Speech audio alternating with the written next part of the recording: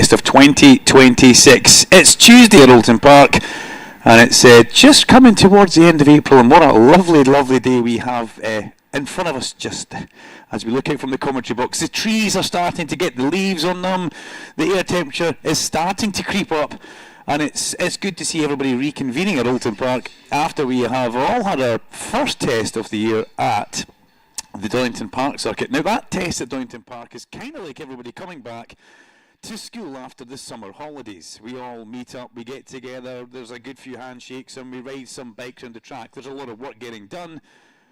It's over a Friday and a Saturday. This is when it starts to get a little bit more serious, because the next time we are on track after this test will be round number 1 at Oulton Park. So it's important that everybody gets the work done over the next 2 days. Eager Beavers straight out on track, nice and early. You would imagine the bikes making their way around the Pirelli British Sportbike Championship and Rocket Off BMW F900R Cup. I'm Duncan Vincent. Welcome to BSB Radio, powered by Kawasaki. And we are in the lovely commentary box at Oulton Park, and we are watching some bikes stream out the pit lane and stream across the line. A nice dry circuit beckons us as well, which is always a bonus whenever we have some pre-season testing. It's not winter testing, this is pre-season testing at Oulton Park. And yes, bikes, you can hear them in the background crossing the line. Bike to break the timing beam would be Callum Beach, Lennon Doherty and Charlie Atkins. So 3 bikes have crossed the line. I can see young Harrison McKay's mother climbing the fence there, getting the pit board ready. We look further up. Josh Owens, local man to the circuit, makes his way across after a tumble he had at Donington Park on the SAF Holland Honda. Different class for Josh, so just having a little bit of a see what the track conditions are like. But his GR Performance Honda was very fast at Donington Park in the Superstock session, and he's got some friends on track as well that he would like to keep an eye on and see exactly how they are getting on. Now, I have mentioned that we are here for this RMG official test. We're here for both days in the commentary point, and we shall be joined by a good few guests. But also, we will be down in the pit lane, which is the important part of it. Getting down into the pit lane and catching up with some of our friends who are the Superbike riders and team personnel and everybody else who we have down there in the garages, because a lot of the support teams do manage to squeeze into some Superbike garages, and it's great because not just Superbike friends, we have all the support class friends down there as well. But as I look out towards the back of the paddock, yes, the paddock is full. We've got awnings up, we've got gazebos up, and we have lots of bikes getting worked on ahead of their sessions. So down in the pit lane with the roaming mic, we're not going to stay up here too long this morning, because we are testing as we go along in the commentary point as well, because we have got a new feature for 2026. Not only are we in sound, we're also in a little bit of vision if you go onto YouTube. Sound and vision. There's a good David Bowie song, or Bowie song, depending on where you are in the world. You pronounce his second name. But yes, if you watched the Donington Park test on YouTube, you'll have seen a really interesting long session of Superbikes where we were joined by the series director Stuart Higgs. And we covered so many points. It was almost like a podcast in the middle of a testing session.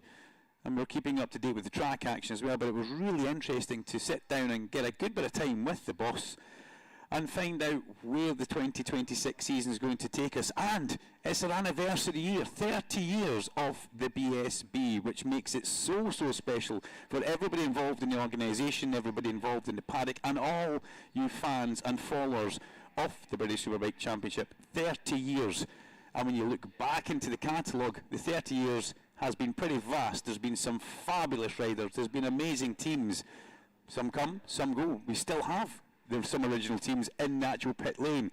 And the riders, you look at the bikes, the lists of names, it is truly sensational. Just about 5 minutes ago, I had to go and quickly check that I hadn't left the car open and hadn't blocked anybody in, walking out there, and who did I bump into? Ollie Bayliss. Yes, there's news just coming out that Ollie Bayliss is back for the Quadra Group British Supersport Championship with the Triumph team. But the Bayliss name has a huge history in our paddock. We look back at his dad, Troy, you know, he's part of that big 30-year dynasty that we have. And it's going to be interesting to see how that unfolds throughout the course of the year as well. Interesting times. The sun has just popped out from behind some of the clouds here. And when I say clouds, we've got some light, fluffy clouds. There's nothing heavy. And it does look like the temperature is starting to increase. Thank you very much to TSL Timing. We are furnished with everything we require in the commentary point here. The only problem is I've got one TV remote and it kind of covers every single television. So this could go horribly wrong as we try and change channel. Yes, it did. Not to worry. But thank you to TSL. They give us all the information. So if you are watching on YouTube, you'll be seeing exactly the same screen that I am, which tells you that Lennon Docherty, the young man from Lochgelly up in Scotland, is fastest just now from Luca Allen and young Carl Harris. But these are very early days in proceedings. If you're standing trackside and you're watching, you can also pull your phone out and you can go to TSL's live timing, where you can get the commentary, but you can also see the actual timing screen, and that gives you so much more of a kind of immersive view if you're standing on the banking looking for your favourite riders. Now, I realise this is a Tuesday. A lot of people won't actually be on site with us here at Oulton Park, and a lot of people will actually possibly be at work, maybe in office, maybe with a little earphone in and a picture-in-picture on your workstation whilst you work, but keeping a keen eye and interest on what goes on over the next 2 days at Oulton Park. We'll bring you as much information as we possibly can, such as the rider who's just gone fastest, number 51. His name's Unknown. I really do like that one. That's a good one. We'll need to nip along and try and find out exactly who Unknown is. But Bobby Very is here for the BMWs as well. And well, Bobby made a return at Doynton Park. If you remember from last year watching the BMW series, he was one of the leading lights for quite a lot of the championship. Things happen in racing, whether budgets fell, whether it didn't work out. He split from the team, and unfortunately he was rumoured to come back himself with his own race team, but it didn't happen last year. But we do get the very fast Bobby Very back in 2026. Bobby Very on bike 88, racing under his own name and team. Let's have a look out the window. Let's give my good friend Declan Connell a little shout out. Looking fabulous in his new Rapid Honda leathers down there. Now, I don't think Claire and Matt are here today, to be honest. Got Jamie Keller, we've got Ash Barnes, the whole team's down there in fact. They're looking really good in those leathers. But I don't think Claire and Matt are here. I've seen pictures of the two bosses of Rapid Honda. I think they're on holiday, and that's fine. You are allowed a holiday pre-season, not during the season, Claire and Matt. But wherever you are in the world just now, you may actually be here. It may have been post-holiday pictures that went on social media. It's good to see the two team bosses having a bit of a relaxing time, and the team making it here, because Rapid Honda arrived at Doynton Park. They got there on the Thursday. Unfortunately, the lorry arrived in the back of a breakdown vehicle. There was an overheating problem. So Matt Bainbridge, not only does he have to run a race team, you've got to try and look after the truck as well, which was causing him a slight headache. Luca Allen in the pit lane on the MPR Racing Suzuki sits in the pit lane, steps off the bike. And this is a change for Luke Allen. We've seen him for many, many years competing in what was the GP2 class in the Quarter Group Supersport Championship. But having a little look down there, Luke is just having a quick word in the ear with some of the team. And he went really well at Doynton Park in the test. Now, I'll grab my chair and we'll have a little look at the combined times that were at Doynton Park. Because for this class, in Sportbike, it was Alfie Davidson who was fastest of anybody from Cameron, Dawson and Harley McCabe. Now that top three, you look at that and you think, well, Alfie Davidson was very fast through 2025, that's no surprise. Cam Dawson was a bit of a surprise. We saw him enter this championship midway through the year with the Peter Hickman Triumph. The minute he threw his leg over that bike at Cadwell Park, things started to take an upturn, and what was nice for young Cam Dawson is the smile returned to his face, and he was enjoying his racing again. He was enjoying riding, because he went through a rather long period of not being in the doldrums, but you can tell the mask had slipped, the smile had gone, and he wasn't happy. So much so that he actually walked away, took a bit of a break, and then decided to come back into this sport bike class, where he has been welcomed in the Power Slide Suzuki team now. Dave Tyson having a big guiding light in that team, and last year we saw him extremely strong, and Cam Dawson was second fastest at Doynton, just behind Alfie Davidson. Then it was Harley McCabe, and that was a bit of an eyebrow-raising moment, because the young man in his second year, he was with the Rapid Honda team last year, riding in Aprilia under the Rapid Honda banner. But he's now gone back to almost his roots. He's now back with the Fibertech MLAV Aprilia team, where he started his Talent Cup journey. He's gone back to a team where he feels at home. Kind of gone full circle, because he started in that team. He and his dad broke away in Talent Cup and did their own thing. They went to Sportbike, and they've now gone back to the kind of loving arms of Michael Laverty, one of the 18 riders, I believe, that Michael looks after in this paddock. He's got a huge influence. and the MLAF team do things really well, and they're controlling young Harley McCabe, making sure that he works well with that Aprilia. And it's going to be an interesting season because young Harley will be desperate to shake off what was a very difficult learning year. Nothing to do with the team and the bike, it was just a completely new bike. It's a lot bigger than a Talent Cup bike, a lot heavier. And as we all know, there was very difficult circumstances last year for Rapid Honda at Oulton Park. So that took its toll on Harley as well. So he wants to shake off last year and focus on 2026. Aidan Davey was 4th fastest on the CF Moto ahead of Alistair Seeley, who was there for I believe Alistair Seeley isn't doing much more than a roads campaign on the sport bike. Having said that, I did try and drum up some sort of sponsorship campaign through Ian and Stuart Barr at 3B Construction, but that unfortunately fell on deaf ears. They've got their hands kind of full with the Binge team being title sponsored, looking after young Oliver in the Quattro Group British Super Sport Championship. But Alistair was very fast, and wouldn't it be nice to see Seeley do maybe a wild card here or there? But yeah, he will be predominantly doing, I believe, the Northwest on that bike. But he shows how quick he can be on anything. 5th fastest overall. Then Rhys Stevenson, Jacob Stevenson, Zach Shelton on the XMT bike, with Harry Cook, Charlie Barnes, Charlie Atkins, Kieran Kent getting up to 12th place, which is good to see Kieran Kent, again, another rider who had a difficult 2025 season, but started the season on a pre-season test really well. Ollie Walker was just ahead of Lewis Smart, and Rossi Barnum rounded out the top 15. Young Harrison McKay gets the stand pulled out from underneath him, by Mark Hanna, I must say, as well. Experienced mechanic down there as Harley rumbles down the pit lane for the MADA Marine Cables team. And Mark Hanna, well, I first met Mark back, it would have been Reza Suzuki days. He was Yukio Kagayama's right-hand man, and he has been in the paddock for quite some time. Puts together very, very solid sound motorcycles, and is a very well-established face down there as well. Now, Ryan Doherty's still fastest. We're 7 laps in, and the doc, the self-named doc, he's not a doctor yet, but he may be one day. The doc has gone fastest again and again and again. And this is a complete transformation from what we saw last year, because that was another troubling year for young Lennon. There was all sorts of things, getting the data right, trying to make the bike feel good underneath him. His dad's tried to sell the bike so many times, and Lennon will not let him. Stick with it.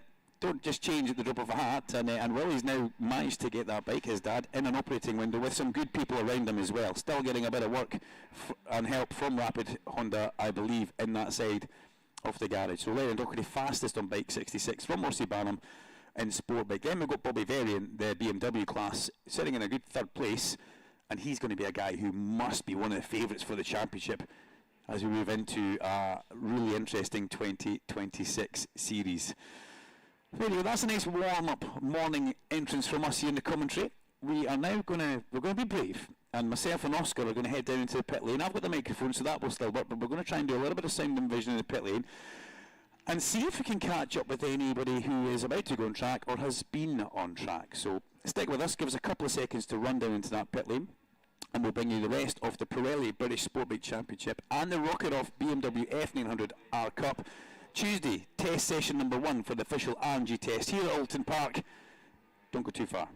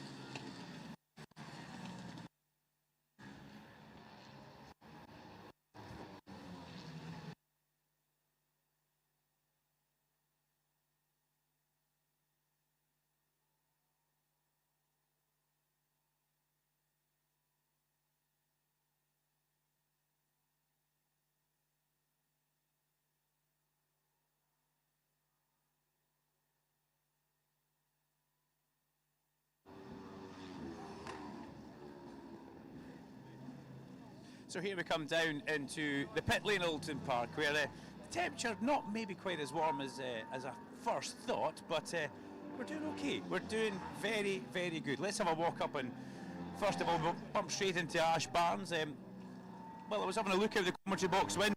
I know you're not on track right now, obviously, but Declan's got the brand new leathers. Have you got your new Rapid leathers to try and bed in today, Ash? No, I've already been busy bedding mine in at home. No, I'm in the old Trustees.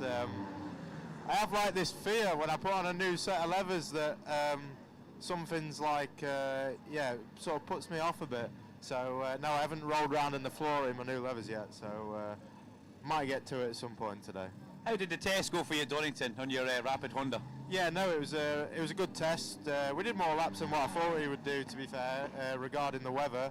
Yeah, we're in a good place. We got the bike roughly where we want it. So yeah, looking forward to the 2 days here, ready for round one, and yeah, no, we'll be good. You arrived here last year in the Superstock Honda and you were instantly fast, so looking to carry that momentum.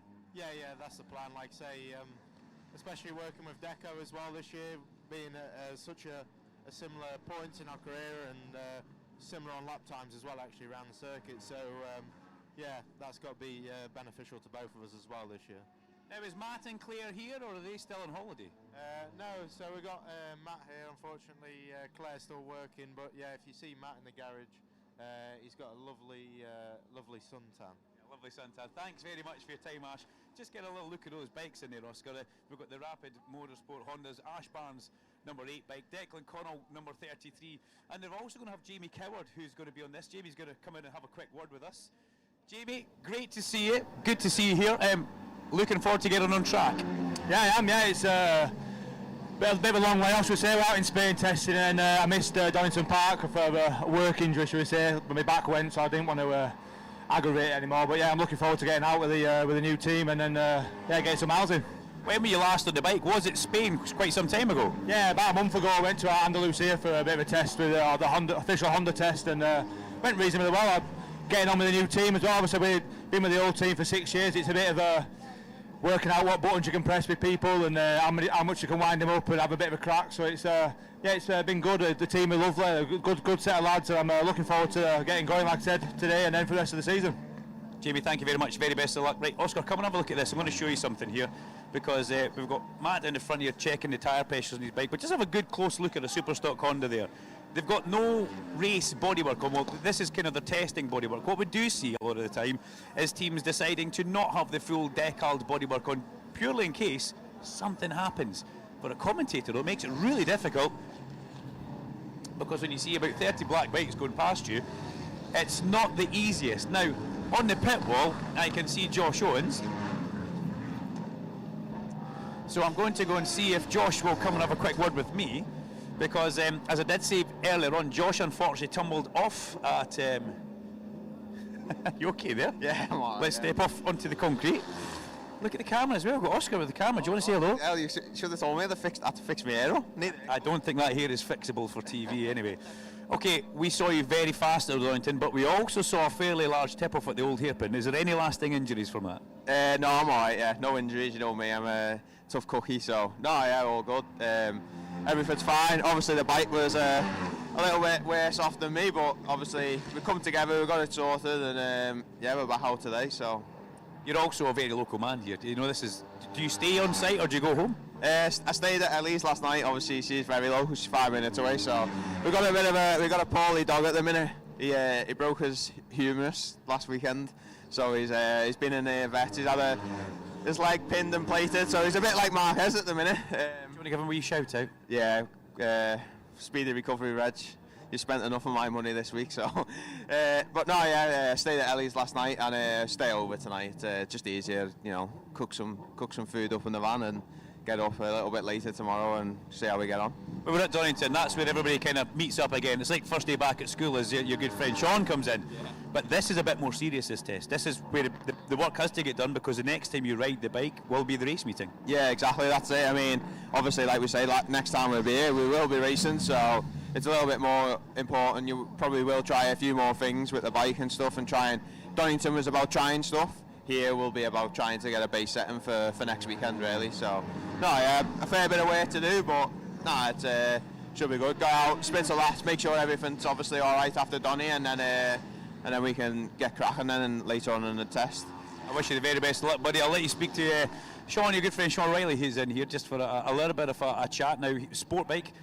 Fancy a quick look at a Sportbike, Oscar, down here. This is the Aprilia. Again, look at it. It's Sean's bike's normally extremely well turned out, but he's got the older style testing bodywork on, again, just in case something happens. Well, you get a look at the bike. I'll grab it with Sean himself. Good day, how are you? I'm not bad, not bad. Bit cold. A bit cold, brother. At least you're dry. How's your testing going so far? Well, we're 11 laps in, so I've stayed on the thing, so that's a positive. Yeah, obviously Donington Park, Oulton Park, but then the first round is here, so it's a circuit you went well at last year. Yeah, I mean, it's a good circuit. It's probably an hour away from me, so it's from my local. So yeah, I mean, who doesn't like it around here? Undulation, everything, so yeah, just having fun. Glad you go, Sean. You've got Josh, you've got a good man on the front tyre there as well. Just keep an eye on him, okay? Keep a good eye on him, make sure he's all right. We'll work our way a little bit further down the pit lane now.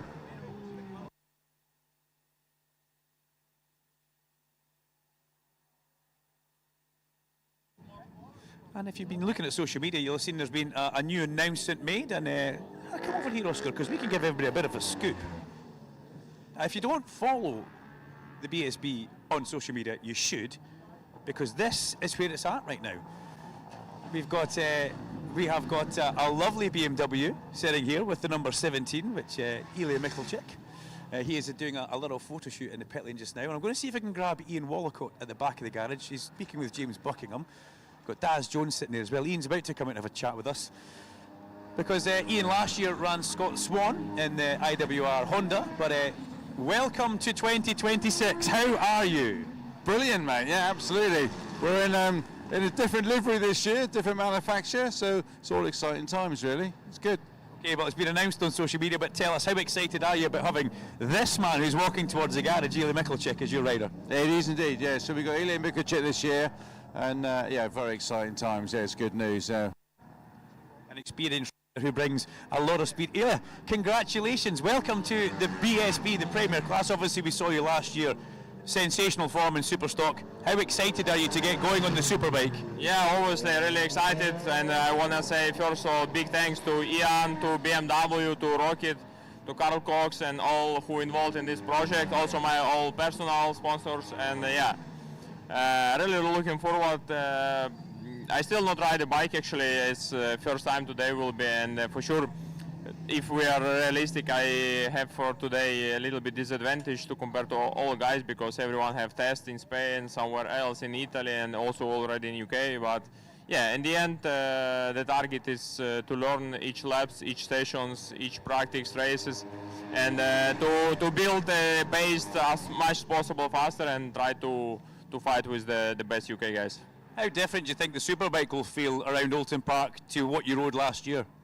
Well, first of all, the bike is completely different. Also, zero electronic and more power. So for sure, it will be from one side more harder. I would not say difficult, but more harder. But yeah, I also have some experience on different kind of bikes, and I think last year I was joked that I need 5-7 laps to learn. Maybe this year a little bit more, but in the end I will do it. And yeah, looking forward for this adventure and new challenge. Yeah, thank you very much. I'm going to come back to yourself, Ian.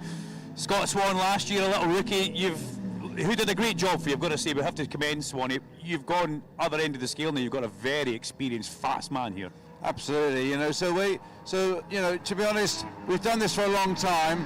And at the end of last season, we were actually parked next to Ilya and Lewis and obviously the Rocket guys and so forth. And he approached us. We had a chat, and it soon became apparent. I thought this was an opportunity I can't really miss, really. So that's what we actually done. So Sean Muir was a massive factor in it, and BMW been absolutely exemplary in the whole thing. They've done exactly what they said they were going to do. They give us the machinery to do what we need to do, and then obviously we had the additional benefits of Rocket on board as well for the title sponsor, and Carl Cox come along. So actually we left last season on a bit of a negative because, well, at the last round, because obviously our sponsor decided to do other things, title sponsor from last year, and then so we stood there thinking, well, what we're going to do, and you know what, one door closes, another one opens. But I'm really looking forward to this, because I'm hoping that if we can get it sorted and things come good, this will give us a bit more of a long-term sort of project. I must say, BMW are fantastic people to deal with. You say one door closes, but it's like a bifold doors open for you with what's going on in this garage. And I can even almost see a little bit of a smile on the crew chief when the bike's not even been out yet. Well, it's not actually James is not actually the crew chief. Is he not now? No. So we've got a part of the BMW package. They've sent some technicians with it as well, which we've got doing all the stuff that James did last year. So basically, he said it's over to you guys, you know. So James is managing it more anymore now. So he's doing all the stuff that I did a little bit last year with, but he's trying to sort the social media out, because our social media guy isn't here for the first 2 rounds. So he's trying to do it. It's laughable. I can sort you out with Oscar. He's absolutely fabulous if you want, but it doesn't come free, let me tell you. He's the guy for me. At the moment, we need somebody like him. He's definitely needed. Well, that's good for James. It's great for you. The extra personnel in this pit box will really push the project forward. Yeah, absolutely. Yeah, it's been very exciting times. It's almost come.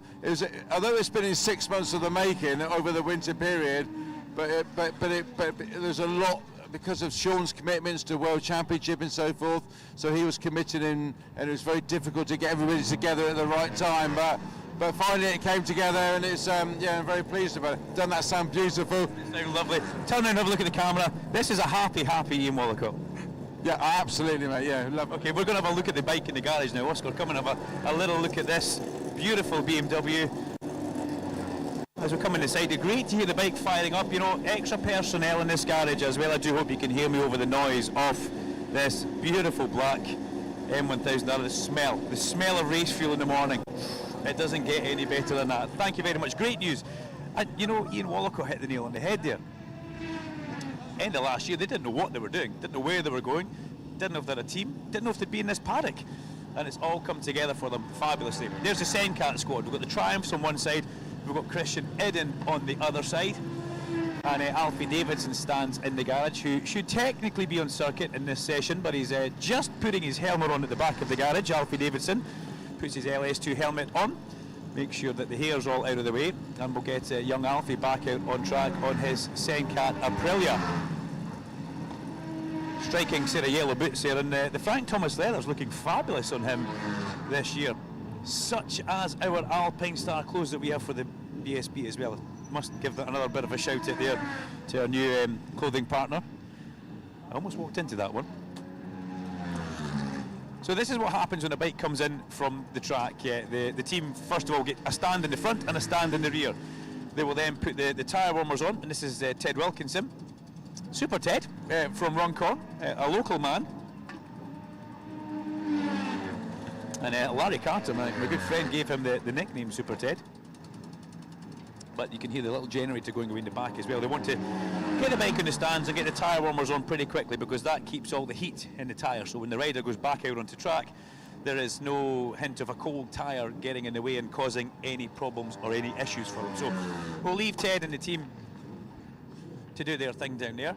And we can see there's a Dow Honda up here in the pit lane. So where there's a Dow Honda, there's usually a Ben Stafford or a Johnny Bagnall. And also Whitecliff CDH. Now we saw Luke Hedger have a bit of an off at Doynton Park. Let me see if Dean Hitwell is available for comment. But make sure, first of all, we saw Luke having a bit of an off at Doynton Park. It looked quite sore for the bike and for Luke. What was the outcome? The bike took quite a hit. It did the frame, both wheels, everything that sticks out, basically. So it was a bit of overtime for me at work recently to pay for that, but Luke's all right, which is the main thing, and the bike's back together now, so hopefully we'll be all right in session one and see how we get on. The Whitecliff CDH team, a lot of giant killing potential this year. Yeah, I think so, yeah. We've got a bit of experience now, we've got a good bike, we've got a good rider, so no reason why we can't. So if anyone wants to help out with a giant killing, come and see us, There's a plug for you, kind of. And wouldn't it be nice if we could speak with a couple of sensational superstars? We've got one side, we've got Lee Jackson, and the other side we've got Terry Reimer, who we're going to speak with Terry first of all. as we move into our 30th anniversary year, it's great to see you in the paddock, Terry, a rider with so many championships, so much experience, and now working with the Dow Honda squad. What is your actual role in the garage? Just me as a rider liaison. So all that means is I'm out on the circuit, spotting for the riders, see if anyone's using any different techniques, different parts of the track, seeing what the bike's looking like, and you know, just basically coming back and conferring them information to the chief engineers and talking to the riders as well. You know, sometimes it can be quite a tough job being a rider, just trying to go as quick as you can. It's relentless, you know, so just being there to support the guys as much as possible. Not that they really need it, but I'm there for them, you know, if they need me. Also, they're having a problem in a certain part of the circuit. They can turn around to me and say, look, I'm struggling here, can you have a look? What's everyone else doing? So it's extra added information, so yeah. 30 years of the BSB.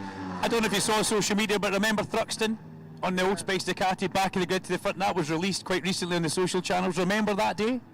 Just about. It's a long time ago. Yeah. It's yeah, I do remember it. It was a good day, exciting day.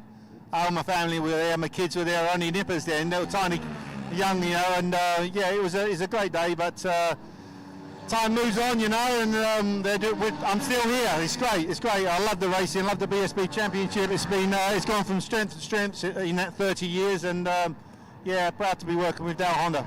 Thank you very much. Let's grab a quick word with Lee as well. What a good guy you have in your corner. Too tall tale. Terry Reimer. I mean, the man's been there, seen it, done it. 500 Grand Prix. He's a legend, but he's some great thing to have in your pocket.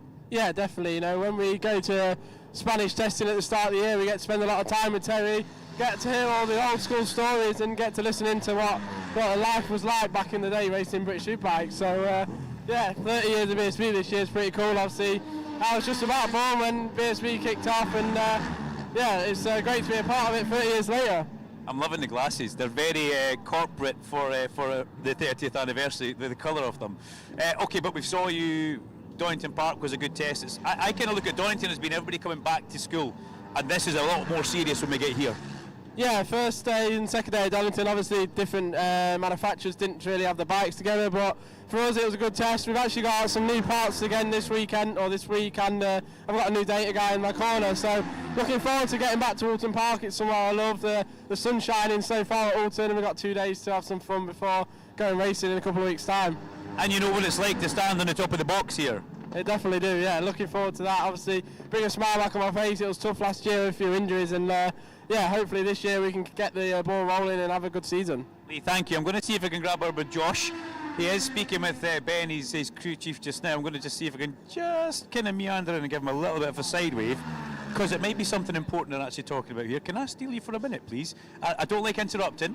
But welcome. You'll do it anyway. Anyway, yeah, I did. How are you, first of all, Josh? Yeah, I'm good. We're got a bit of sunshine. We're at a motorbike track, so it's fantastic. It's all you ever want to do. You don't like too much of the other stuff. You just want to ride your bike. You've told me that so many times. How does the Dow Honda feel for 2026? We've been making some improvements, I think.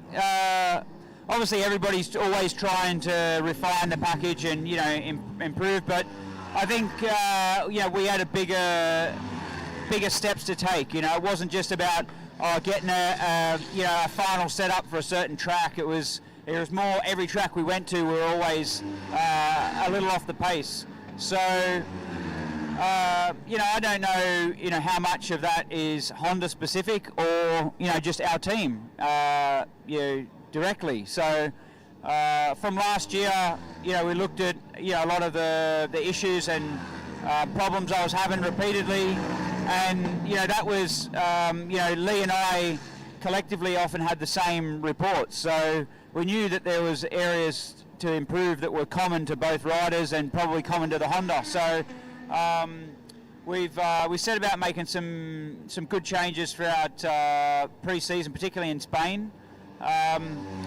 And we got a little bit of direction from that, and then once we got to Donington, we kind of put a few of those pieces together, and then made some more improvements there. And I mean improvement. It feels like we're closing up the gap. I'm not saying that we're ready to fight for the podium, but we're definitely we're closing the gap.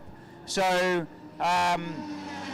the pressure's on right now because we're at the final 2-day tests before the first round, and you know we need to come out at the first round, you know, as good as we can, because I feel like, you know, if we haven't got it right at round 1, it's probably going to be a long season. So, you know, much like last year, once the season gets started with our tyre allocation, with track time, it's almost impossible to develop anything, you know, performance-wise. It's more about just refined tuning for the track and the weather conditions. So we've really got these next 2 days to nail down all what we've tried in Spain and put it all together and make a polished package of it. Yeah, otherwise it's going to be, you know, trying to keep working during the beginning of the season, and I don't want to be doing that. Josh, thank you very much. We'll come back and catch up with you over the couple of days, but best of luck. Okay, thank you. There you go. Former series champ Josh Brooks, and you know, he tells you absolutely everything. Josh doesn't hide anything, but for so many years he's told me, I just want to ride my bike. He comes up to not kill him, we give him some social media thing. He's like, go and just leave me alone, let me ride my bike. But he is becoming a lot more really great with his media. Does a really good, do we call it a vlog? Is that what these riders do now? They put on YouTube, I think, a vlog. We stumble upon the AGN Steelstock FS3 Bimota garage. 2 bikes in one small garage as everybody disappears from me. Thank you very much, Ian and Jason, the 2 crew chiefs.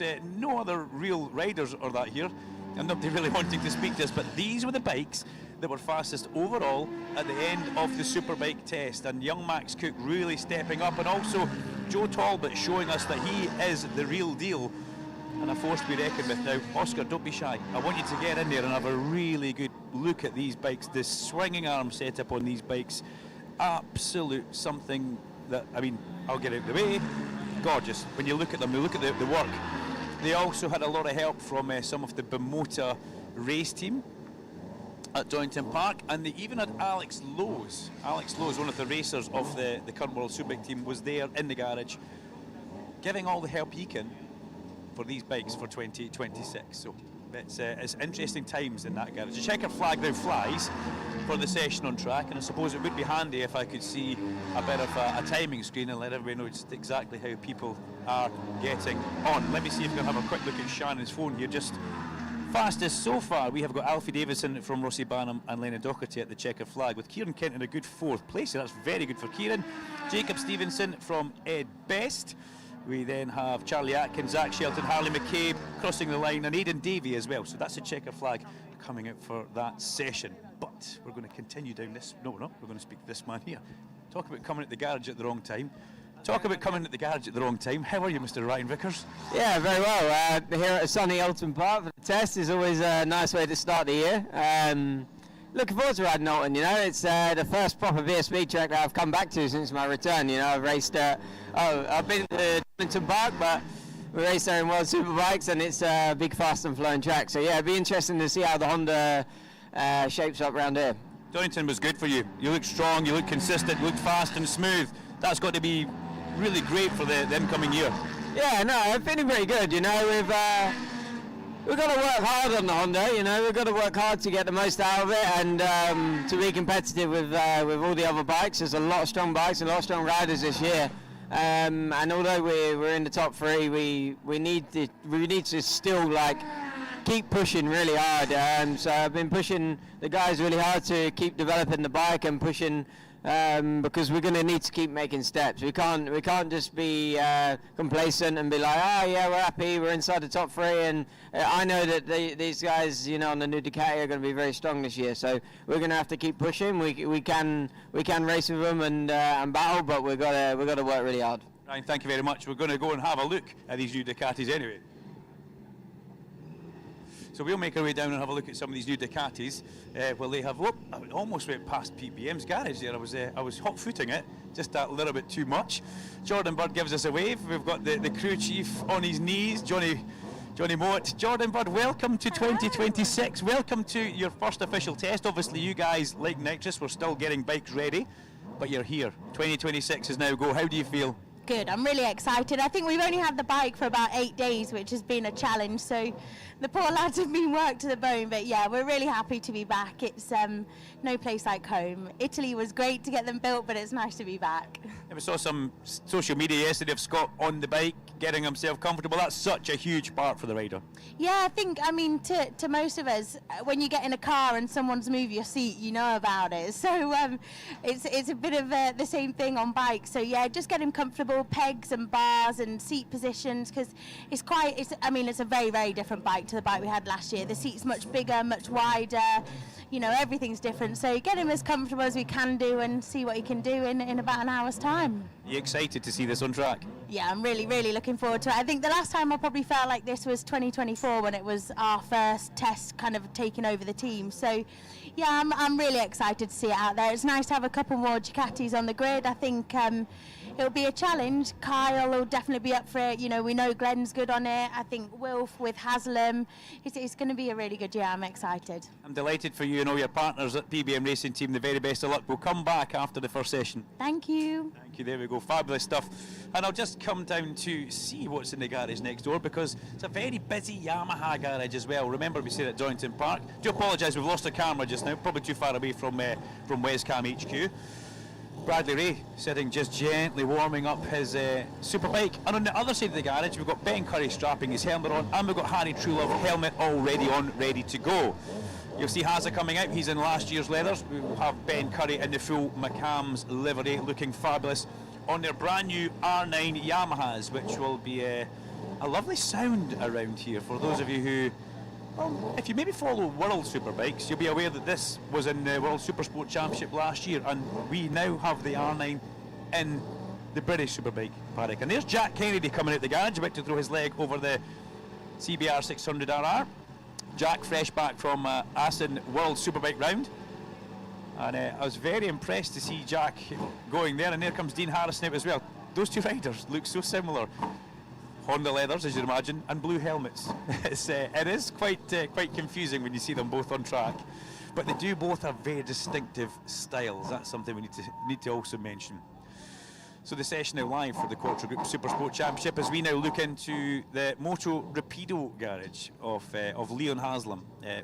Steve Wilf-Muir already looking at the Ducati, seeing if there's anything that needs a changing on that bike, as they are just working away with the rear wheel spindle at this moment in time. And this is the new bike that they have now brought here. They did test at Dorrington Park on the old bike. But the first biggest giveaway is you notice that it's a double-sided swinging arm on the new bike. And let's have a quick word with Ian Derbyshire, who is I'm going to say team manager, if I'm still correct with that. There's some fabulous garage tours you do for your partners and guests that come along. How exciting is this time right now in the garage? Exciting is an interesting word. We're just keen to get the bike rolling around, do a few laps, get it back in, see what we're working with, and then just get Leon comfortable. So apprehensive is probably a better word at this stage. Yeah, there's a lot of unknowns in the pit lane for not just you guys, for all the new Ducati teams. Yeah, I think our experience puts us in a good place, electronically as well as the bike setup. Joe's been with the team 17 years, so there's not much he doesn't know about Ducatis and building a bike. So sterling job from the boys, some long hours, not many days off, but that's what this is all about. And then, yeah, another 6 months they can have a day off. What does Leon? Obviously, you've had him on the bike in the garage. You've had to get him comfortable. We spoke with Jordan Bird. It's so important for the rider to be comfortable. But what was Leon's first initial thoughts on sitting on it? It's big. That's all he said. It's big. He's only got a small bum, so he said it's very wide. Feels very chunky in between his legs. But it's static and rolling is two different feelings. So straight away he did ask us to change a few things. I said let's just roll it out first, and then we'll do that after you've rode it. So. The very best of luck, thank you. Nice one, mate. There we go. So, garage next door, we have got the two Nitrous Competition Racing Ducatis, which are actually liveried up. They had a livery reveal quite recently, and I've got to say the bikes look absolutely fabulous. The team all very busy, because you need to understand in these new moments when you have a brand new Panigale V4R in the garage, you need to pay particular attention to absolutely everything. Make sure that all the I's are dotted and the T's are crossed, as the old saying goes, if I got that the right way around. But it's, yeah, I mean, for Nitrous, they last year picked up the reins of the outgoing OMG team, took over ownership of that, and they were with Yamaha, which the team had been with for quite some time. This is a seismic change in this garage. It's like what we saw happening with Dow, Honda. They went from Kawasaki to Honda. It might not work straight away, but it will work eventually. We saw Dow in their first year in Honda picking up victories, but it will be so important for all these new Ducati teams to maximise track time, to maximise the data, and work as a good close team unit, which these are professional racing teams. They all will do this. And this is a really, really interesting Oulton Park test. This RNG test, the second official test, the last test before we actually go racing, is super exciting for more reasons than we could actually, I think, count on our hands. There's so many things that we can talk about and cover. So we'll make our way back down towards the commentary point, and we'll carry on with a little bit of chat down the pit lane. But we'll also see if we can head back upstairs and give you some ideas of what's happening actually on the track. I'll just grab a quick word with Steve Rogers, Mr. Yamaha, Mr. Raceways, if we can just jump in here for a second. Good day, everybody. You're all looking lovely and fresh and nice blue. Steve, how are you today? You well? Yeah, very good, thank you very much. Yeah, you? I'm lovely, yeah. I mean, this is an exciting test. The first one's almost like getting everybody back after a summer holiday, but this is where the real work really starts to happen in my eyes. Yeah, because obviously the first round's here, so this is where you need to be leaving here with a good setup ready to go for the first round, really, yeah. You're beside this bike because Brad's just been warming it up, so there's a bit of heat there. I know where you're at. Exactly right, yes. How is Brad? Oh, no, he's good now, all good to be fair, yeah. Ready to get going and, yeah, be all right. Good stuff. The Supersport guys on track, Ben and Harry, happy? Yeah, really happy. Yeah, I think the R9's been really good so far. Obviously, it's brand new, so we're still finding his way with it. But yeah, really pleased with that. Yeah. Steve, thank you very much. Best of luck. We'll come back later on. Sorry, Brad, didn't mean to elbow you there. Yeah, Steve Rogers, the man behind Raceways. Raceways came back late last year after, Brad Ray was looking like he was going to be on the sidelines, and Steve Rogers got the band back together. He's come back and he's even bigger in 2026 because he's added a couple of super sport bikes in there as well, which I think is fabulous. And it's also really interesting and exciting to kind of keep our eyes on that, because I can't remember who it was. I think it was Stuart Higgs said, the guys that finished first and second in the championship were almost out of a ride at the start of the year. And that's true. Kyle Wright and Brad Ray, they were meant to be teammates, but that unfortunately didn't happen. And what's happened has happened, and history will show that Kyle Wright is a double champion in the British Superbike Championship, and a stellar year last year. Kyle not in the pit lane just now, otherwise we would have tried to have a bit of a chat with him and grab a quick word, but he's not here. A team that does have quite a bit of work to do is the Batham's AGN Steel Stock Ducati team of, Michael Rudder is the boss, and Storm Stacey is the lord of that team. They were at Donington. They've gone a different route from a lot of the other Ducati teams. They've converted road bikes into race bikes, which is a good way of doing it. But they had a lot of problems at that initial test. The bike did stop on track quite a bit, but they had two bikes to try and get as much data from. And Storm Stacey did look comfortable. He looked good on a Ducati, Storm Stacey, which is also another kind of highlight. And he's just wandered into the garage, top hat and sunglasses on. I like how he does things. He does things slightly different from everybody else, and he looks fabulously turned out for this Oulton Park test. Good day, young man. How are you? You're looking absolutely fabulous. Well, trying. I've just got out of bed. Okay, you look great just stepping out of bed. Okay. You had a difficult Donington Park. We can't hide that, but there was a lot of good work done at that 2-day test. Yeah, there was a lot of good work done. As I've said before, we were one of the first to have the new Ducati out, so it was always going to be a struggle. But I think we've ironed out a lot of the problems so far. We've got a lot of new different bits to try here as well, which at Donington we didn't actually get to try anything new because we were just sorting electrical problems. But yeah, I'm intrigued to see how the new bikes are going to go. They're going to be good. I believe it's the bike that's going to win the championship this year. But we'll see. We'll see how they go. Hopefully, theirs should be better than our bike, really. If it's not, it's a bit embarrassing. Yeah, but it's also good for you guys because you have got that data from Donington Park where you you stopped a few times. However, what have you done in the meantime? What have the guys been doing back at the factory? We've been working with Motec a lot, and I think that's more so to the fact as well that the other bikes need the correct data to put into their bikes as well to make them work. Because you get the people that sit on the keyboards at home and go, well, the Ducati isn't too different. It is very different. There's a lot of things have changed. The throttle bodies had to go to Australia to be zeroed on the new Motec system. Motec is in Australia. And then we had to have looms made. I know there was looms made for bikes that then didn't fit bikes, and it's just all these things that happen behind the scenes that you just don't know about. And there's bits that are getting built for these bikes now that still haven't got here yet. And you think, why is it taking so long? But if it was me making it, it'd take twice as long. So you have to appreciate the time that it takes to build stuff, and it'll all come good. It'll all come good. Storm, good luck for today and tomorrow. No, thank you. Hope you all enjoy it. How's the YouTube channel going? Let's give it a plug. Yeah, well, you're on the vlog here now. Storm Lord Stacey on YouTube. Have a watch of the vlogs. They're quite interesting. There's not one from Goodwood because they weren't a big fan of me filming stuff.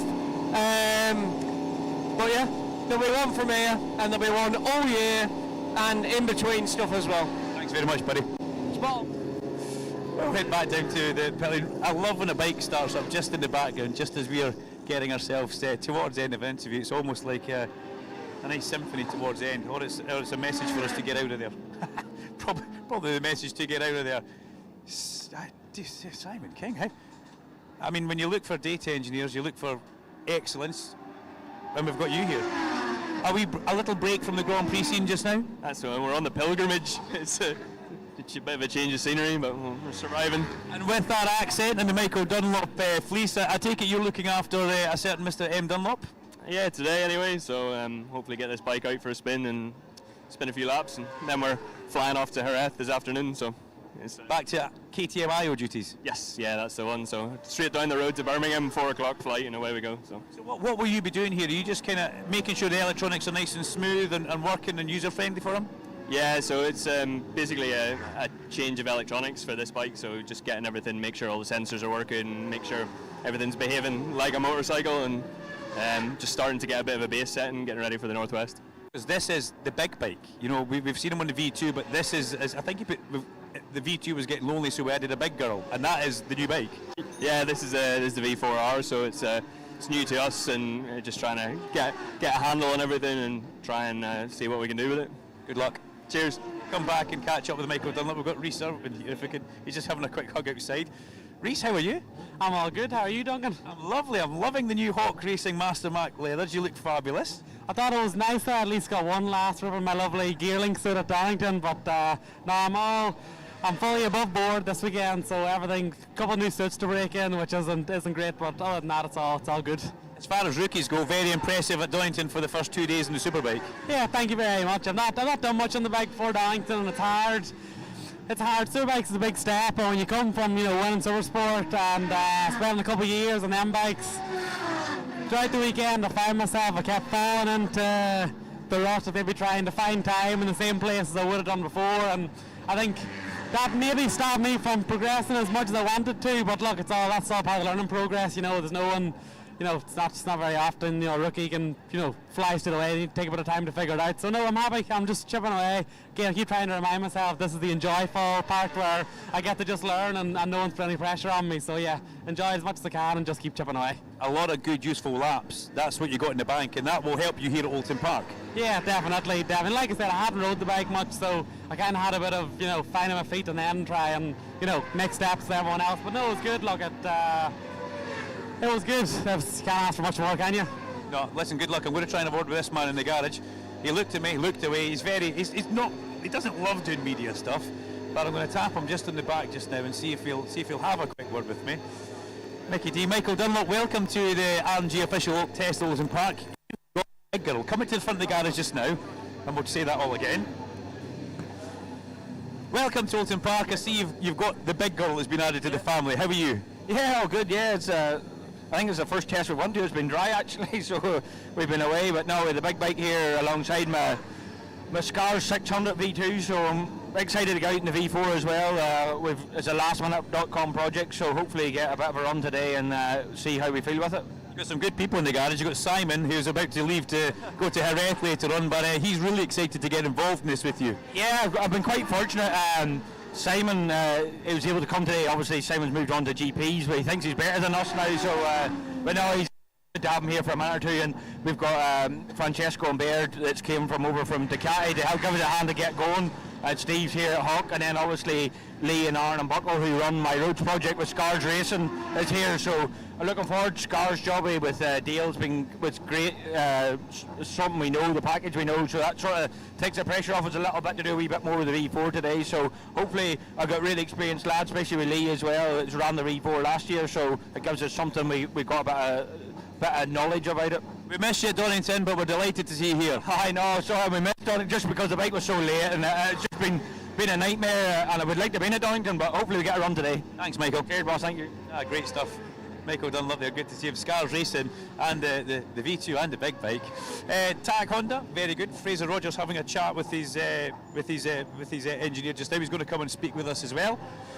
Fraser looked in good form at Donington Park for the official RNG test, the first official RNG test, and now we arrive at Oulton Park. How are you? Yeah, good. Donington was nice. I actually felt really good with the bike, and good enough so that I didn't bother in the last session because it was windy. The boys put a set of tyres in because everybody up and down the pit lane, even though they say they don't, they put a set of tyres in to go fast. But I genuinely sat there in the garage and I weighed it up and thought, no, I don't need to. So I dropped down a little bit in the end, but I had plenty more in it. So yeah, looking forward to continuing here. I think we're going to just try and roll out the same bike and see how we get on. But yeah, feeling much better this year. Nice bit of continuity, a second year in this great little team. Yeah, the addition of having Charlie as well. I've known him since he was 2. And he's brought some really good ideas to the team, and it's nice to, I actually enjoy working with him. It's not just a teammate, he is a genuine friend, so being able to work together and share data and look at each other's data and follow each other on track, I think will progress us both, and I think we're both in for a very good year. Thanks, Fraser. I'll let you get back to that. That's Luke Stapleford just going out behind me on the Scars V2 Ducati. He was also absent from the Donington test. And we will come back and grab a word with Luke Stapleford throughout the course of this 2-day test that we have here at Oulton Park. And yeah, the sun is shining, which is always good to see. The more sun, the better. Let me give you a quick update on what's happening on track. We'll just take a quick step inside Richard Kerr's garage and have a look at the screen, because Jack Kennedy is fastest from Ben Curry and Dean Harrison, with Carter Brown up there in 4th place ahead of Harrison Crosby. Oliver Barr is 6th with Ben Luxton. Harry Truelove, Simon Reed on a stock bike finds himself in 9th, and then Corey Tinker in 10th place. Fastest Super Sport, Jack Kennedy.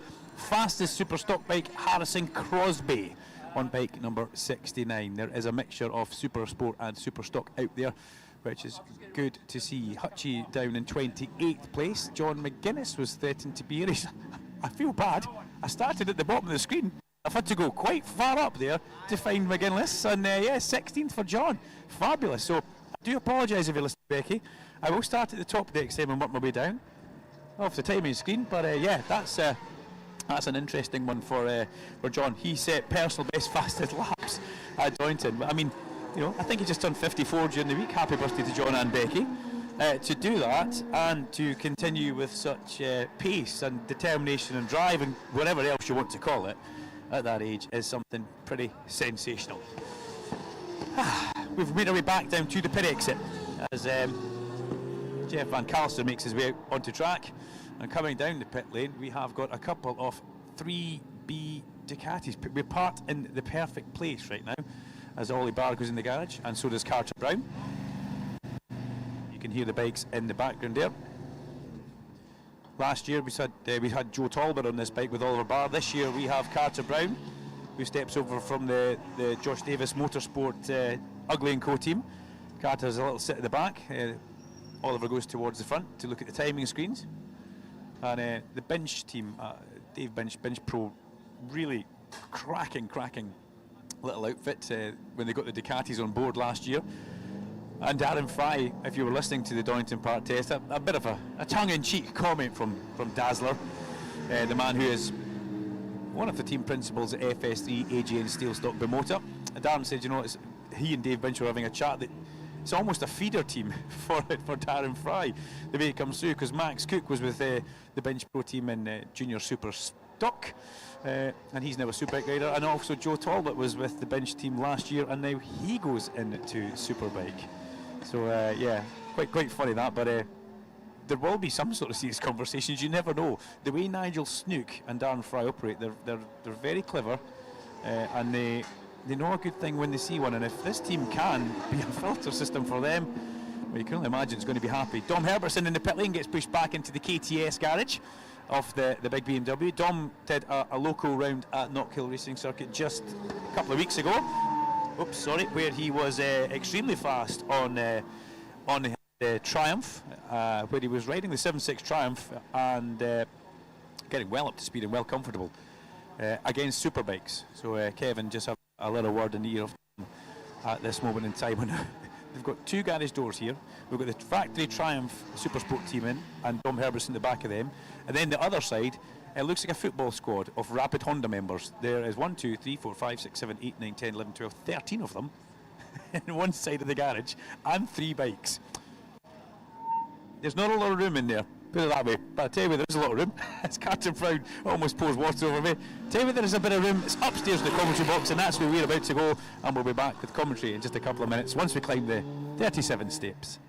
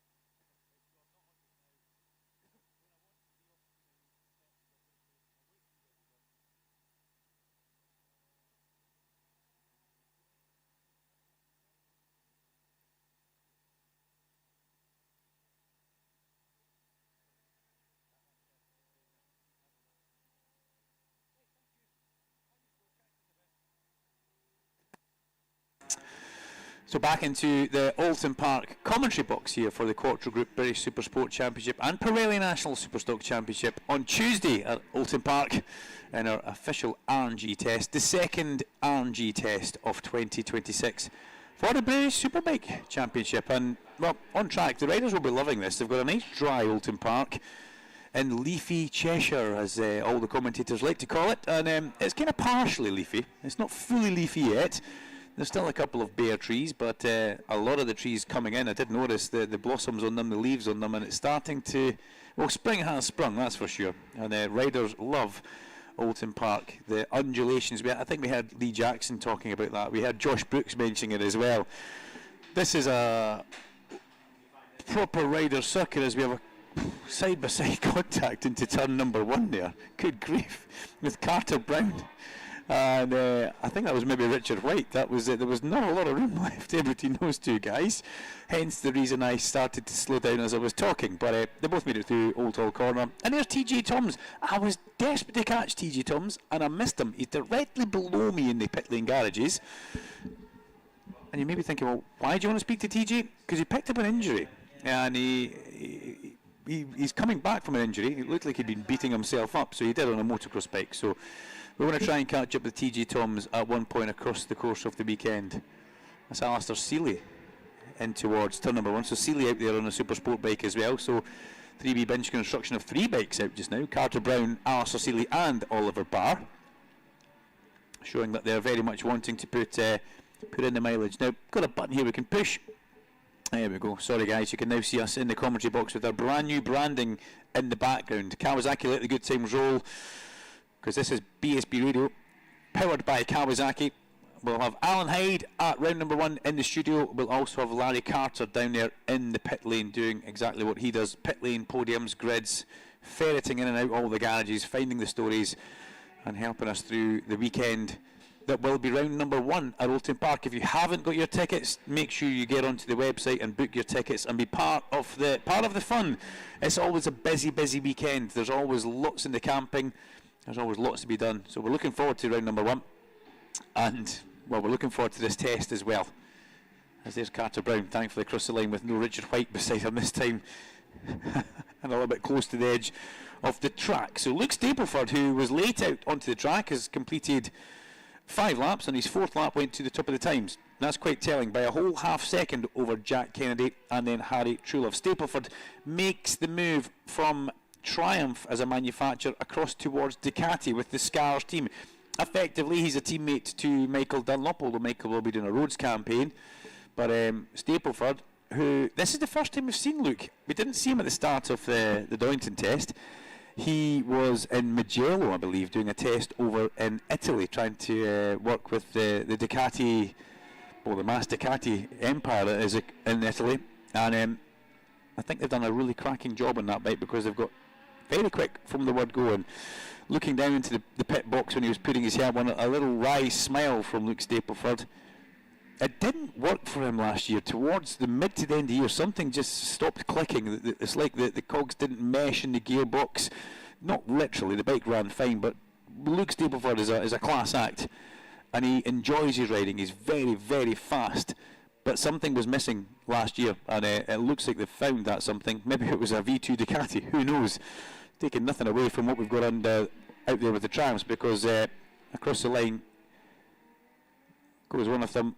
That was Ollie Bayliss, bike number 68, making a return, only in 21st position.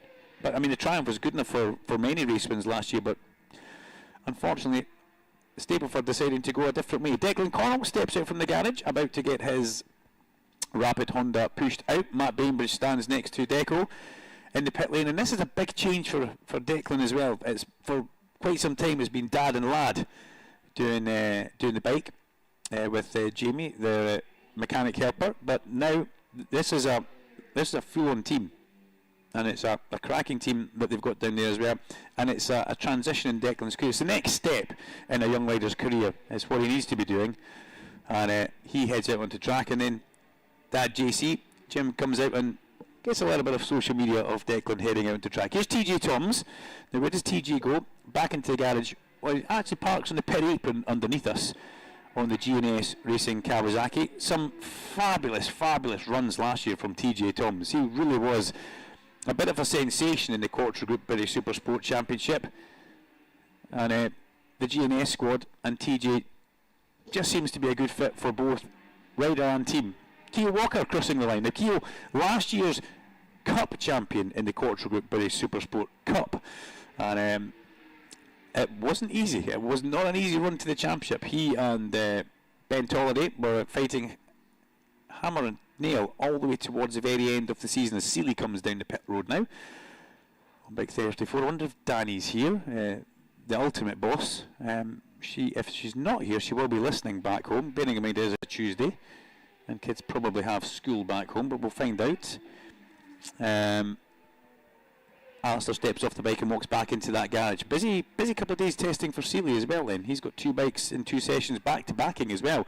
That's a lot of mileage, but that's not new for Alistair. When you look at what he would do on an international roads campaign, he would ride the super stock bike, jump off that, jump onto the whatever, and then the Superbike, then onto something else. So that for other riders might be a bit of a headache, but for the likes of Alistair Seeley, it's he's quite happy to do that. Bike to bike, and I suppose he's maximising track time. He's getting off one bike, he's warmed up, he's hot, he jumps on the next bike and away he goes, hits the ground, technically, metaphorically running. And that's what we want to see. Declan Connell crossing the line, just completing his outlap. We'll give you a run through of the top 3 in Super Sport and in Super Stock. It's Stapleford, Kennedy and Truelove.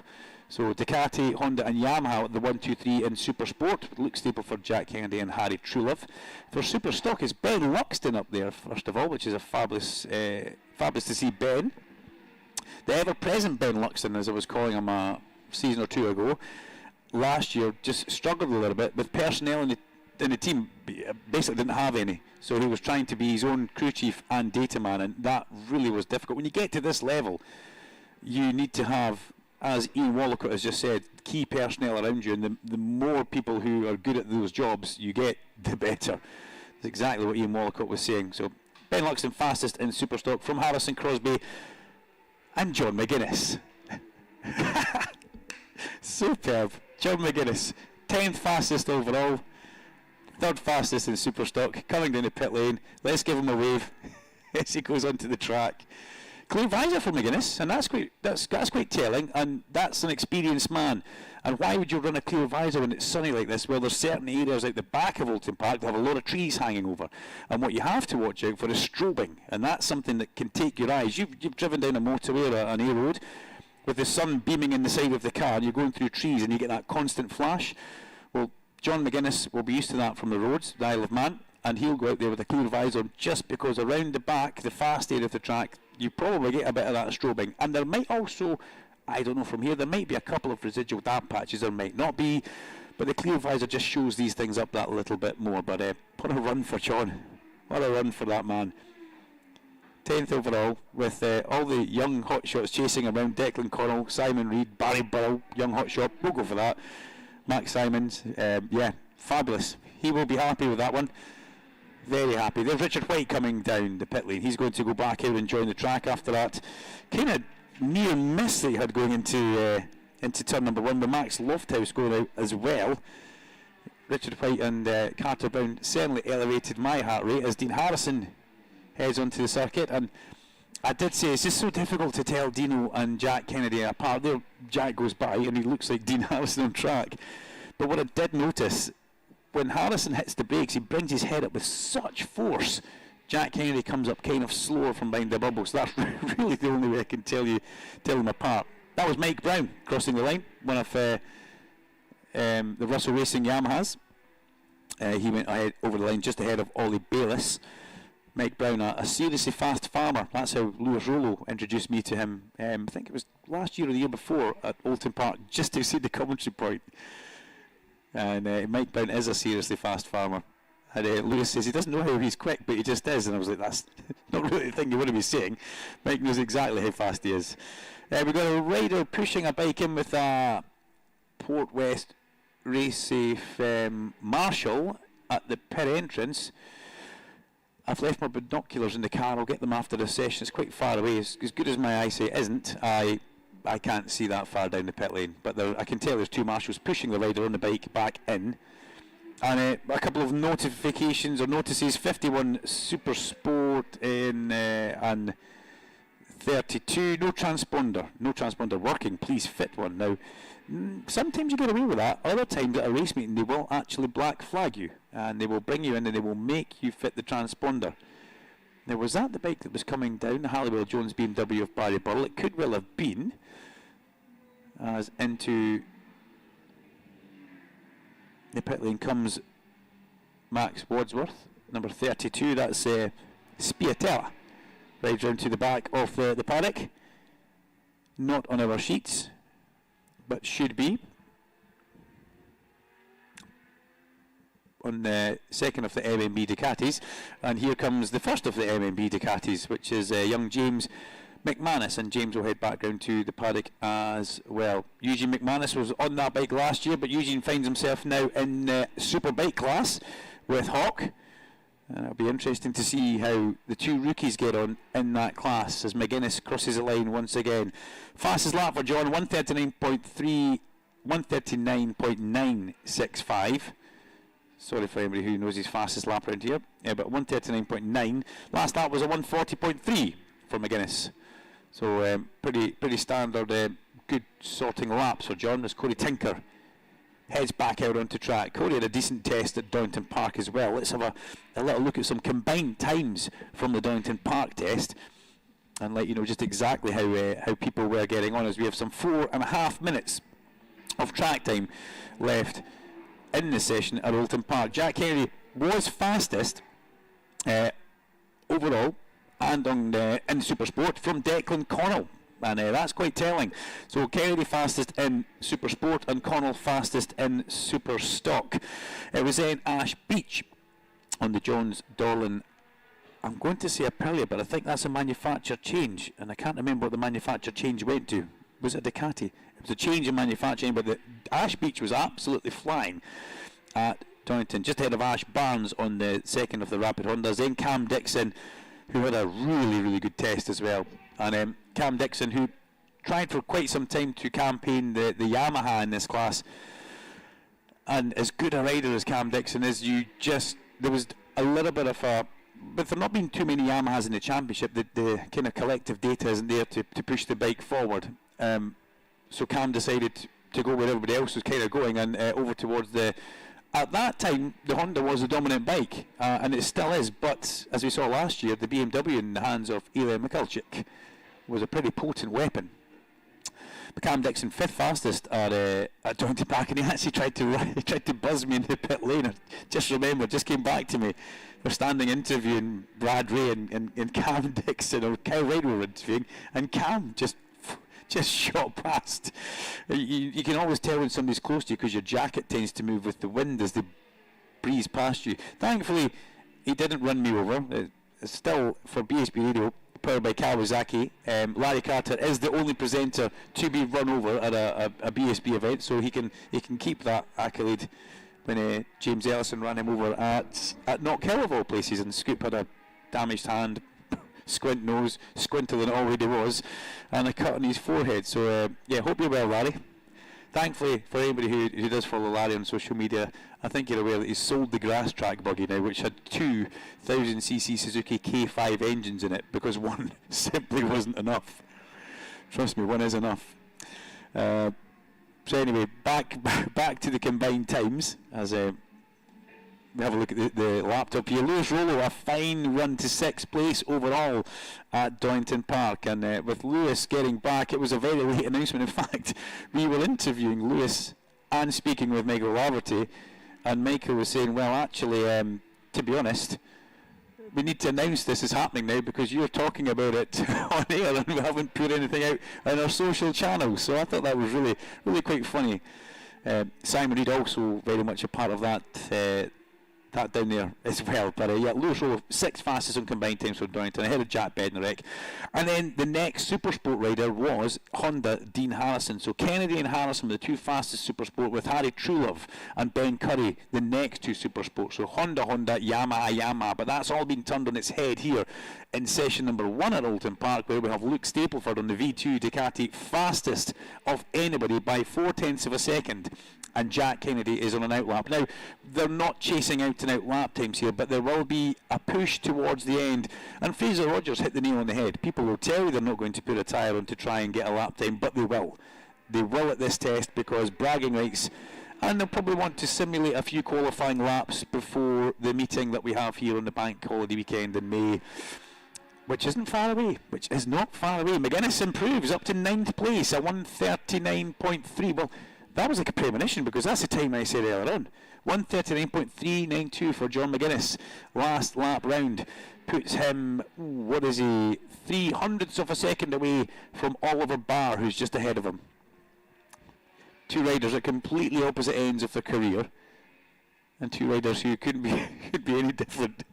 Ollie loves life, as Darren Fry says. So does McGuinness, actually. But that's a good run for John to still be 3rd Superstock in this session. Simon Reed, the next Superstock bike, finds himself, what lap time for Simon? McGuinness 1:39.3, Simon 1:43. Simon Reed a whole second off the back of John McGuinness, and McGuinness ahead of the likes of Alistair Seeley, Eduardo Colombi, Barry Burrell, Max Wadsworth, Max Lofthouse, Joe Sheldon Shaw, James McManus, Jamie Davis. A very good run. One rider who I do not see, and I didn't expect to see, as a checker flag now flies, there you go, is Zach Corduroy. I need to check my unfit list, which I could bring up on the laptop, courtesy of TSL Sam Jones.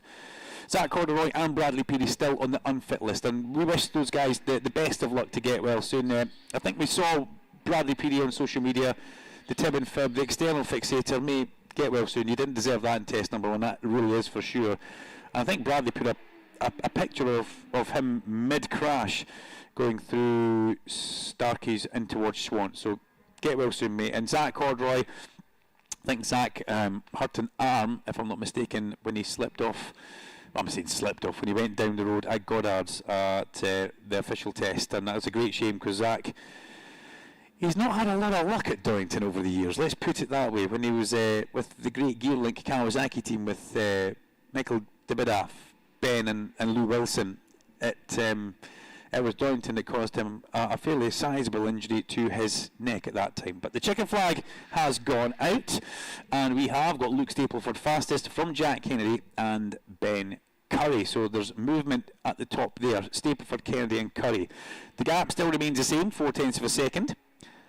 But Ben Curry getting the Yamaha R9 into the top 3, then Dean Harrison and then Harry Truelove. So it does look like the little super sport bikes may be more manageable and user friendly around the undulations and the tight confines of Oulton Park. Ben Luxton ahead of Declan Connell, and Harrison Crosby just gets ahead of John McGuinness towards the end of that session. McGuinness down in 10th. And the 4th of the Superstock. And just ahead of him still was Oliver Barr. So the top 10, Stapleford, Kennedy, Curry, Harrison, with Harry Truelove, Ben Luxton, Declan Connell, Harrison Crosby, Oliver Barr, and John McGuinness. Fabulous stuff.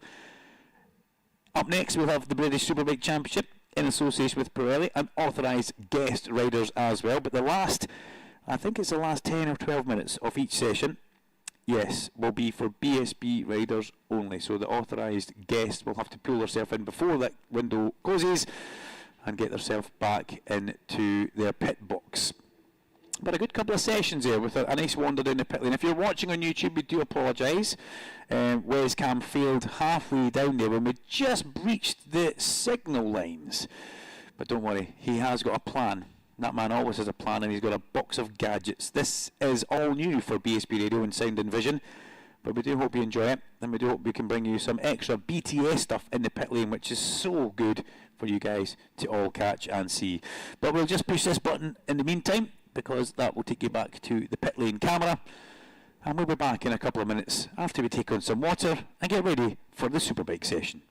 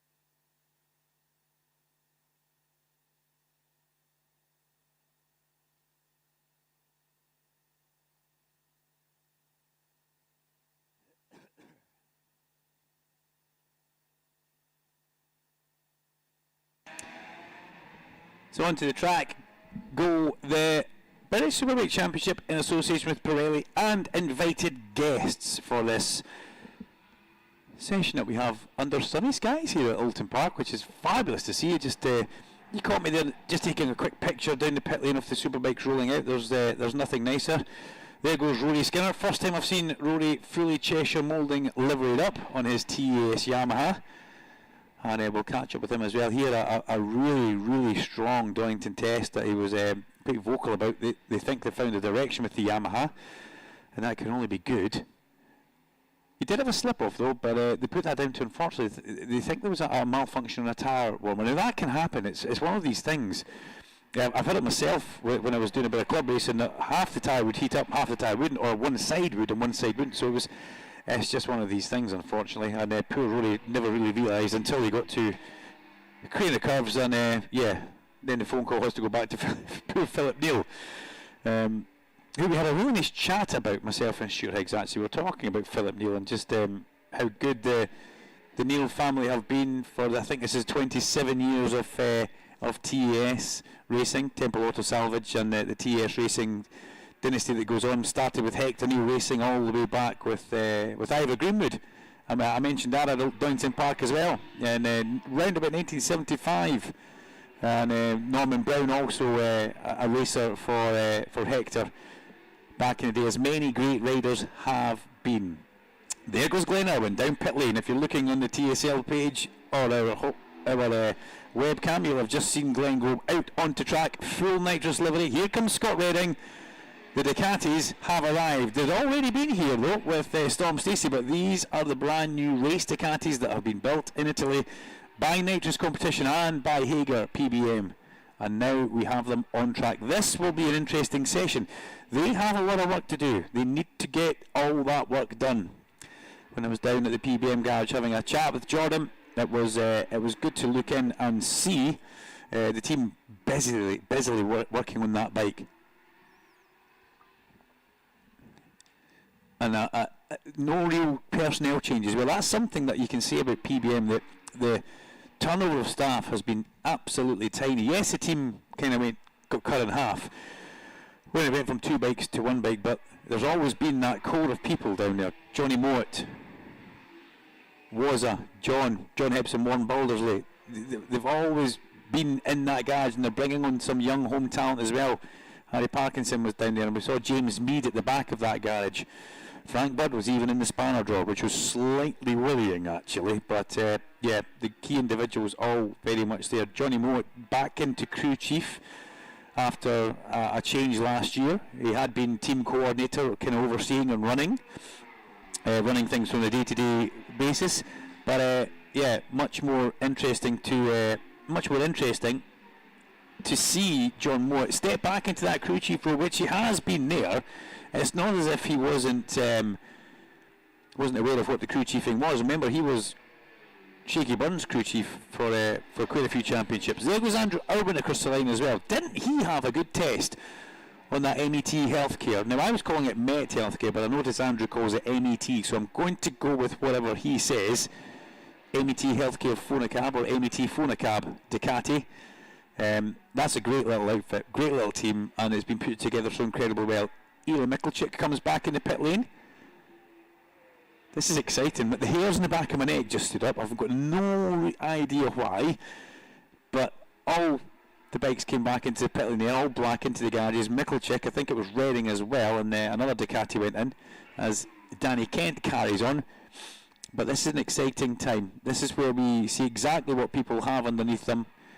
And as Ryan Vickers rightfully said, I liked what Ryan said. He picked up on the point. This is the first real BSB track that he's come back to, because we've seen him on track at Donington Park, which is fine, but as he said, that's also a World Superbike track, so it's a track that he has been racing at over the past year, even though he was away doing World Superbike. So this is a bona fide British Superbike track. It's an old school track, Oulton Park. Undulations, different corners, different cambers, close proximity of everything, a narrower pit lane.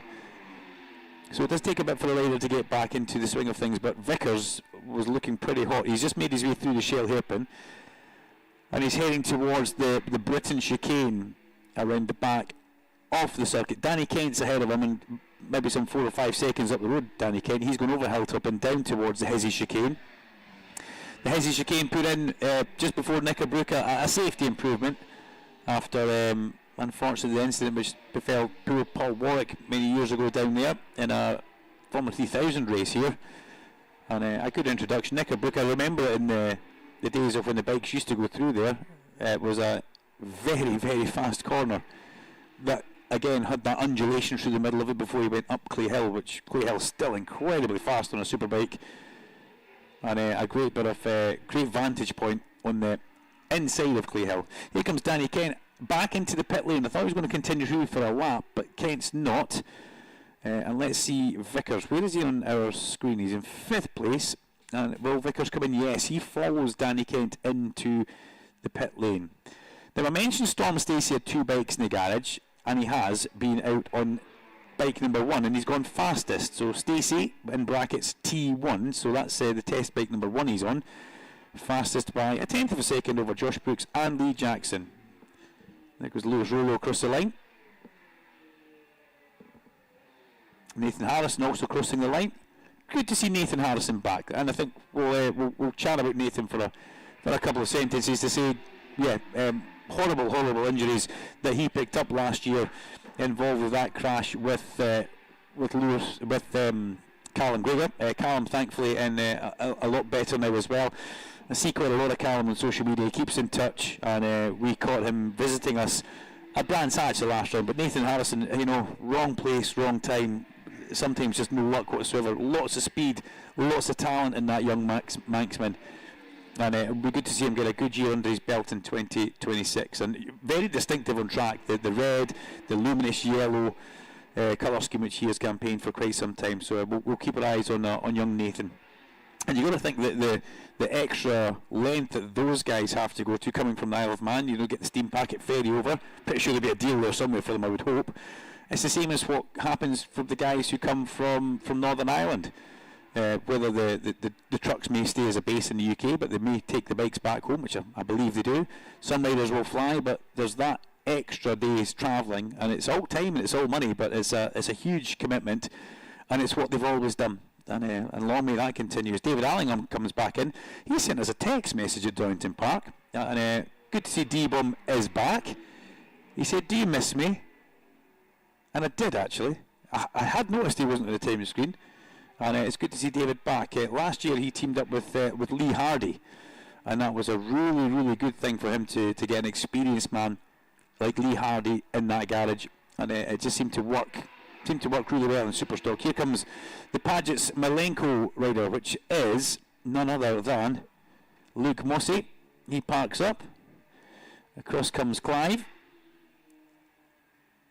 So good to see Clive Paget still so switched on, hands on the bike straight away. Great stuff. Michalczyk back at the garage. Dunlop's just gone in, and here comes Richard Kerr as well. If you watched I saw some YouTube highlights actually. Somebody managed to pick up the Richard Kerr incident on YouTube. A really comprehensive, good video vlog of the testing from Donington Park. I can't remember. I will find it and I'll give you a shout out.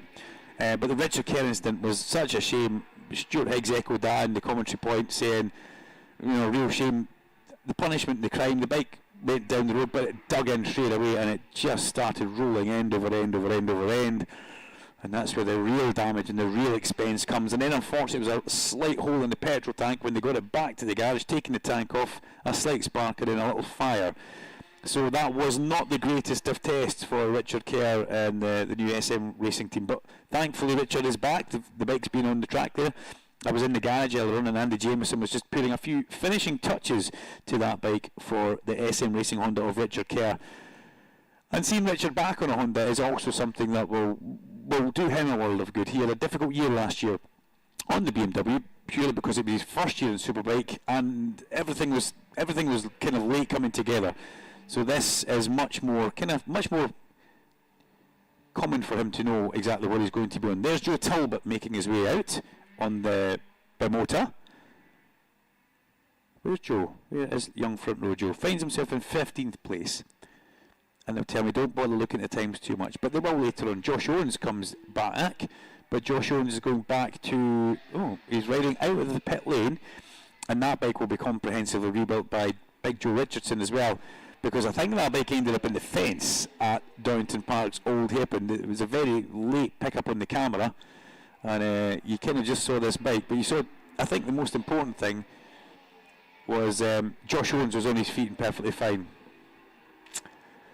So looking at timing screens as Jamie Coward stops in the pit lane, fastest man of the session so far, bike number 45, goes up 8 places, Scott Redding. Fabulous. Then Josh Brooks from Charlie Spud Nesbitt and Andrew Irwin, equally brilliant. Storm Stacey on the Batham's Ducati, impressive. Jason O'Halloran, Bradley Ray, Glenn Irwin, Lee Jackson, Richard Kerr, Ryan Vickers. Then we go into stock, Luke Mossy in 12th. Out of Rhys Irwin, Rory Skinner, Joe Talbot, Christian Eden, Leon Haslam, and Peter Hickman. Now, Peter Hickman did have a second rider at the Darlington test. They utilised Sylvain Gintoli. Sylvain not here for this test. Not a circuit that Sylvain would have. In fact, would he have actually? Probably will have, yes, but the Darlington one makes more sense to put Sylvain out of Darlington, a circuit that he would be fully up to speed with because he'll have still been doing various things, and he's local to the circuit as well, if I'm not mistaken. But Sylvain not here for this test, but really did help, and the 810 BMW showed a step in performance, which was really encouraging for Peter and for Sylvain. Did Sylvain slip off that towards the end? Ringing in my memory there. There goes Glenn Irwin. They say red and green should never be seen, but it looks good on that nitrous competition set of leathers that Glenn Irwin's got. Very distinctive, very bright. There goes Scott Redding as Bradley Ray goes back to the top of the times, and Glenn Irwin goes P2. Kyle Wright crosses the line. The sound of Ducati's ringing in my ears on the oval and as they're heading towards Old Hall Corner. Lovely sound as the motor of Max Cook now goes out on to the track. Let me switch the camera so you can see some of these bikes making their way out. There we go. So you'll hopefully see the likes of the named Max Cook, who we just saw a second ago going to the track. Luke Mossy flashes past the window.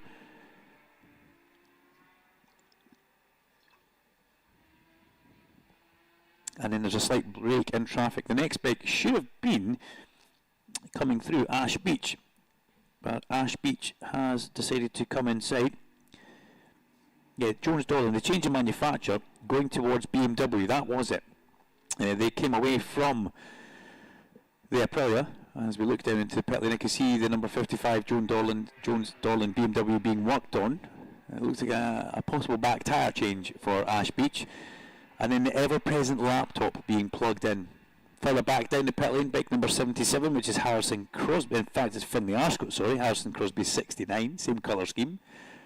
But young Finn Arscott, who goes about his racing in a really, really good way, actually. He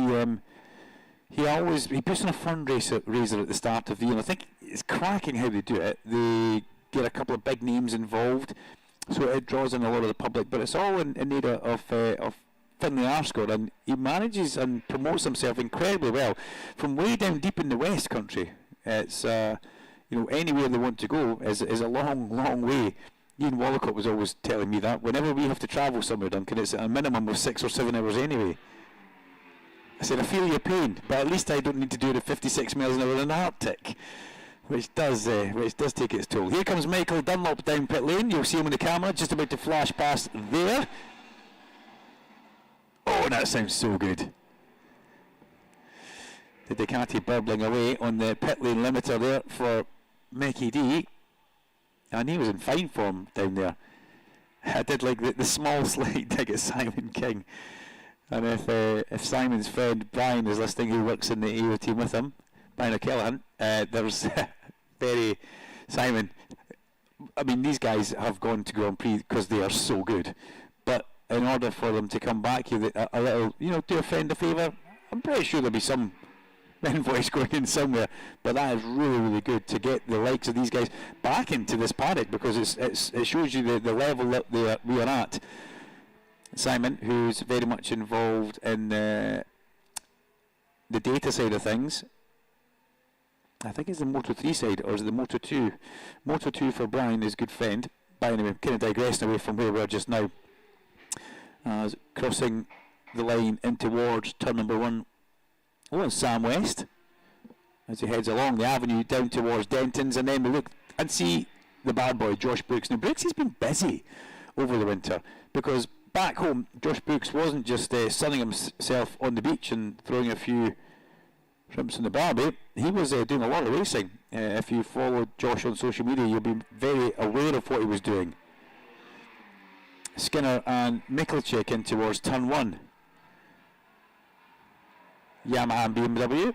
There goes Vickers back out onto track. Vickers with the black Honda testing bodywork. Still got the Honda stickers in it. Even in testing livery, a Honda looks good when they put the light decals on to make it look like there are road lights on the bike, which I think is fabulous. On the YouTube cam, here comes David Allingham down pit lane. D-Bomb takes his number 11 BMW onto track. The SMS Nickel Oil BMW.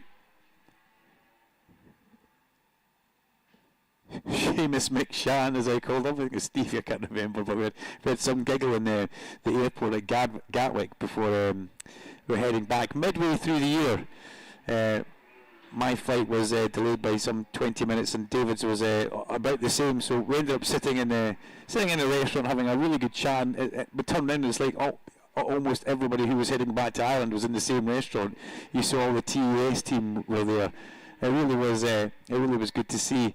And I do like David. The story of the motorhome will go down as a legendary story when David came to Knockhill for a BSB meeting, and poor Dad Ed lost the keys for the motorhome. The keys were found sometime later, but David had to spend an extra week at Knockhill, and myself and Triple British Touring Car Champion Flash Gordon Shedden had to look after David and feed him and give him coffees and make sure he was okay. And then miraculously, the keys turned up. He was going to have to get a new key from Mercedes at one point. It was going to take a week to get, but the keys eventually turned up. And every time Ed hears that story, he cringes, because somewhere in that story there is a truth. we've just never actually heard it. Brad Ray's in the pit box, and he's fastest with a 1:35.180. Glenn Irwin second, 4 tenths of a second away. And then Scott Redding sits third. Good start for those two Ducatis, Nitrous Competition and Hagar PBM. I paused so you could hear Michael Dunlop. I do hope you heard that on the overrun going in towards turn 1. Michael's bike sounds fabulous. Brooks is in 4th place with Joe Talbot, Danny Kent and Charlie Spud Nesbitt on bike 86 in 7th. Behind Charlie, we have got Andrew Owen, Storm Stacey and the Osho Jason O'Halloran. That is our top 10 all BSB runners. We'll continue down to 15th place because Rory Skinner's in 11th, bike number 11 in 11th, then Lee Jackson, Rhys Irwin, Richard Kerr and Ilya Michalczyk. On the BMW for IWR Racing, 2.7 seconds away, but give it time, there's still plenty of time. Ilya has only done 7 laps on that bike. The first stock bike is Luke Mossy. He is in 16th place, ahead of Kyle Ride, who's still badged as being on a stock bike, but Kyle is definitely on a BSB Nitrous Competition Ducati. I'll just take a picture of that. Don't worry, Darren Fry, I'll keep you informed of what's going on. He had to come back to work. Darren had to go back to work to earn another $1 million today, so we'll keep you up to date with what was going on, Darren, all the way through the course of this. And right now the sun is shining, a little bit quieter on track, but the sun is very much shining here as we watch and see the Batham's BMW Superstock bike make its way on the track. There comes Max Cook now, still in the winter testing livery for the AGN Steelstock Bimota team, which I do like. Be interesting to see what they actually do for a livery in that bike, whether they maybe fly a little bit stealthy for their first year, or will it come out and end up looking like the factory World Superbike paint job? Interesting. Ash Beach doing his own suspension adjustments down there in pit lane before he throws a leg over the Jones Dorland BMW. And off come the tyre warmers, and out he goes. That's Danny Kent back in the pit lane. And also one of the Whitecliffe CDH Hondas, which was good. any help needed. So that was Dean Hipwell. Just looking for a little bit of sponsorship. I mean, if you don't ask, you don't get. If he was asking me for money, I think he's looking at the wrong side of it. But I'll certainly plug the team, because when it comes to giant killing, I do like a little bit of that. And Luke Hedger, another year on a Superbike, he will be at certain points. He will be at certain points in the mix. You have to agree with that and get used to seeing that happening. Here comes Rhys Urban down pit lane, new leathers. One last swan song session for the Gear Link leathers of Downton, but he's Master Mac Hawk Honda now. There goes Richard Kerr also. Still last year's leathers, back out on the Honda. But yeah, I think Stuart Higgs hit the nail on the head when he was in the commentary point with us at Downton Park. And Stuart said, Luke Hedger thruxed him, and everybody's trying to save a tyre. Bang! Hedger's right in the middle of everybody. Not doing anything wrong. And still saving a tyre, but getting in the mix of things. And that's what you like to see. And we saw flashes of that with Whitecliff CDH when they were with Kawasaki, and Josh Owens right towards the end of Josh's kind of tenure with that team before he moved on to the Master Mac. In fact, he was with the Crendon Honda at that point. The Hawk team split their sponsorship across two companies. Great idea, actually. But we saw that with CDH then, and with the Kawasaki, they were starting to make that progress. I mean, they went to Honda, and picking up Luke Hedger, who we know is a man who knows these circuits really well, and there's nobody braver, that's for sure. There ain't nobody braver than Luke Hedger, and don't get him angry. That's the bottom line. Peter Hickman is out the garage on the 810 Racing BMW. He throws a leg over the bike, and here comes Hickey. Dan Jones pushes him away.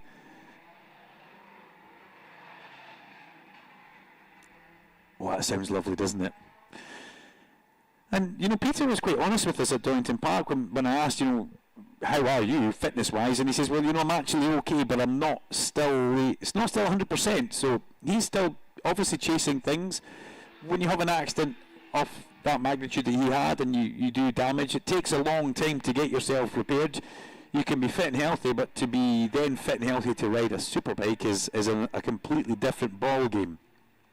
So with 33 minutes of this session to go, Hickey goes back out onto track, but they were looking strong at Donington Park on that 810 BMW. He's down in 28th position just now, but there's been so much going on. He's only done 5 laps, and his fastest lap was his last lap before he came in. Bradley Ray still sits in the garage, and it was nice to catch up with Steve Rogers as well, who's the team boss. Steve's always great for a chat, and he was clever. He was sitting, because Bradley had just warmed the bike up in the garage. The engine was nice and warm, so Steve was sitting nestled in next to it. So when I crouched down for a chat, I thought, yeah, this is the best place to be. The heat coming from the tyre warmers, the heat coming from the engine was quite something. And he's in fine spirits down there. And that garage is always a scene of tranquil calm. And I think that comes a lot from the top. Steve Rogers makes sure everybody understands there's no point shouting and throwing things around the garage. When you've got the likes of Mark Woodidge, aka Brains, his son Brad down there, Tim Seeds, you've got really, really key individuals who know what they're doing and they go about their business so incredibly well. And, Brad Ray, who last year we saw dominating the championship as Kerr Wade makes his way back out onto track on his BSB spec Nitrous Competition Ducati. There goes Nathan Harrison as well. Brad Ray dominated the start of last year, right up until possibly, I think Brands Hatch was when things started to just crumble a little bit in the race, where he made a mistake at the back along the Derek Minter straight in towards Westfield, folded the front, went down the road, and from then on you have to say things didn't work until we got to 2 or 3 rounds later. Cadwell Park was another disaster, and all the time Kyle Wade kept his head and just chipped away at the championship and got the points gap down. I mean, you can build a huge points gap, but it's maintaining that and the pressures that come with it. And there was new parts going onto Brad's bike as well, so Brad was having to develop certain parts, so it's never an easy thing to do. Josh Brooks hit the nail on the head here. You want to leave here this test with good settings, knowing that you're going to be quick when you arrive back here. You don't want to still be arriving here for the free practice, still chasing your tail, trying to find a setup. And Brooks is a man who knows exactly what he wants his bike to do and feel like. And people think, well, it's just a road bike, is it not? Well, no, it's not. It has still got a lot of electronics on it, but it just doesn't really have the rider aids. And you've got to make everything work. Everything's got to sing the same kind of song at the same time. Suspension, the chassis are different. The chassis are a lot stiffer on a Superbike. The tyres, the power delivery, the power these things have. I think Sylvain totally said that, like, wow. To ride a BSB bike in its truest form, wow. And that's when we hear somebody like that saying that, it's absolutely fabulous for our series as we move into the 30th anniversary. Impressive to see the brand new Ducatis all at the sharp end. Glenn Irwin and Scott Redding. A little bit of work to do for Kyle Wright. Where's Kyle actually gone? Because he was on the screen, but there's been so much shuffling here. Kyle finds himself in 21st position right now. He's only done five laps, so there's no real worry. As Allingham tries to dive up the inside of, I think that was Rhys Irwin. It was quite a late lunge or manoeuvre. Glenn Irwin walks across towards the pit wall in his red and green nitrous competition leathers. They're a stunning set of leathers. And Glenn will be happy. He wasn't happy about not doing the first test, but, you know, these things happen. You need to get the bike. But to arrive here and be second fastest, 7 laps in, 4/10 away from Brad Ray on a bike which Brad was pretty much the same bike as what he had last year with some updates. I think that says an awful lot about the work that Paul Curran and the guys at Nitrous Competition have done back there at NCR. Well, they're now on Instagram. I think it's NCR, Nitrous Competitions Racing. If you don't follow them on Instagram, you should. And that's the same for all these teams up and in the pit lane. They do promote themselves so very well on social media. It's not just Instagram. There's Facebook. There's X. There's other things that they're all into. But there goes Kyle. And how different will that race bike feel to what we saw him riding his own road bike, stock bike, at Donington Park? That's one of the questions that we will need to go and ask. Now Jack Russell's down the pit lane with a bit of paper in his hand looking for somebody. I tell you what it is. Somebody is out there on track without the BSB logo on the front of their bike. And I know that because 2 stickers have just appeared in the hand of somebody else. And yeah, you must run the championship logos. Is it Christian Eden who's just passed me who doesn't have the stickers on his bike? Number 29, Fowler at Druids at 9:49. That was quite some time ago. The rider was biased as okay. If somebody was looking for somebody in a previous session, should point that out. But we are down here, and somebody doesn't have the correct logo on the front of their bike, and that's important. You've got to have the BSB 30 logo on the front, or the BSB logo, as you can see behind us here on our lovely backdrops. And I believe you've got to carry a Pirelli logo as well, as we see Charlie Spud Nesbitt coming into the garage. Or is that Matty Truelove? Yeah, Matty Truelove comes in the garage. Jamie Cower crosses the line. And here comes Storm. Ducati pit lane limiter rumbles by in the background and heads out onto the Oulton Park track here. Now, I was lucky enough that Deputy Race Director Claire Neat sent me all the information that I need ahead of this test. And so I've got all the entry lists and I've got the timetables as well. And a good amount of information that gets given to me, even such as the pit box allocation. But I was looking at the timetable, so I may as well run through that for you guys if you're listening, just so you know what's going on. This is the British Superbike session from 10:30 till 11:30, so we've got some 26 minutes of this session to go. Then we'll have the Sportbike back on track with the BMWs. Then it will be the Quattro Group, British Supersport and Pirelli National Superstock. So they're quite long sessions, but that's good for the riders because it means they don't necessarily have to rush absolutely everything. They can take their time and go through a run program. Now, every team will have a run program. They'll have certain things. Hang on, Michael Dunlop, noise check. Yeah, I like that. They'll have things that they need to do. There won't be stretching chains and bedding and brakes at this point. That'll all be done. This will be into actual machine setup now. It'll be trying to dial the bike in for each corner. They'll be trying to make sure the engine braking is right at the end of the straights. They'll be wanting to make sure that the weight transfer and the pitch in the bike is all perfect, and that's things that they all need to work away with the crew chief. But because it's a longer session, they can take more time doing it. But even said that, when you're the rider on the bike or you're in the garage, I was lucky enough to be in Thruxton's pit lane box, the pit lane boxes at Thruxton one year, and you're actually watching, you're looking like, they've got an hour here, and the rider goes out, he does 5 or 6 laps, they come in, they park the bike, they're working it for 15 minutes in the garage. You look back at the clock and you think, well, there's only 35 minutes of the session to go, and they've only done one run, so time does run away from you in a session very quickly, especially if you get a little bit lost and try and change too many things all at once. So I think the key for these experienced riders and teams is to focus on what their box ticking exercise is and make sure they can get that. But you'd be surprised if you're standing trackside and you're watching bikes going past you for an hour. It's great. It's fabulous. Nothing better on a Tuesday in the sunshine. But it does feel like quite a long time. It doesn't when you're in that pit lane and you're in the pit box. The time rapidly runs away. There goes Cam Dixon back out on his Honda. Bike number 52.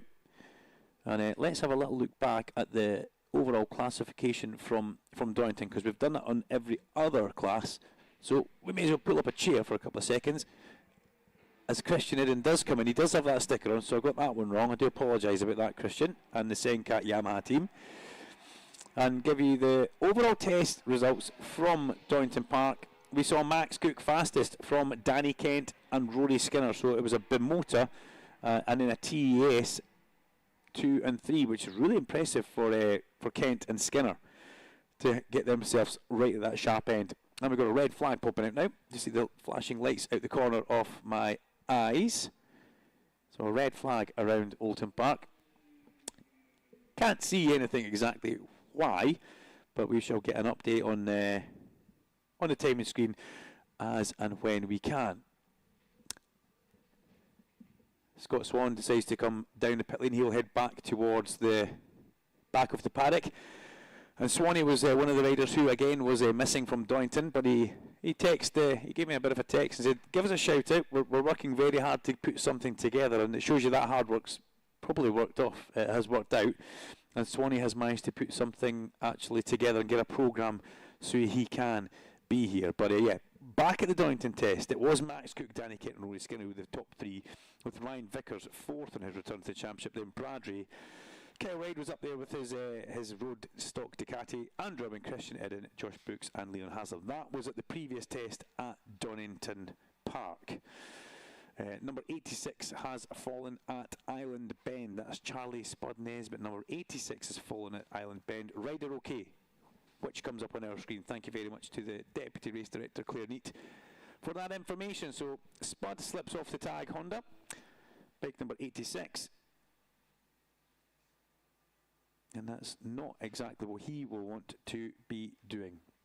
Thank you very much, Martin. I shall see you in a couple of weeks' time at Oulton Park for round number 1. The sound system is up and running here and everything is going perfectly, but yeah, a shame for Spud. Let's hope that bike's not too bad and the tag racing team can make sure everything gets back in one piece for Charlie. But we'll just take a pause for a couple of minutes and we'll get ourselves a little drink of water in the commentary point and have a little look and see exactly what we can see out the window.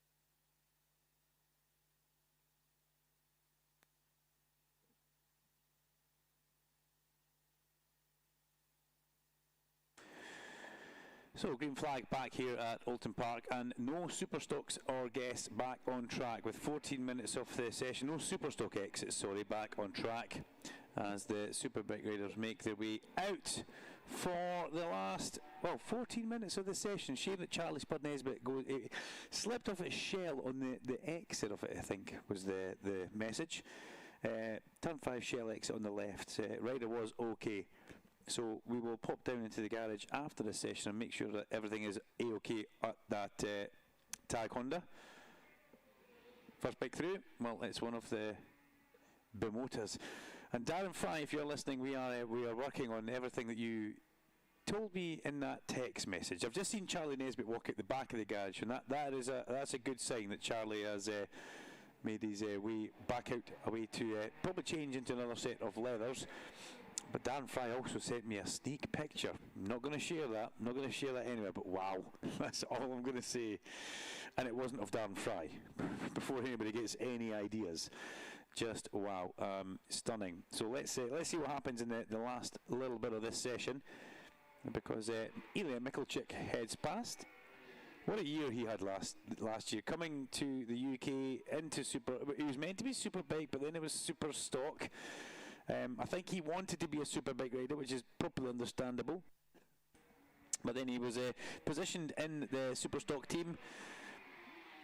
And wow, he learnt these circuits so incredibly well. And we're talking everywhere, you know. He didn't even go to the pre-event test at Knockhill. He looked at the map and thought, "Now I'll learn that pretty quickly. It's not a problem." And didn't he just? But the likes of Oulton Park, Cardwell Park, Thruxton, Snetterton, he was incredible last year, and picking up that championship. He had to work for it. Absolutely, he had to work for it. But it was good to see him. Good to see him come back in 2026 in what looks like almost a semi-factory team. I'm waving to Dom Herbertson, by the way. He's down in the pit lane. That team looks so good with the Rocket sponsorship. That's something that we'll need to keep our eyes on. BMW personnel in that garage as well for Ian Wallacott, and I like how he corrected me when I said the crew chief James is looking happy.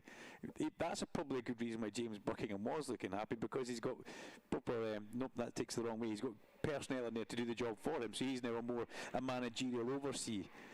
But James Buckingham himself was a really good, strong Superbike Cup rider back in the day. Key Garage Racing Honda for James Buckingham many years ago. As Rhys Irwin heads back out onto the circuit for another stint. Here comes Nitrous Competition Ducati down the pit lane. As Kyle makes his way out onto the circuit. Nice colour scheme, nice bike, nice leathers. It's all looking good. All looking very good. MP Racing Connor Thompson will follow Christian Idden, who heads out onto the circuit. The Senkat Racing Yamaha of Christian Idden. And Christian finding himself at home in that team. A lot of work to do, though. It's everybody thinks that changing manufacturers like the magic bullet. It's not. There's a whole lot of work that's got to go in behind the scenes. They've got to build a Superbike team for a start, because Senkat last year were only Super Sport and Sport Bike, so they've got to add an extra wing onto that. They've still got the Super Sport and Sport Bike campaigning, and Lee Johnson, a valued member of that team down there, giving him a lot of expert advice and guiding him on where to go. As Declan Connell comes back across the pit lane, he looks quite happy. Bit of a sport ball in his hand, just making sure his hands don't fall asleep, or maybe keeping the hands moving, or maybe trying to ease the muscles off. There's crew chief Davey Wavy Houston, or Wavy Davey, whichever he gets called. And he goes across to have a chat with Matt Bainbridge. That's the Rapid Honda guys. They'll be quite interested in this, because will Rapid Honda make a move back into Superbikes? We saw them there for quite some time. Franco Baum was a rider who had notable success for Rapid Honda. Only time will tell. Glenn Irwin, purple sector number 1, personal best sector number 2, purple sector number 3. Glenn Irwin's about to move to the top of the times. His teammate comes through. There goes Kyle Ryde. Kyle Ryde's in 3rd place on an outlap. We wait for Glenn to come into view. Through goes Haslam. Through goes O'Halloran. And where is Glenn? Glenn's just going in towards the last corner. He should be coming underneath the Oulton Park Bridge into my view. Here he comes. Will Glenn Irwin go to the top of the times? Yes, he does. 134.896 for Glenn Irwin. So these Ducatis that have been hand-built by the teams in Italy have hit the ground absolutely running. 0.2 of a second faster for Glenn Irwin than Bradley Ray. Now the question is that a new tyre? Will I ever find out? Probably not. That's another thing. But what a stonkingly good lap time that Glenn Irwin has just delivered on that number 2 nitrous competition racing Ducati. So Glenn goes to the top of the times from Bradley, and then Kyle Reid sits in 3rd place. Ducati, Yamaha, Bimota, Ducati. The first Bimota being Joe Talbot, and then Scott Redding in 6th place. But all in all, for you heard Jordan Bird telling us we've only had the bike, I think 8 days she said we've had the bike. And you guaranteed in those 8 days it will have been run on the dyno, up at Dyno Jet with Frank Rathel for 7 3/4 of those days maybe. But then you've got to watch, you can't put too much mileage on the engine. So it's, it's finding a happy medium. Here comes Rory Skinner. Can I push that and get the pit lane camera for Rory? There we see Rory going past. Cov better watch out, got a bit of TV directorship going on up here. Great stuff.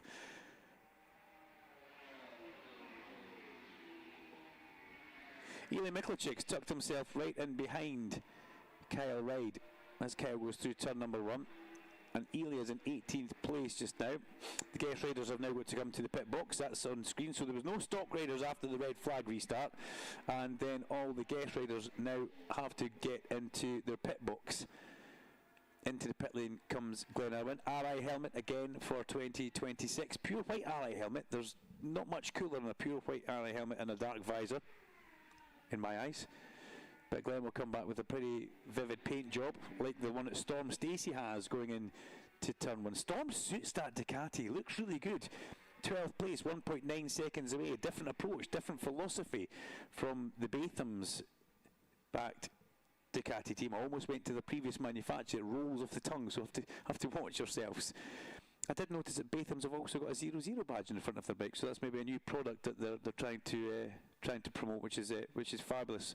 Michael Ritter's long-standing partners that he's had. Here comes the Met Healthcare MET Phonacab Ducati. I should have pushed that. That should have gone back to the pit lane, but it's not working. I don't know why I've done. Sorry, Wes. The camera can stay there. But Andrew Irwin heads out onto the circuit. And Andrew Irwin finds himself in 11th place. He did have a tumble, if you remember, at Donington. And when I say a tumble, you don't really go down at Starkey's Bridge. It's a fast place, very fast. Fraser Rogers back out onto track. But Andrew showed no ill effects from that whatsoever. They got the bike back, they dusted it down. I remember him stopping at Goddard's as well. I think he ran him out of fuel. I think he was enjoying himself that much, he ran out of fuel. They pushed him back in. But then he had a really strong push towards the end of the test at Donington. I would believe there'd be a tyre going on for Andrew at Donington, but he looked really, really strong on the Ducati. And remember, it's not his first tenure riding a Ducati. I said that at the time, because when Andrew first came to the British Superbike Championship, with Storm Stacey crosses the line, no improvement in fact, up 4 places for Storm Stacey. Sorry, up to 9th place, 136.6. But when Andrew first became a Superbike rider, he was Glenn Irwin's, his brother's teammate in the BYZ Ducati on the big thumping V-twins. So he does know a little bit how a Ducati will feel, but this V4 that he's on, the previous incarnation, but they will go to the new incarnation at some point, I'm told. Different characteristics, but there's still Ducati DNA. So Andrew does know what a Ducati feels like underneath him. And when you're a Superbike rider like Andrew Irwin is, you can perform on almost anything. As we have seen, Andrew on the Honda was fabulous.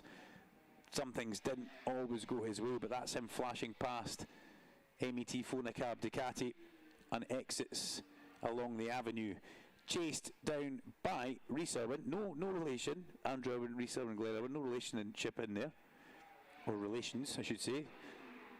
And that's a quick trio of bikes as well. Kyle, Rory and Ilya ride Skinner and Mikkelchik. And Mikkelchik using these guys ahead of him to drag himself up the standings. He's now gone up into 12th place. In fact, he gets put back to 13th after there's an improvement from, I think that was Lee Jackson. So interesting stuff. Still Irwin fastest, but sits in the pit box. Done all he needs to do as we have a little look through the binoculars at the lovely Senkat Yamaha's. Christian Eden parks it in the pit box. Some teams like to have the rider ride into the garage. Some teams like to reverse their bike in the garage, and there's kind of two trains of thought to that. For us, the commentators, and some of the guys taking photographs, it's always nice if the bikes are reversed in because they get a good picture of the front of the bike. But then when you start the bike up in the garage, you get all the fumes into the garage. So there's two kind of trains of thought of that. You're probably better to ride the bike in the garage, start up, get the fumes out, then reverse the bike out, like we're seeing for Christian Eden. He throws his leg over it and then gets sent back out with some 4 minutes of the session to go, and follow Jason O'Halloran. And he'll come across the front of young Joe Talbot. As they all show very, very slow at the pit lane there. Looks back and sees Christian and Joe both trying to get past. Joe says, I've had enough of that, I'm going to go past you on the pit exit. Underneath them through Oulton, he does. And Joe Talbot heads out onto the track. There goes Kyle. Kyle looks at home on the Ducati, and he's done enough laps in the winter on the Ducati to know how it will feel.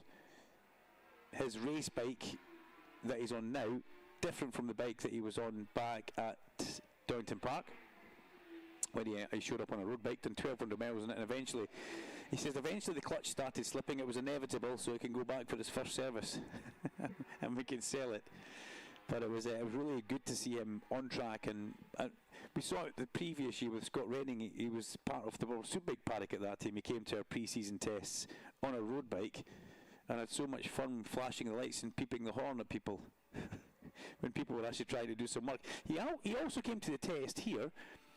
And if I'm not mistaken, a good friend of mine, Andy Duthie, who is part of the Ducati Manchester group, managed to source him some brake pads, and I think he even rode a bike for Andy at this test. So it was there was a lot going on for Scott, but it kept him on track, and then ultimately he came back into our paddock, which is even better for all of us. He arrived at a rather damp Knock Hill, and from then on never looked back.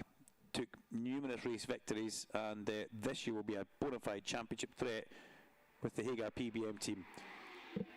He's just slotted himself into third place. He had a really good winter over in LA with JC and Hudson, doing all sorts of cycling and enduro biking and motocrossing, keeping himself active, but also kind of stayed away, I believe, from riding on tracks. Didn't come back, didn't do any Spanish testing, didn't want to get involved in that, wanted to wait and test on the tracks that he was going to race at, which we're at now, Oulton Park, and any other testing. So rather than getting caught up and going into Spain, Scott, completely different philosophy. And I'm not going to say at a different stage of his career, because the young man is still seriously hungry, but he's been to Grand Prix, he's battled for championships with Marc Marquez. He doesn't really have anything to prove to himself. He just wants to race for his team and win for his team, and obviously himself. So yeah, interesting that Scott is, I think Jordan said it at the Scottish Motorcycle Show, which she came up and did a bit on stage, says he's so calm, he's so chilled out. It's a dream to be dealing with. As Brad Ray sneaks back to the top of the times of the 1:34.578 from Glenarvan, and then Scott Redding in that third place. The 2-minute board has been shown at the end of the pit lane. We're now 1 minute 12 seconds away from a checkered flag.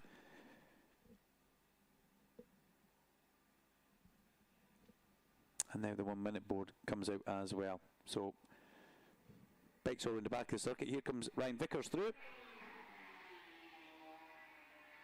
That Honda sounds quite tasty on the over, and I've got to say, sounds really, really nice. Through goes Vickers, through goes Andrew Irwin, Connor Thompson, Joe Talbot, Christian Eden, Jason O'Halloran. They'll all get one more lap. There goes Rory Skinner. Rory's been quite quiet on social media recently. He's not really a social media hound. He doesn't do too much on it, but when he does, there's usually a wheelie picture or a backing it in video thrown in there. There goes Scott Redding across the line. The debriefs after the session are going to be the interesting things. If only you could be a fly on the wall to get some of that debrief some of that knowledge from what the riders are actually thinking. And the other good thing about the test is we have the garages and we have the team transporters at the back. There's no real place, there's no hospitality for anybody to go and hide in as the checker flag flies, so that's good. So the chance to actually pounce and grab the riders is good. But we will let them go through their debrief. We'll go back out with the stick microphone and work our way slowly up the pit lane. But it'll be interesting to be a fly in the wall, the likes of what Glenn Irwin is saying to Ryan Rainey right at this moment, because they're both in the pit box. What's Brad Ray saying to Mark Woodage and Steve Rogers? Where are they going? Are they in the right window? Is everything going to plan? Only time will tell. The checker flag flies here, and we're waiting for Ryan Vickers to come through and across the line. Here comes Ryan, flying, definitely. I like that Honda on the overrun. And Andrew Irwin, another good session for Andrew, goes up into 6th place, personal best lap at the end of the session on AMET Fonacab Ducati. Through goes the Bimotor, through goes the other Honda as well. Brooksy sits up and crosses the line, as does Rory Skinner. He improves up to 6th place as well. So Rory Skinner goes ahead of Andrew Irwin right at the end. 9/10 of a second away. So a really strong session from a lot of runners that we have just seen here. And it's Bradley Ray from Glen Irwin and Scott Redding, your top 3. There goes Scott across the line now, chased by, is that Fraser Rogers? It is. Kyle Ryde in the middle of that came into the pit lane. Ray, Irwin and Redding, your top 3 at the end of Superbike session number 1 at the official RNG test here at Oulton Park. Tuesday, Wednesday testing. Then it's Max Cook, the first of the Bimotors, ahead of Kyle Ryde, Rory Skinner, Andrew Irwin, Danny Kent, Jason O'Halloran and Joe Talbot. Both the Bimotors inside the top 10 for Dan Fry and Nigel Snook. Bradley Ray tops the time, but both the NCR, the Nitrous Competition Ducatis up there as well, which, yeah, no, that's cracking, as well as Scott Redding. These brand new bikes have come back and they've delivered. Storm Stacey 16th on his bike, a lot of laps completed for Storm. Well, having said that, 11 laps completed, 20 laps for the likes of Lee Jackson, 21 for Brooksy. But what it did look like for Storm Stacey, they looked more trouble-free than what he was having when they were at Donington. But it's Brad Ray tops the times from Glen Irwin and Scott Redding. We'll be back with the next session, but we'll also pop down to the pit lane with our stick cam and find out exactly what's going to be happening from the guys down there in the pits. Testing here at Oulton Park for the BSB. That's the end of session number 1. So many talking points. Let's hit the pit lane.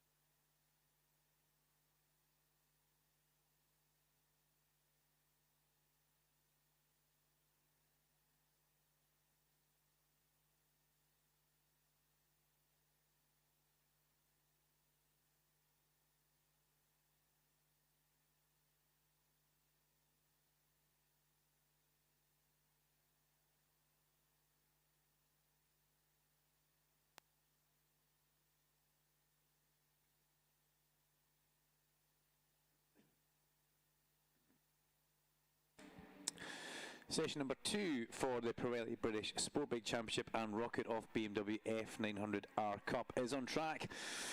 Just a half hour of this session to go, and eager beavers as they always are. They could not wait to get themselves out on track, and they were all lined up and ready to go at the pit exit, which is something that we're kind of used to seeing with the Sportbike class. Because they were so busy last year, people would always try and get as much space as they could on track. So getting out the start gave you a bit of a clear lap, but then ultimately you would come around and catch the late stragglers who were just coming out onto the track, and it would almost upset your rhythm. But it was Rossi Barnum who was fastest earlier on in session number 1 from Alfie Davidson, and an upturn in form for Lennon Doherty in 3rd place.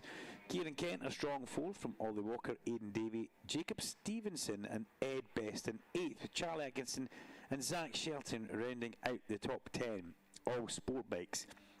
The first BMW was Bobby Very, and he found himself in 13th place.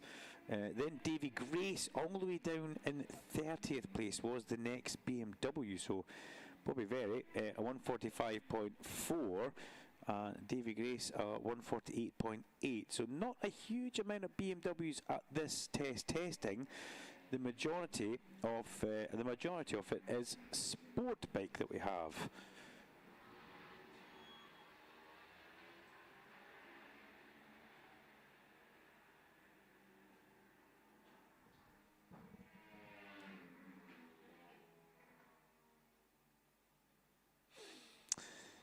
Just having a look out the window to see exactly what's going on in the pit lane. Lots of teams looking at their phones for the live timing, but no real bikes in the pit lane. Apart from, I've got the binoculars now. So is that?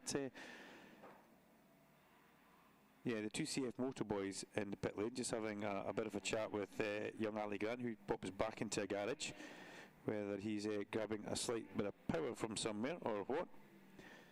But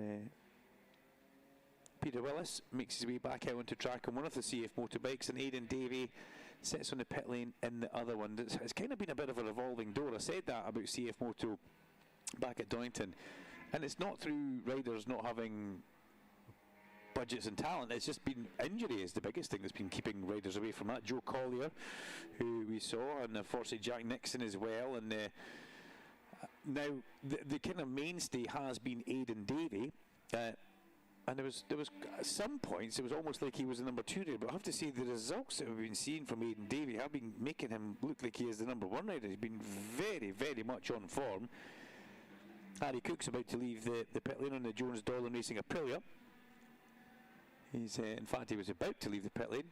Was that a quick word with Dad there? And they tell him to on your way. But is he going on track, or is he going back to the garage? He moves across and towards no, he doesn't go into the fast lane. Harry's going to head back into the paddock. So there must be something more wrong than just a quick fix on that bike required. So it's a shame for Harry Cook. Valuable track time unfortunately being lost at this moment in time for Harry. As he heads back round in towards the paddock, we can hear him just at the back of the commentary box actually on the 660 Aprilia as he goes.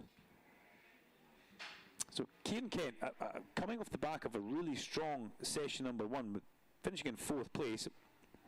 If you remember when I was down there for the tail end of the session, catching up with some of the Superbike riders, which we will do again, it was Kieran's sister Shannon who let me see the live timing on her phone, and Danny Kent was standing watching the same timing, and he looked pretty happy, as did Shannon, because Kieran was right featuring at the sharp end, and that's exactly what they're looking for. A very elaborate way of coming in to the pit lane there was Luca Allen. He stepped off the bike before he stopped and rode it side saddle down the pit lane. Whether that means he's quite happy with what he's got underneath him, I've got no idea. But Luca Allen on bike 77 on the MPR Suzuki. That was quite funny to see. A little bit of stunt riding in the pit lane. Don't know if the marshals will be too into that, but it certainly looked good from where I was watching from.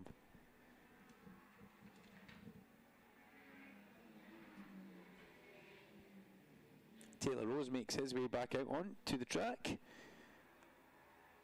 Timberside Racing on the Triumph We saw him put in some really good performances last year, if you remember. And Jack Knights also steps off the bike in the pit lane and has a word with his crew as he looked quite calm and quite happy and relaxed, Jack, on that number 6 bike. Remember Jack last year putting in, like Taylor Rose, some decent performances throughout the course of the year.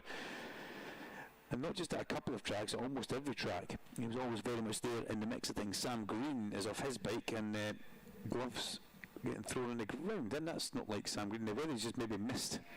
He's looking for his water bottle, that's a problem. And a slight boot issue as well. Wardrobe malfunction for Sam Green, that's what we're going to put it down to. He's now taking his left boot off in the pit lane. And the rev today, Shamas, they've had an upturn in form as well. That was Jacob Stevenson just flashing past the commentary point. And Jacob Stevenson, rev today, Yamaha, was very, very strong at Darlington Park, featuring at the sharp end of just about every session, which was great to see that. It's what you're wanting to see. The Yamaha's got that little bit of a nudge with the BOP, and that's exactly what they needed. Scott Smart is actually going to be here. He did say that we could possibly grab an interview at some point. So if we can get Scott Smart down to the commentary point, I can always text him, that's what I'll do. Only WhatsApp, that's the only way allowed to communicate. Don't text me, just WhatsApp me. Okay, no problem. Then what I do, he never gets back to me. I'll take that in. Young Harrison McKay rumbles down pit lane. He's riding for Sam Cox. Now remember, Sam Cox visited us in the commentary point at Darlington. So Mark Hanna comes out for a bit of a chat with Harrison. Mum Tammy comes off the pit wall. Now Armada Marine Cables scored a seriously impressive outfit that's been put together by Sam Cox and the team. Ash Barnes out having a look at the live timing and showing young Harrison what's going on. So, you know, Harrison making the manoeuvre this year into Sportbike. I don't know if Dave Sellers is here. He's maybe listening from afar, busy drilling up for oil and trying to fund young Harrison's riding. But we'll keep our eyes on that man, because he moved from the Talent Cup in towards Sportbike. And that's quite an interesting jump, because it's Harrison's at the size and age now where he needs to make that manoeuvre. But you go from the Little Talent Cup bike, which is a thoroughbred race bike, and then you find yourself on the sport bike, which is a lot heavier. It will have completely different kind of characteristics to what he has been used to.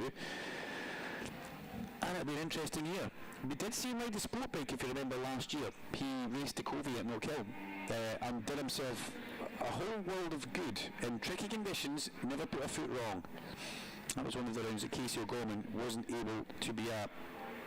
Oh, good to know you're listening in, Dave Sellers. Thank you very much. I'm not going to try and pronounce that, but I know you're in Norway. Haugesund in Norway. So there we go. He's away working with Harrison spends the money, he's away working. So there goes Harrison back out. But yeah, the Covey last year was good. He was meant to do a super sport round, but I can't remember if the bike, I think the head gasket went on the bike. It was a True Heroes Ducati, so I can't remember if he actually got to race it or not. But he's one of those riders that we've seen so many of these young riders. They get to the end of what it is this year is the Moto4, the AG Moto4 British Cup. We've seen so many riders get to the end of that kind of window where they've been in that championship for maybe 3 or 4 years, and height, age, body mass is all getting the better of them. You know, to try and get them folded in towards the back bubble, behind the bubble of one of these little Talent Cup bikes is never easy. And we saw it with Harrison Crosby, we saw it with Harrison Desai, Ed Best. I mean, there's so many of them that they just basically outbrew the bike, and they needed to go. Ed Peed was another one from years and years ago. You remember that. So they need to just make that manoeuvre. So that's exactly what they've done down there, and to fall in the loving arms of Sam Cox's Armada Marine Cables team, who do things really well for a super stock team. They do incredibly well. They bring a whole lot of guests to their home in the Brands Hatch. They have a box, and you know, last year Sam unfortunately had that pre-season injury when he crashed. I think it was at the back of Brands Hatch in the Grand Prix Loop at maybe a No Limits event or a Benzie event, and he did that injury to his leg. It was a nasty injury. Now, he's doing a phased return this year in the Superstock class, but it does give him a chance to keep his eyes firmly on the ball of running the team. Now, I know he still wants to be a racer, right? I mean, know that Sam wants to be a racer. Having said that, is the team now becoming too big of a concern? And, you know, I think we spoke to that when we were talking with Peter Hickman and Darren Fry. Darren Fry says you need to hand it over to somebody. And I think that's maybe, you know, is Sam Cox, is he handing it over? Is he eventually going to have to make this decision? Well, I've got a lot of good riders here that I can cherry pick and put on these bikes. It's a difficult one. He's still young enough to be able to ride, and he's still fast enough. That's one thing for sure, but who knows? Only time will tell. But the Armada Marine Cables Armada of riders is super strong. Both the NPR Suzukis are in the pit lane. Luca Allen's about to go back out. And back next to Luca on the stands. Are nice looking bikes. Could I say the NPR Suzukis, they just sit there, and Ben Hardwick, the young Canadian who's over, he's just getting tyre warmers put on his bike, so he won't be going anywhere in the not too distant future. He's standing at the back there. Got a tall figure of Ben Hardwick, actually. Tall, I don't want to say lanky, but he is very tall and slim, as riders always are, as he looks towards the NPR Suzuki, which just sits in front of him. He's taking on some fluid. He'll be learning all these circuits that he comes to, the young Canadian that we've seen come over. And he comes over with quite a pedigree as well. Looks good in his Revit leathers as he makes his way forward to the bike, throws his leg over the little Suzuki. And he'll make his way back out into circuit. Just a couple of minutes. Once you take the fluid on, you've got to let the fluid get in your body and settle. There's nothing worse than taking a big gulp of something, then you head straight on the track, the first break-ins on your head tries to come back up. So you've got to manage yourself and your intake when you're doing a day's testing. Jack Knight still sits in the pit lane. Helmet off. Sam Green next to him. Thankfully, he seems to be more dressed now. Is that Sam Green? No, it's Joshua Proudfoot, sorry. Funny angle there. There goes Zach Shelton, the current fastest man, and he actually goes back to the garage on the XMT Triumph. So I hope everything's okay there. Finn Werity just parks the number 45 Yamaha in pit lane. I've got to say that's one of the nicest looking bikes that we have seen, the WCS Racing Yamaha. It looks like Noddy Haggis paint job from many years ago when the R7 was the 750 Superbike of choice.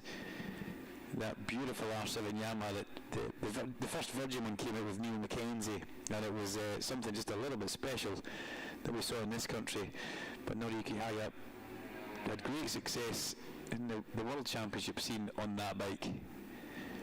But Heritage bike is just sitting there, pride of place in the pit lane, and Jacob Stevenson comes in and parks his Rev to Race Yamaha right next to him. The Rev to Race Yamaha of Jacob Stevenson camouflaged almost like a CF motorbike, the same colour schemes as last year. So it'd be interesting to see if Ali Grant's changing the colour scheme in his CF motors. We'll keep an eye on that. As Lennon Doherty comes up 15 places and goes into 24th with his personal best lap. He's only done 2 laps, so the Doc's late out the pit lane, fashionably late, but he'll be happy with how his session number 1 went, that's for sure, because he was 3rd fastest. A 44.084 was the fastest time. Right now, the fastest time was a 43.4, so we have gone a whole chunk faster, where Zach Shelton and Harley McCabe have. 4 riders, Davison and Kent, all sub 1 minute 44. They find themselves in the 1 minute 43 bracket.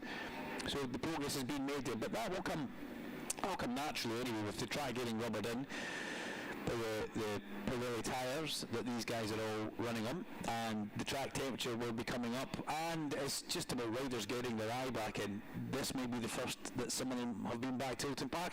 This may be a returning visit. Some maybe already came and did a slight test that was here. There has been some bike track activity, and I did see some of them. I think it was a Benzie event here that people didn't actually come to the BSB test. They came here for a test ahead of a Benzie meet. So that there's always as the rider in the team, you have to plot your season very early and plan logistically where you're going to be. You need to do a test before each event, which riders like to do, and you've got to it's a moving target that you've always got to make sure you can keep very much on top of. So we've got 17 minutes of this session to go. We're going to grab the stick, Mike, and we're going to head back down into that pit lane, because hopefully some of the Superbike riders are still around now and they've done a long enough debrief that we can actually go and grab them and see exactly what they're thinking. So give us a couple of minutes to head back down to the pit lane, and we'll catch up with some Superbike riders during this British Sportbike Championship and Rocket Off F900R Cup. I'll keep you up to date with the timing screens that go on as well. With Zach Shelton fastest in Sportbike and Bobby Very fastest in BMW. Shelton, McCabe, Davidson, Kent and Wilkinson, your top 5 as it stands.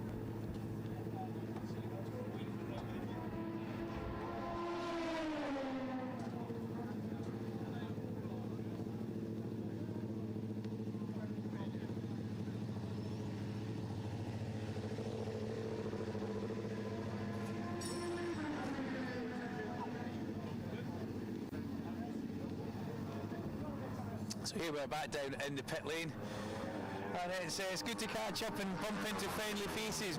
Ben Atkins, how are you? First of all, welcome to BSB 2026. Wow, mate, it's so exciting, isn't it? This is going to be one epic season this year. I can't wait for it all to start. And you've been involved in this for a long time, the man who was behind Revy Red Bull for quite some time. I mean, we look back over a 30-year window and there have been so many great highlights, but it just seems to get better each year.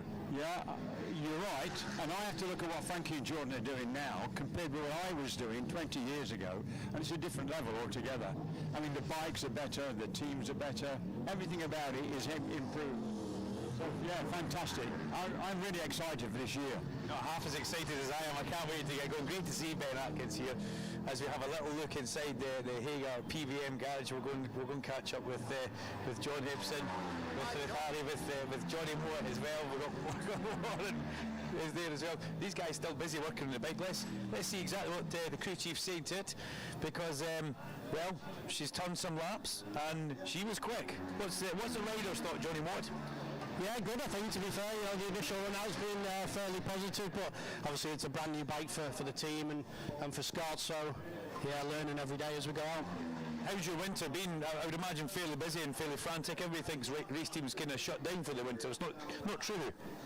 From October to March was brilliant. I've never had a pub, but the last 3 weeks have been a bit tiresome, sleepless nights. But same for every team up and down the paddock. They work tirelessly, getting ready for the start of the season. But we're here now, and that's the main thing. You were one of the guys that went to Italy to build the bike. Is it a kind of easy, straightforward process for you now, or is there still learning every time you go? No, still learning for sure. Yeah, we went across to build the bike, and obviously the resources are second to none over there. But we're still missing a little bit of material, but hopefully we should be fine for next week. Good luck, buddy. Thank you very much. Great to see that all happening inside that garage. Michael Bartolome at the back of the garage as well, Scott Redding's manager. So yeah, fabulous stuff. Good to catch up and have a bit of a chat with those guys. The garage next door is a sign of tranquil calm as well. Brad Ray, who we will come back to in just a minute, because we want to go and see if we can just slide in to the nitrous garage, because lots of lovely new Ducati bodywork. And that's another thing about the Ducati. It used to be big sides, big belly pans, big areas of Ducati. It's all small. All the bodywork's all really kind of small. The side fairings are small.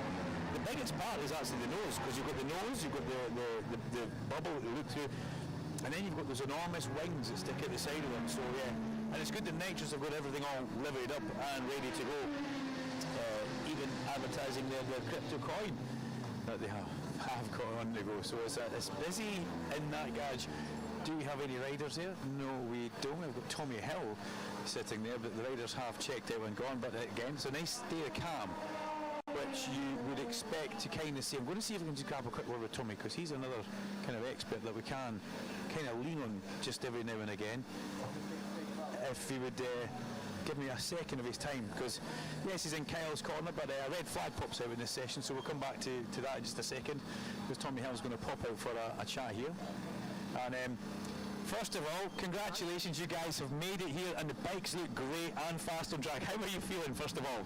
Yeah, really good. I mean, we've all got a big smile on our face, obviously, to be out on track, but as always, it's the same for a lot of teams. But when I tell you this is last minute, I finished last night at 12:30, stickering the bikes up, and it was the first time we had a graphics set put on the bike, so yeah, it's always late. You're relying on so many components and people and promises to come to fruition, but it's always difficult. But we're here now, sun's shining, the boys are going well on the bike, so it's obviously a big difference.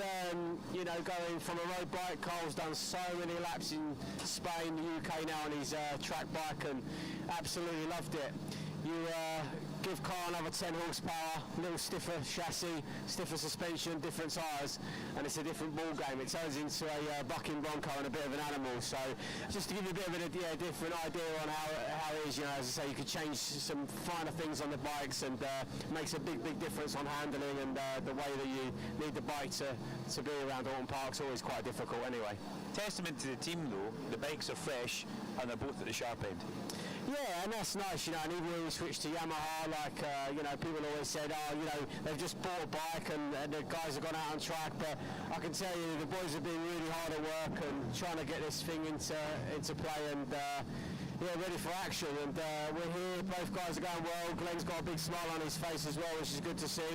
He did find it difficult on the Yamaha just with his riding style, and he's jumped straight on the Ducati, got a big smile on his face, and he's adapted to it and loves the bike. And Carl, I just feel with Carl, we know how fast he's been. He's been absolutely flying on his road bike, and which we did see at Donington Park, so with his headlights on, put everyone to shame really. But there'll be a little bit of time that we need to find with Carl, but so far so good. Both guys are feeling happy on the bike, and again, we're changing components like suspension. We've been on Batubo for the last 3 years, so big change back to Oulton's again now. Oulton's has come on over the last few years, got a new shock, and Yeah, there's a lot to learn for the team, but to both sort of be in the top 5, top 6 in that first session is pretty amazing. Tommy, thanks for your time. Thank you very much. Cheers, thank you. Great stuff. I mean, that's fabulous, and I think it's completely. There's other things that I've missed that Tommy's just hit the nail on the head. They have been on bitumen suspension, and they're now back to Oulton's.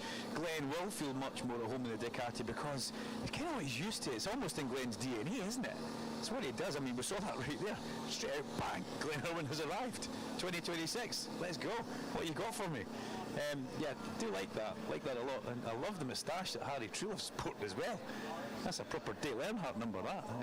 We'll come back to that in a minute. Rider polishing his helmet. You always give him just a little bit of room because you don't want to frighten him, and you don't want him dropping the helmet. But can we have a quick word with Mr. Bradley? How were you? Good session for you there, Brad.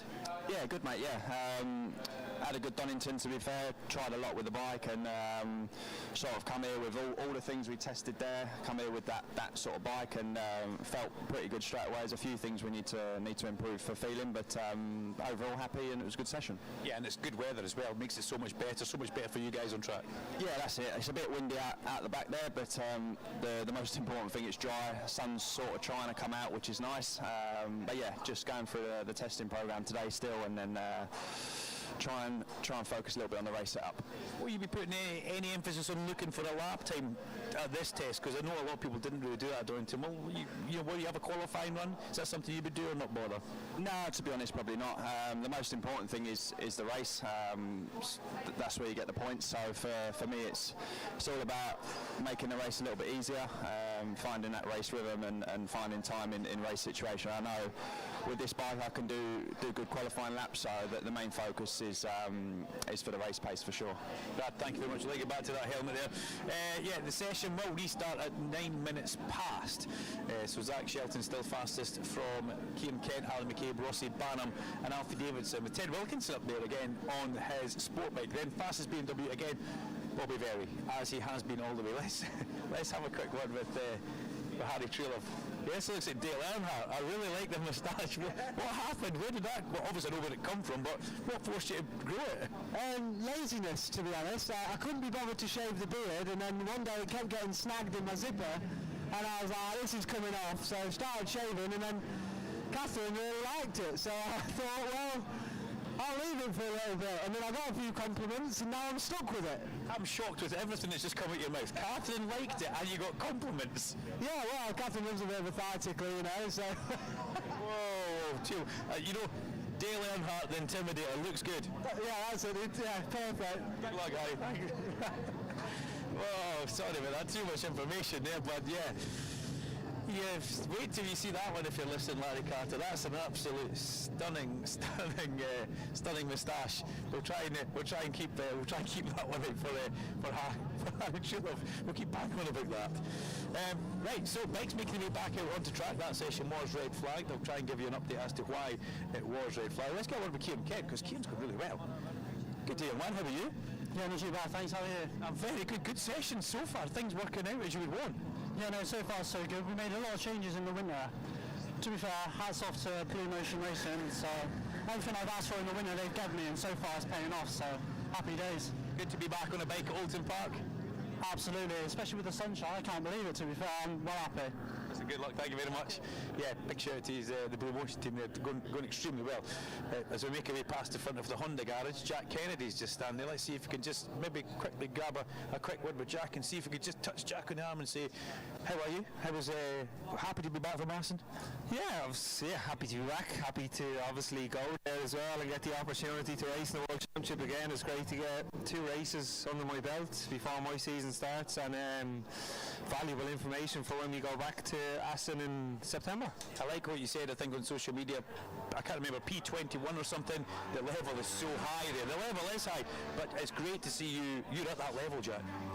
Yeah, it was, I sort of knew how tough of an ask it was going to be to do, but the level is just crazy, you know. It's full of Moto2 and Moto3 riders in the World Championship now, so I think we are 1.4 seconds off and we were P25, so that shows the depth of field. I think if you're 1.4 off here, you probably get away with top 10, but not so much there. But you know, if I went 1.3 seconds quicker than I'd ever gone around on Aston as well, so that was good for me personally as well, so on the same bike. So although the results weren't amazing, there's definitely a lot of benefits of doing the round.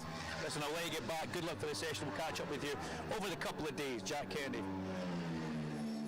I mean, one of the best 600 racers I think we've ever produced, and still showing that the pace is very, very much there. The promoters both went well. If Darren Fry's listening, they're just doing a wee shock change on Joe Tolman's bike, I believe, there. Now at the back of the garage, I can see the other half of Darren Fry, which is Nigel Snook.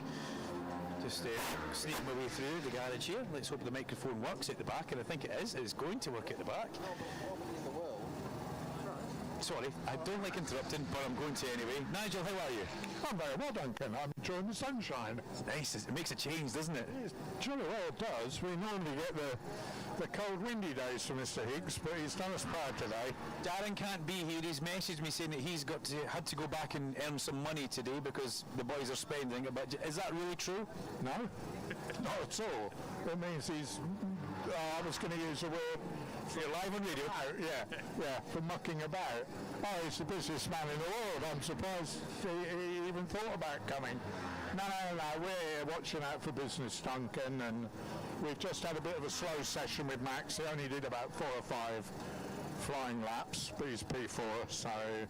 And young Joe continues to impress us. You know, first time on a proper superbike around here, and he's cruising around in the top 9. You know, talent is something, isn't it? You can't really judge anything, can you, from session one?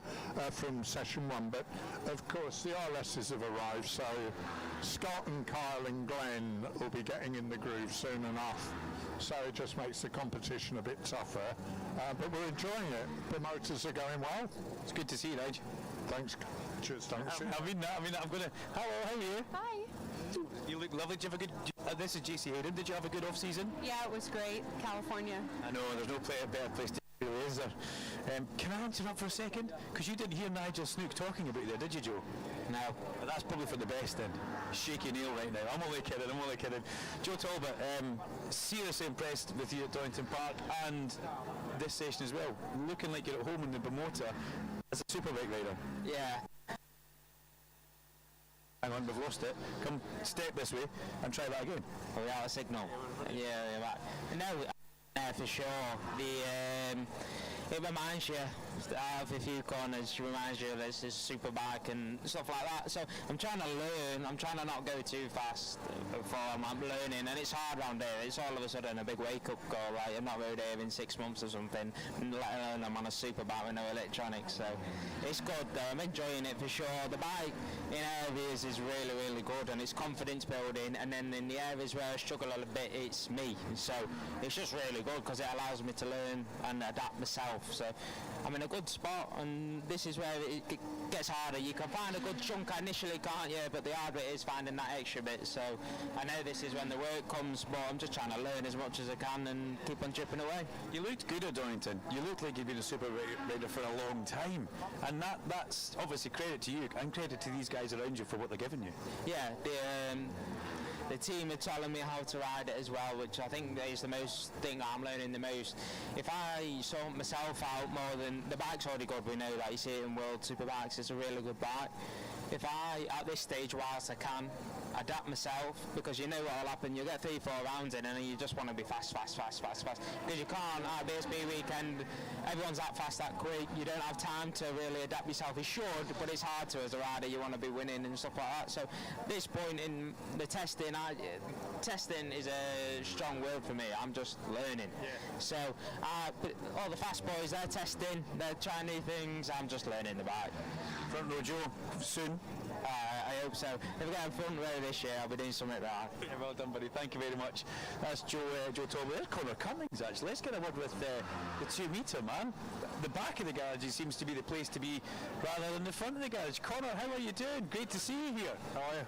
I'm very good. I mean, obviously, like Michael, you're here just getting some good valuable bike time, but what's your winter been like? It's involved plenty of coffee, chilling out. Not really done that much. No, I've been training away, just getting ready for the year again. been building my own Superstock bike here. We got Wayne from Champion Equipment doing all the spanner work, so there's no better man for the job. I'm just here today just to get some track time on it because it's not turned a wheel yet. Okay. And then also riding the Bathen's BMW Superbike. And looking forward to that. And what's your year? Are we going to see you doing a good few BSB rounds, or is it predominantly roads? Well, it's predominantly roads. We're going to do next weekend here in the Superstock, just purely for mileage. Obviously, it's an ultra competitive class. It's the best championship to be going at. But it's all track time. TT's the bigger picture, and afterwards we'll do some Irish roads and maybe some more track racing. Hopefully see you here in the future as well. Thank you very much, Conor. Great to see you. Great to see him. It'll be interesting to see him in the BMW as well. And I mean, yeah, we see a lot of that. Sorry, guys, just jumped through there out the way, right to the middle of Storm Stacey's garage. We see a lot of people doing. They put their toe in the water. You know, it's, if you want to be fast, you've got to ride with the best, and the best are very much here. That's for sure. So the checkered flag, has the checkered flag gone out? I think it has. Let me try and grab a television and give you the final results for that session. I'll go into the Whitecliff CDH team and we'll have a look. And it's Alfie Davidson once again, top of the times from Zach Shelton, and Kieran Kent again, that Blue Motion bike. He's got it at the sharp end and he's got it working. And then Harley McCabe, Rossi Barham, Ted Wilkinson. Bobby Berry, the first of the BMWs, ahead of Lewis Smart, Aidan Davey, Ollie Walker and Ed Best. Jacob Stevenson ahead of Joe Ellis, who is 13th in. Harry Cook, Luca Allen, and we have got Freddie Barnes, or Charlie Barnes, I've forgotten, yeah, Freddie, we'll go for Charlie actually. And then Peter Wallace up there in the CF Motorbike in 17th, ahead of young Carl Harris, Lennon Docherty, and then Harrison McKay in 20th place as the checker flag comes out for that one. A 1:43.328, the fastest time on that session. Luke Hedger sitting in his chair right now, playing with his phone, but we'll see if we can grab a wee little quick word with Luke at the front of the garage, because the last time we saw Luke, he was limping away from a Doynton Foggy Aces moment. How are you, first of all? Yeah, well, good, yeah, tidy, yeah. The last time I saw you, you were doing the hedge straight away from the bike in the middle of the track at Doynton, but thankfully, bike's good and you're good. Yeah, to be fair, like I said, I can't thank the team enough, because I did You did mention it earlier on, by the way. Yeah, I did. You did a job on it, didn't you? I did quite a big job on it, unfortunately. Yeah, not the best thing to do in testing, but I guess I was feeling good. It was going well. I was on a good lap, and I just got a bit giddy on the old throttle. Happens. Thankfully, it happens to you. I just watch you do it. But what is great to see, I mean, I mentioned this about you earlier on. If there's ever a giant killer moment going to happen this year, it's coming from this number 23, but it's coming from here, you know. I hope so. No, to be fair, like I said, it's all coming together well. It's our second year now on the Honda. Yeah, it's going well. I can't complain too much. The team's working hard. I'm working hard. I've probably had my best off winter, not physically like riding a bike, but fitness-wise, it's probably the best I've ever been. It's probably helping a lot. Keeping myself tip-top shape over winter. It helps a lot, to be fair. So I'm looking forward to it. That first session there was just making sure the bike was, going in straight line. Is that the first time you've ridden the bike since the incident? We'll call it that. Yeah, I just go really go around over. I wonder if you moved out of the way there. Thanks for that. Yeah, it's the first time I rode it since Darlington crash. So the team had to do a lot of work. Obviously, they work full-time jobs as well, so it's not like you can just fix it within a day. So no, it's all good. Today's about building back up, getting my confidence back up, not doing anything silly, because if the wind's again, it's like Darlington Park again. So the wind can catch you out again quite easy. So I'm going to take today as a chill day and just get myself back into it. I'll remind you of that later on. Thank you very much, Luke Hedger. From one look to another look, I can't speak to him because he's leathered up right now, but wow, what a cool picture that is. Give me the picture with him, thank you very much. Years back, but Luke Stapleford chatting with Michael Dunlop. We'll just catch a bit of that off. It's fine, I'm just listening. I'm just eavesdropping, you're okay. We're going to stand here just to watch Luke and Mickey D throw their legs over these bikes and head out. The Scars racing team, kind of a newish team in my eyes, that have come together, and they've got, I mean, when you look at the riders, they've got Michael Dunlop for the road, and they've got Luke Stapleford for the Quattro Group British Supersport Championship, which was quite sensational. just how fast he went just the other day. He's looking good, tell you that. He's been working out over the winter, haven't you? Looking good. Now, I am also going to try and jump on the back and have a quick word with Rory Skinner. And Rory, how's it going? I've not seen you for ages. Are you well? I'm fine, yeah. I'm a bit cold, but I'm alright, yeah. It's a bit chilly, isn't it? But it's nice and dry. It's not, I mean, to be honest, it's actually really nice. It's just, it's nice to have the sun out, blue skies. It's just, when you get caught in a little windy spot, it gets a bit chilly. Now, you had an interesting Donington. There was an unfortunate incident, but there was good speed, which is the biggest thing. And you look that you've carried that forward this weekend. Yeah. Or this week, sorry. Yeah, Donington was actually really good. I'm very happy with how it all went. The main thing for me is getting comfortable in the Yamaha. It's very different to the Ducati that I've been riding in the past. So it's just all about getting comfortable. And the second day of Donington, I actually felt like I rode the Ducati how I need to ride it. So the Yamaha, how I needed to ride it. So it was good to get out, and feeling really happy actually. And today coming to Oulton Park, it's never been my favourite track, but just kind of treating it a little bit more like a track day as such, and just having a bit of a roll round. How good is it to have a teammate? So a guy that's been on the Yamaha for quite some time.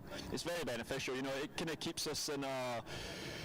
Make sure we're in an area where we need to be. The last couple of years I've not had a teammate. The bikes have both been new to myself, my crew chief, my electronics engineer, so it's me and Stuart having somebody on the other side of the garage to kind of compare where we're at to is very helpful. Danny's a fast rider. He's been very competitive in the Yamaha over the last couple of years, so having Danny and Chris Anderson on the other side of the garage is very helpful for us, and I think it's good. It's healthy competition between me and Danny. It's going to spur us both on, and hopefully elevate the game of the team.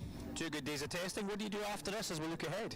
I think I'm going to try and go mountain biking on Thursday, to be honest, with a couple of the World Cup boys I know, and go back home, continue training, and be ready for round 1 in 10 days time. Good stuff, Rory. Thank you very much.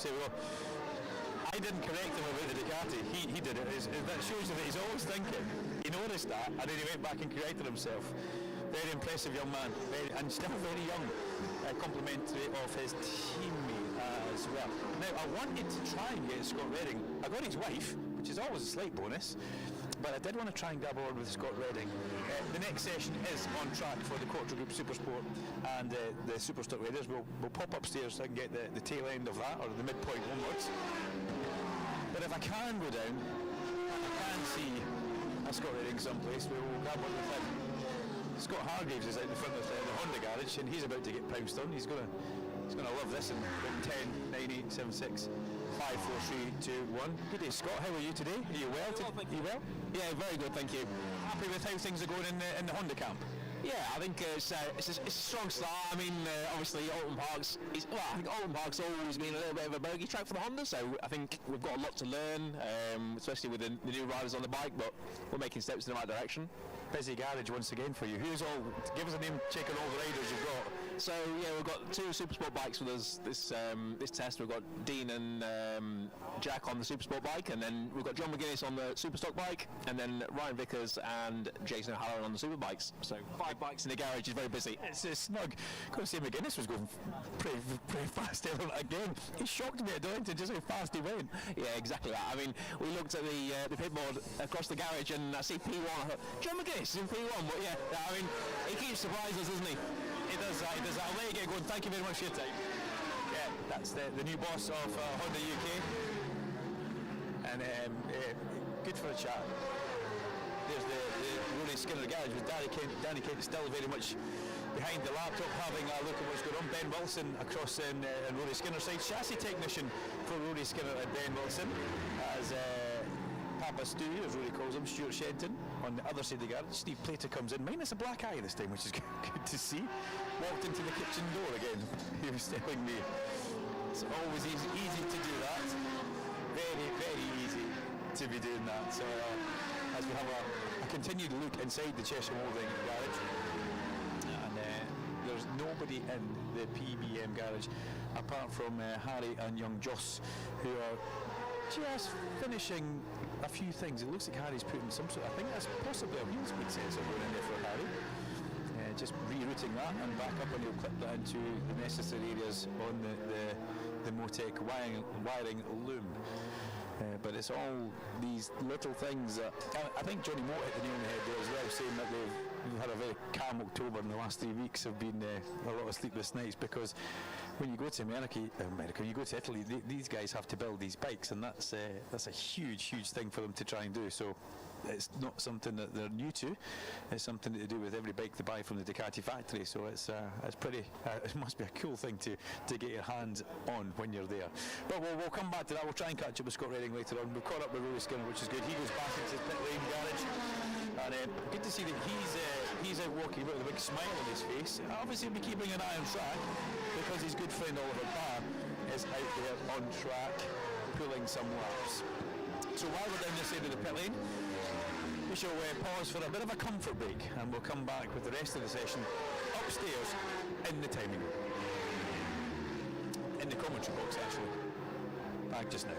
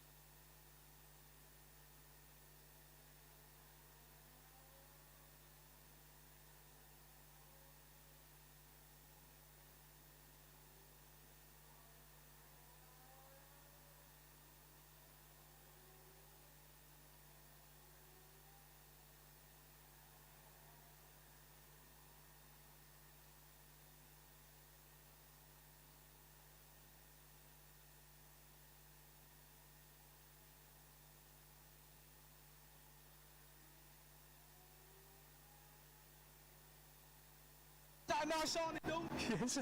Well, I just happened to make it the wrong time there as Joe Richardson runs past me. Now making my way back to the commentary point after a quick stop at the. Let's have a quick word with Bex. Bex, come here. Bex, don't run away. She's done a marathon recently, but she's actually run away. That's quite. I mean, she should want to talk. She did a marathon recently. Yeah, Saturday. Yeah, Saturday, and she can still kind of run a bit there. But we're going to make our way back up into the commentary box and bring you the rest of this session. Do apologise for being off air for just a couple of minutes here, where we had to use the local services. Back upstairs into the commentary box, and we'll bring you the rest of this session.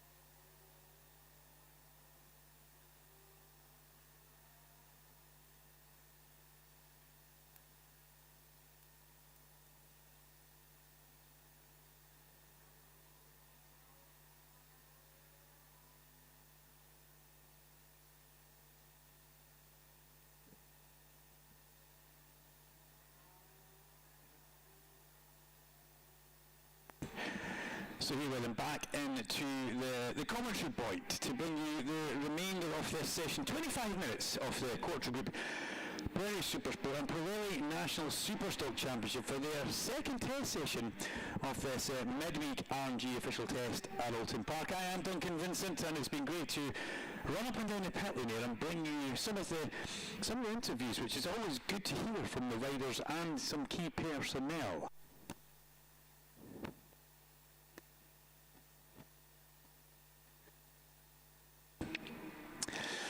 Now, I can tell you that it has got a lot warmer outside, and it's also got a lot warmer inside the actual commentary box as well. The sun streaming in through some of the windows. I'm quite grateful for the lovely backdrops that we have got in the commentary point to just kind of shield us from the sun, which wasn't too much of an issue at Donington, but you know, a couple of the riders saying it's maybe a little bit blowy here like it was at Oulton, but it's nothing like the aggressive wind that they had for their first test. It's a much more kind of relaxed affair that we have on track for them wind and weather-wise, but it's warm and it's sunny.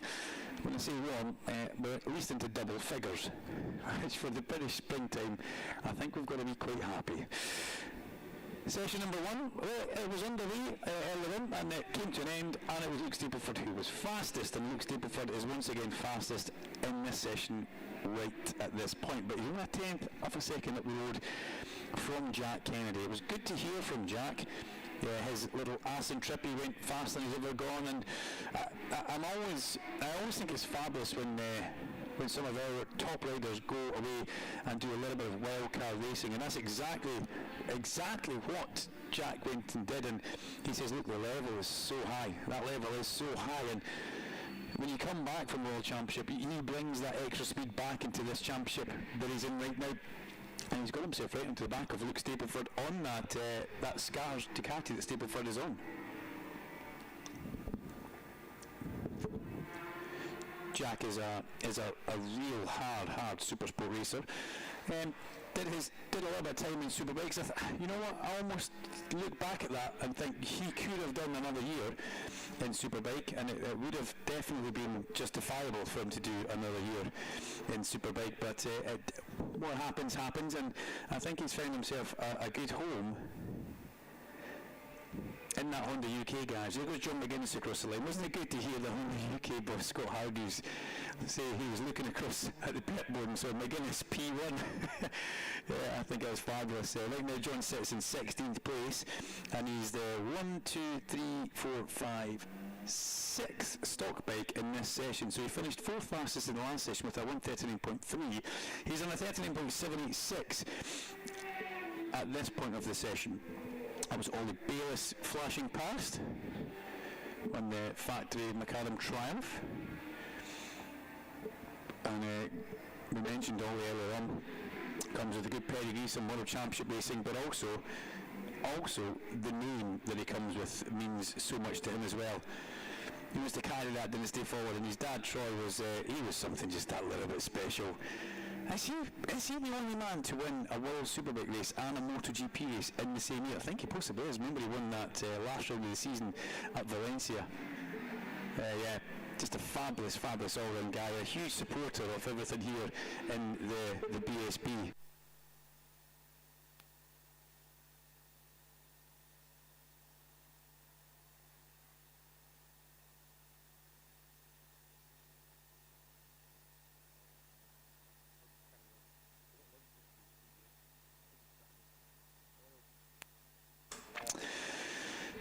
So with 21 minutes of this session to go, thank you to everybody who has been sending in messages. It's nice to hear you. It's nice to hear you're all still tuned in as well. It's Cam Dawson giving us a little wave from the pit lane. I think I was saying some nice things about Cam Dawson earlier on. I think that's Taylor Fox down there as well, who's chatting with Beck Sims. I wanted a quick chat with Bex and ask her about her marathon that she did. And she could have plugged her excuse me, chosen charity, but she ran away through the garage. She disappeared. She went elsewhere. So there wasn't much of a chance to get to her. But we'll do that later on. I'll try and corner her in the actual Triumph garage and not give her the chance to disappear from where she was running to. As we look back at pit lane, I think that's Ollie Bayliss who's making his way in. There it is. Ollie looks towards the pit box and peels across the number 68. Lovely colour scheme on that Triumph. The black, the luminous yellow, or highlighter pen yellow, one of my good friends Peter Mackay calls it. It's not far away from that colour. Oh, a little bit of a bump with one of the mechanics as he gets off there, but Ollie looks, he always looks so relaxed and so happy, and nothing's ever a stress, that's for sure. Nothing's ever a stress. It's always nice and relaxed and nice and calm as it. Luke Stapleford makes his way back down on the Ducati, and he's just about to head out onto track.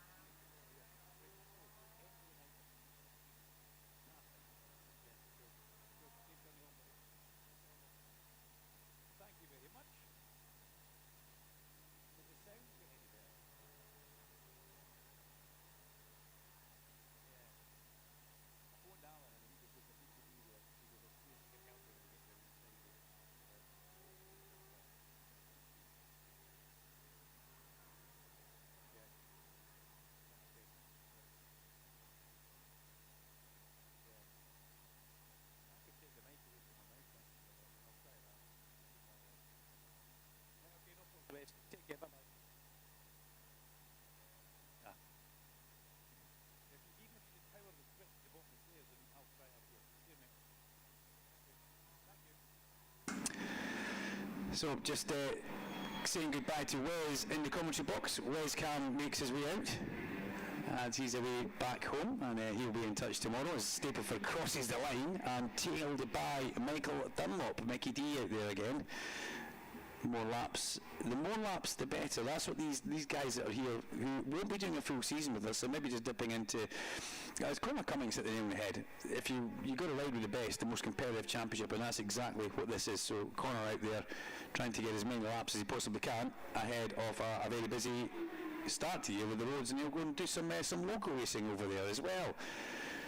But these racers in the Quarter Group Supersport and the Superstock, this is hard racing. As we see some of them start to make their way back out onto the track. And Max Simon's there. on bike number 95 on the Honda, looking cool, calm and collected. There's Ryan Campion on the D&K KLN Racing Honda. Now Ryan Campion came to, I mean, he's a very, very good, I'm going to say club racer, I can say that, but when you step into the British Championship paddock, it's like stepping into the Lion's Den, and Ryan, he kind of came onto our radar big time with some good performances through last year, but it was Cardwell Park, and he was looking seriously good, so let's hope Ryan can carry that momentum forward into 2026 in his BSB campaign. There goes Dean Harrison down pit lane. Dino on the number 55 Honda, and he'll go back onto track. And that's Tom Booth Amos on the pit wall now as well. So TBA is here having a bit of a quiet look around. You know, what's a motorcycle racer going to do when they're on a day off? They're going to come to another racetrack where there's lots of testing happening and things they can do. Declan Connell has a little look up towards the commentary point as he waits for his rapid Honda to roll out the garage. And he does that. Josh Bannister goes by, and so does number 51, which was Blaze Baker. Blaze steps into the Superstock Racing Championship this year, National Superstock, coming back from his year with the MP Racing Honda. So be interesting to see if Blaze gets on. Remember, he was so incredibly fast when he was doing the Ducati Tri-Options Cup. Blaze was so fast actually when he was the Tri-Options Cup, and it was be interesting to see if he can make that work in the Superstock Championship as well. Across the line goes Eduardo Colombi, Spiatella. And where does Eduardo Colombi get himself on this timing? She's 20th position for the young Italian. Spiatella, who was so incredible when we saw him coming over into this country in the first year of Sportbike. Took that fight to Richard Cooper, and that was a great, really good, memorable season for Eduardo Colombi. Unfortunately, it was just a tyre choice towards the end of the day. Maybe a little bit of local knowledge as well helped Richard Cooper, but it was still a fabulous year to watch those guys going hammer and tongue of it, and that really set Eduardo Colombi on a bit of a mission for people to remember the name, to realise who he is. He did a year with TES, but unfortunately that year didn't quite go to plan. And Eduardo Colombi just needing to get a little bit more track time, so he finds himself now on the same bike that he was on last year, but he finds himself in a different team. He finds himself with strange enough, he stays with an Irish team, but he goes from the TES team, he finds himself at home with MMB, Eugene McManus's Ducati team, which really is a fabulous team. You look at the bikes that they produce, the bikes that those guys put out on the track, always immaculate. And we also got the return of James McManus, and that was never a rushed thing. Remember, James had his incident. Remember Snetterton? It was bad for quite a lot of people, Snetterton. James McManus was one of those people who got the rough end of it. There was a pretty nasty break to the bottom of his leg, if memory serves me correct. And there was never an issue to rush James and get him back onto track too quickly. They wanted to take their time with that. They thought about putting him out on did they put him out in a BMW at one point? I can't remember if they did or if they didn't. But they wanted to make sure that he was happy. And he also became a dad in that time, so there was a lot going on for young James McManus. Never mind racing bikes. So. But the bikes that they do produce, they just look fabulous, and they're a very distinctive colour as well. And now Eugene has left that. Eugene, the bigger brother, has now gone into the Superbike class, and probably the right time for Eugene to do that in his racing career, to find himself a spot with the Master Mark Hawk Honda team. And it's something that has been on I would imagine, the hit list for quite some time, and to come through the junior super sport side of things, or junior super stock side of things, and super sport for quite some time, and now find yourself a Superbike rider, I think is great for young Eugene McManus and for the family as well, because there's a lot of racing history in the McManus family. Is into the pit lane rather quickly, actually, I'm going to say. Richard White I don't think it was a pit lane speed limiter, but that looks a little bit quick for Richard White going down there, I've got to say. As Cam Hall moves out his way because he's going that fast as they both join the end of the pit lane going through Old Hall. So just a ride through for Richard White, trying to possibly get himself a little bit of space on the track. It's funny when I look at the tracker map that we get from TSL, everybody seems to be in two main places. They're all either, or three main places. They're going through Druids just now, or the first sector, and there's a couple of bikes going through Island Bend, and there's all this free space that nobody really wants to use. The General Lee Johnston goes out, just tweaks that left shoulder back to make sure it fits inside the leathers perfectly, and away he goes onto the circuit. And there goes Mike Brown down the pit lane as well on bike on the Russell Racing number 17 R6.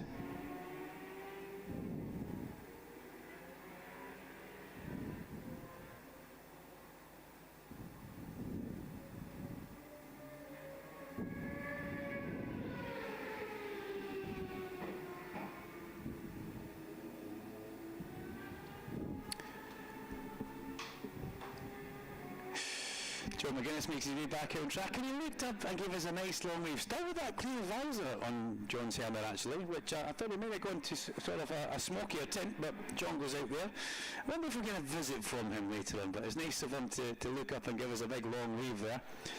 Finds himself just slipping down a little bit, but not much. Still fast, still 1:39.7, only 1.8 away from Luke Stapleford's fastest lap. And Barry Burrell fastest of the stock runners just now from Ben Luxton, Harrison Crosby, Declan Connell, Blaze Baker, Max Simons, and then John McGuinness himself. So he's still very much in there with what he calls the young team, which I do like. Freddie Barnes crosses the line. Jordan Major Bird also, I think they're popping into pit lane. Oliver Barr, James Alderson, they decide that they need to have a bit of a stop. Here comes OB directly underneath me. I'm going to have to fire up the air conditioning in the commentary point in a minute. Not for the heat, but more so because when they start the bikes up in the garage underneath, the fumes come upstairs through the floor. And I don't think it's really good for you. Here comes Mr. Stapleford. That Ducati's lovely. Stealth black Ducati. He's gone back to an old set of profile logistic leathers from quite a throwback in leathers there for Luke Stapleford, I believe. But still proudly carrying the St George's Cross on the top of his helmet, the English national flag. Very similar to what we see John McPhee carrying, and if you were watching the Le Mans 24 Hour, you've seen the Honda France team of John McPhee, the FCC technical clutch team, which has been around for quite some time. FCC clutches are a long-time sponsor of the endurance side of things, and John McPhee out there with one of his teammates that we need to really keep an eye on, Quentin Perolari, who rides in World Supersport. Now, he came to my attention last year at the World Superbike round at Donington Park, which will be returning in July. Make sure you get your tickets and watch that. Perolari really is, he's becoming the real deal. Didn't know too much about him, but seem to know an awful lot more now that he is John McPhee's teammate in that team. But they're a good 12th place, but I do like how riders are patriotic towards their country, but not just their country. We also see it for their county with some riders, such as young Harrison McKay carries the Lincolnshire flag in his actual racing logo, but also on his actual helmet as well. And Rhys Stevenson was the other one actually, who was very much happy to have that Lincolnshire flag proudly flying.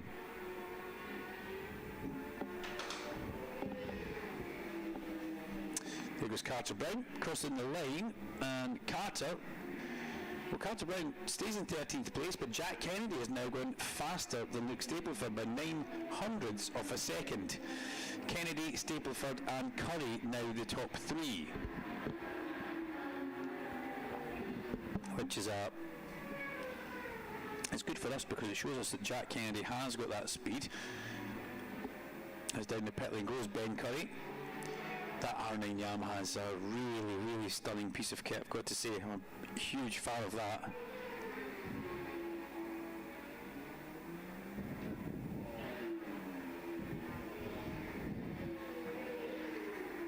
mean, when Yamaha put a bike together, they just seem to, the styling and the look and the appeal of it is just, it's just everything. And when I was in that garage, you're looking at Bradley Ray's Superbike, and then you look across at the R9 Super Sport bike, and it looks so similar, and it looks so nice. And they have still got some of the testing colour schemes on, which is black with just the McCam sponsorship. Great to see McCam's finding their kind of, I'm going to call it a spiritual home back in the Raceways team. I think we'll agree with that. I was lucky enough to spend some time with Steve Rogers and the guys from Raceways at Assen. We were all staying in the same hotel, so once they finished dinner, we all kind of convened around the table. It was really, really nice. And I think there's probably one at the end that maybe the deal was starting to be done. Who knows? We'll have to look back at that one. But yeah, the R9 is a lovely bike. As once again, Carter Brown in the long run here goes past Declan Connell, goes P3 overall, and becomes the fastest stock runner on track, up 8 places for young Deco. If Mum Leona is listening back home, hello Leona, and that will make her. That'll give a bit of a smile on that lovely face. Seeing that Declan goes up into 3rd place, and Luke Stapleford replays the favourite to Jack Kennedy and now goes fastest as Alistair Seeley stops underneath us. You can maybe hear the rumbling in the background. Here comes TJ Thomas, he's directly underneath. That's a ride through for TJ. Now that's TJ just trying to get some space. Now what you don't really want to do is try and find space on track. You don't want to be caught dawdling on track, because race direction will have a word in your ear. So if you need to find some space, you just ride in through the pit lane speed all the way down, and you will naturally find a gap as you come back out. And that's exactly what TG just did.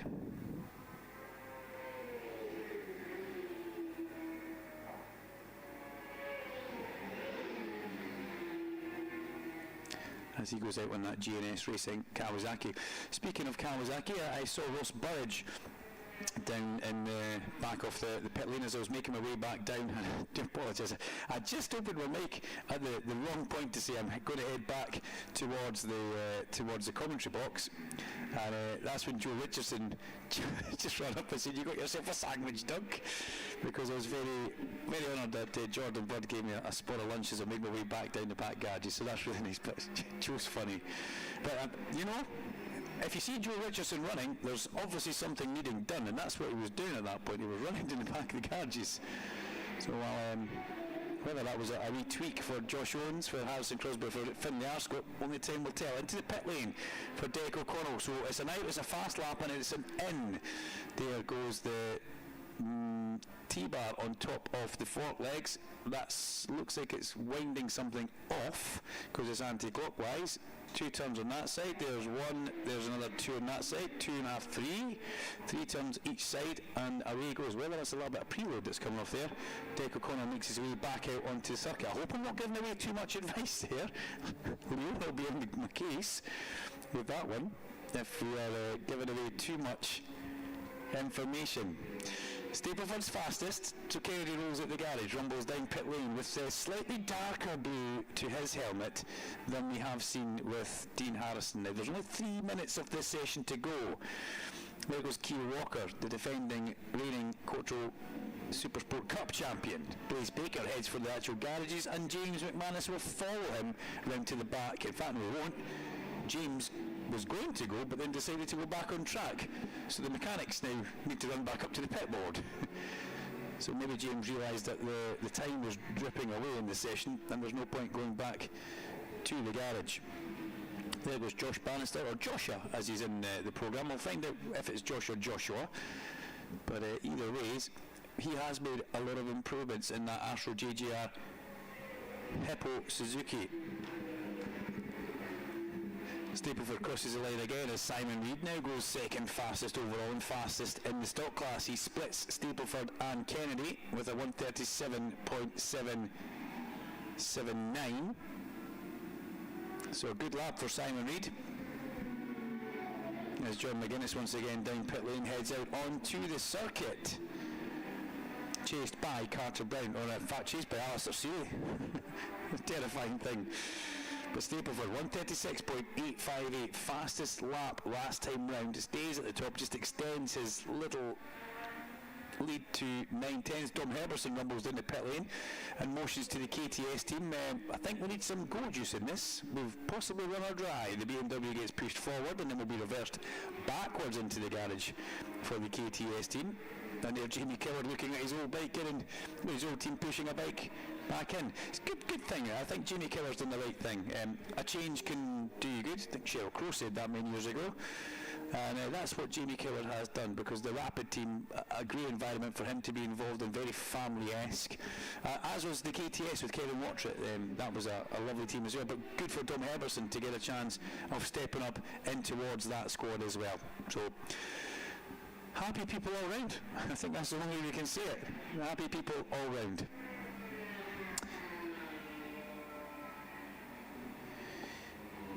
Lee Healy crossing the line there on the Lee Healy Racing by Staxon Limited. I've got to say, that's one of the brightest colour schemes you'll see. It makes Cam Hall look kind of relaxed, and that's not easy.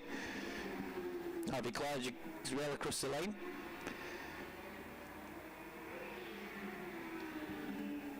And Harvey Clarge chased by Eduardo Colombi. Quite a gap back to Eduardo Colombi though. Eduardo not too close. But then he's got Simon Reed and Luke Stapleford and Harry Truelove. Now, Harry Truelove's moustache is something just a little bit different.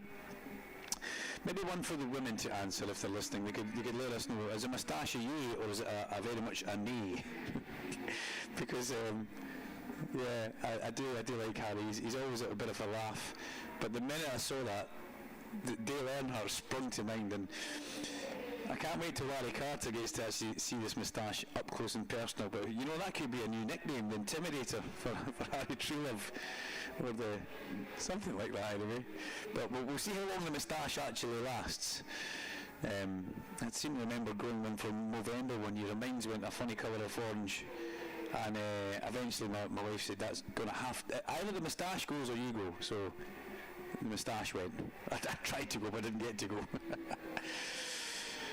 3-2-1, the checker flag now flies here at Oulton Park. As Cam Hall comes in early and parks the bike in the pit box underneath us for GNS.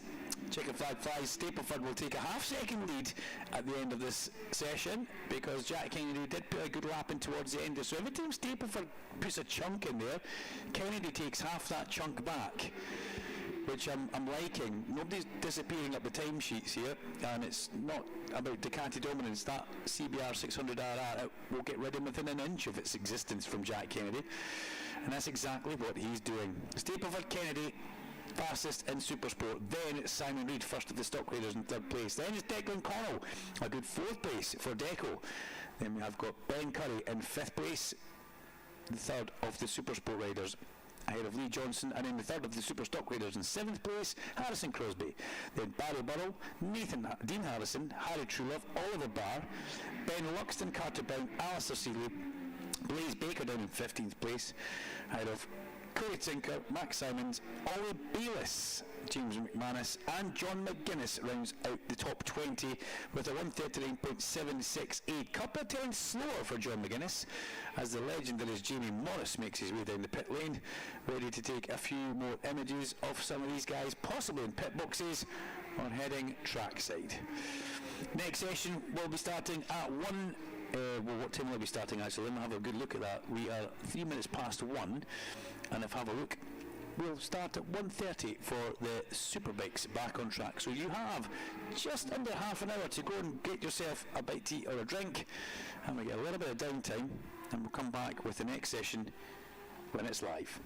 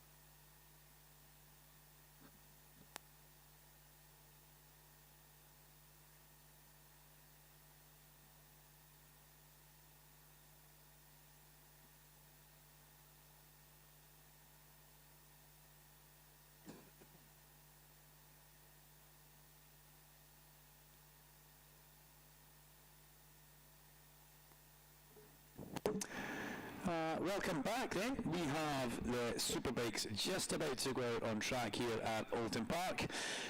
Ryan Vickers, the first bike to leave the pit lane on his Honda UK Fireblade. I am Duncan Vincent, and it's good to have you guys back with me. A lovely, enjoyable, I'm going to say 25 minutes in the commentary box, 20 minutes on the phone to Angela back home, and then 5 minutes of silence. It was lovely. Spot of lunch as well. The Scott Redding rumbles past on the Hilliard PBM 2026 Ducati. And I think that team are delighted with how their bike is going, as the Nitrous competition team are also. Great to catch up with Tommy Hill. No riders present at that time, but Tommy's always good for a chat, and he tells you the truth. He had his head in his hands when I first spoke to him, and you can understand he's the man that not only does he do the vinyls and the graphics, he does various other things. He's very much an integral part of the team and in Kerry right side of the garage. But it was, I did see when you're standing looking at the pieces of bodywork that the Ducatis have, there's not so many big areas, they're all small areas, and they're all looking an absolute nightmare to try and stick her up. But Tony Hill has had the job of that, so he was saying he was late into the hours of the night trying to make sure everything was ready and looking good. And it's nice that Nitrous have rolled out bikes fully liveried up. They haven't gone for the usual testing livery that we do sometimes see teams pitching for.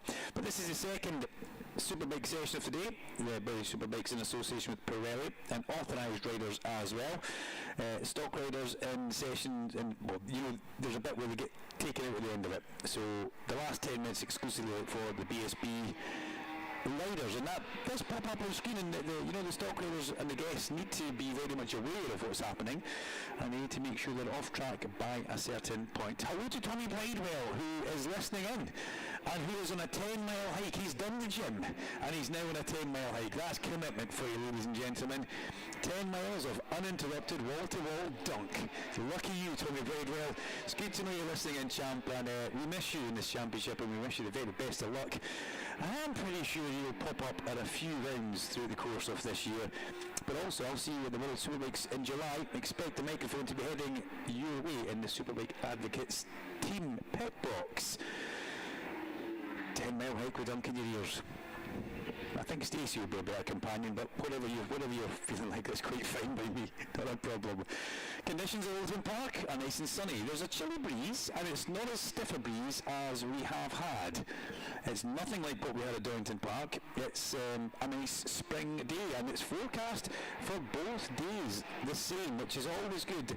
At Donington there was a slight anomaly with the weather. We didn't know if it was going to be nice for both days. We were expecting showers for quite some time, but it never really came to too much. We started with it one day, but we kind of had a lot of wind, and then the second day was better. But at Oulton Park, it is rumoured that we will be having a lot nicer weather, and it'll be settled for both the days, which is good for the Superbike riders and the support class series, because what that lets them do, it lets them not have to worry about the track changing for wet. If anything, the track will evolve through the process of more rubber getting put down, it will get grippier, it will get faster.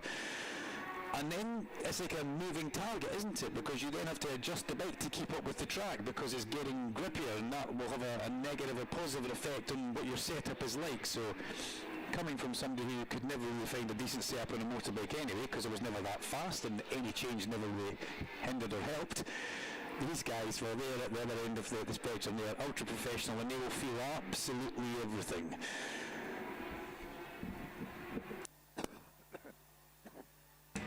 So we spoke with Rory Skinner down in the pit lane earlier on, and he was waxing lyrical about the virtues of having a teammate, and that's something that Rory has missed for quite some time. Also a teammate who has a lot of history on the Yamahas, another good thing. There goes the Pocket Rocket onto track. Eagle-eyed viewers, if you're trackside, you may see a picture on social media, you'll notice the differences between some of these Ducatis, and a lot of its exhaust systems. Steve Wolfmore and the Motor Repair team always seem to go a slightly different way from others. They've got the two exhausts up under the back of the seat unit. I think they're using Termicone exhaust systems. I'll confirm that the next time we go to the pit lane, but I'll have a good look at the Nitrous competition bikes. I think they're running the much shorter style silencers. Certainly Michael Dunlop was earlier on when he left the pit lane, so there's always kind of different factors that you can have. You get the bike, but then your exhaust is obviously, I think the Motor Lapeer team have been a long time user of that manufacturer, so they're not going to want to come away from that. And it does look very nice on Leon's bike. It's all carbon fibre covered up the side and hidden away behind a wall of coolness for an exhaust which will be very hot. There's Redding going past. Now Nigel Snook was saying that Max had a very quiet session. I thought he had a very good session actually, if I'm at all honest. He finished 4th fastest. He didn't do many laps in the motor. That was 11 or 12 laps in total, considering Brooks he was up to 21 laps. Danny Kent slides off at his rider is okay. Bike number 52. That's a bit of a shame for Danny on the Cheshire Mouldings Yamaha. He won't be wanting to do too much more of that, but 52 right off at his is now. We'll just hold on a minute, because I like the way I put STK or BSB at the back of that, because I've got 2 52s on track. And one could be either Cam Dixon or Danny Kent. So we'll just hold fire on that one for a second, and we'll wait to see if the Deputy Race Director Clooney updates that with actual. Well, there's Cam Dixon going past me, so that's a process of elimination has now been completed by Duncan in the commentary box, and we can tick that it is Danny Kent, because Cam Dixon flashes past in towards turn number 1. That's a shame for Danny, but rider is okay. Hizzy's very slow, big braking on the way down towards it. If you go down at the first part, you know, we saw so many things happening there last year, where people were maybe running a little bit hot and have to try and check it up mid-corner. But let's hope that they can, if the bike's not too bad, he might get to pick that up and ride that back. Yeah, 52 is now continued. It pops up on the screen, so look at that. With every bad outcome, there's a slightly good thing for Danny. We can see the Cheshire Moulding team will make their way across towards the pit box and expect the Yamaha back in. Somebody coming into the pit lane at the far end already. I think that is the Osho on the Honda. Jason Park Sarah, as Lewis Rolo looks good in that BMW. I've got to say, it's good to see Lewis Rolo back looking aggressive and not the tentative Lewis Rolo that we saw coming back last year. He came back to knock out for that round, and he was really far too early in the process. He didn't look relaxed on the bike, he didn't look happy on the bike, but on the BMW here, he looks very good. As we watch him going through 16th place for number 88, Lewis Rolo at this point. Here comes Danny Kane back in the pit lane. What side has the bike been down on? It's been down on, I think it's been down on the right hand side, so that'll be the second part of the Hizzy chicane. I meant the left. Right hand side as I was looking at, but the left hand side, so that's the second part. I don't know what I meant in my head, but sometimes that doesn't come out quite kosher on the actual video. Sorry. Storm Stacey pops to the top of the times on the Batham's Ducati. A 135.397 for Storm. This morning, Storm was out there at 136.6, so he's taken a huge amount of time out from what he did earlier on. And that would have put him round about 9th fastest this morning. So whatever work they've done in the little break, then obviously that little lunch break that we did squeeze in there from race direction has helped as well, because it means the teams have had a little extra space of time to get the bikes fettled as Richard Kerr comes back in on the SM Honda. Remember, we saw Richard unfortunately take a tumble. That's Connor Cummings, the 2-metre man. Good to speak with Connor earlier on. I don't need to look up to many people, but I do with Connor. There's a bit of a creak in the neck, and you look up towards him, and he's looking down, thinking, all right, wee man, smiling at me.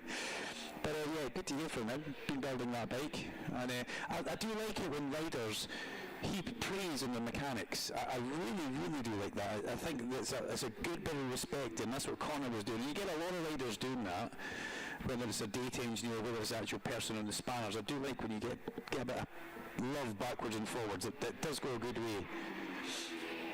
And it also puts out into the public domain and public knowledge mechanics' names. I mean, I know quite a few of them, but I'm always still learning names, because new mechanics come in and mechanics come and go. So it's always good when Connor was waxing lyrical about his team. Who's that rumbling down pit lane? Is that Michael Dunlop? It certainly is, and he looks good in that Ducati. that the big girl, as he said, the little V2 was getting lonely in the garage, so we had to add a big girl to it. So he'll be enjoying that. A lot of good people working on that bike for him as well, as it's pushed backwards in towards the Scars Racing Garage, which he's sharing with his V2 and with Luke Stapleford in that area as well. So a lot of bikes now making their way down pit lane, including Rhys Irwin being one of them who goes into the Master Mark Cock garage.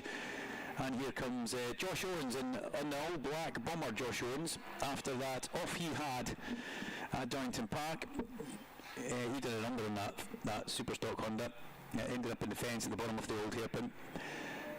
Thankfully Josh was A-OK, but he was going on about Reggie's little dog. I think he broke his back leg, so Josh is a little bit light in the water department right now. But all of us who are dog owners and dog lovers, which I know a lot of you are, I am. I've got my little Otto back home.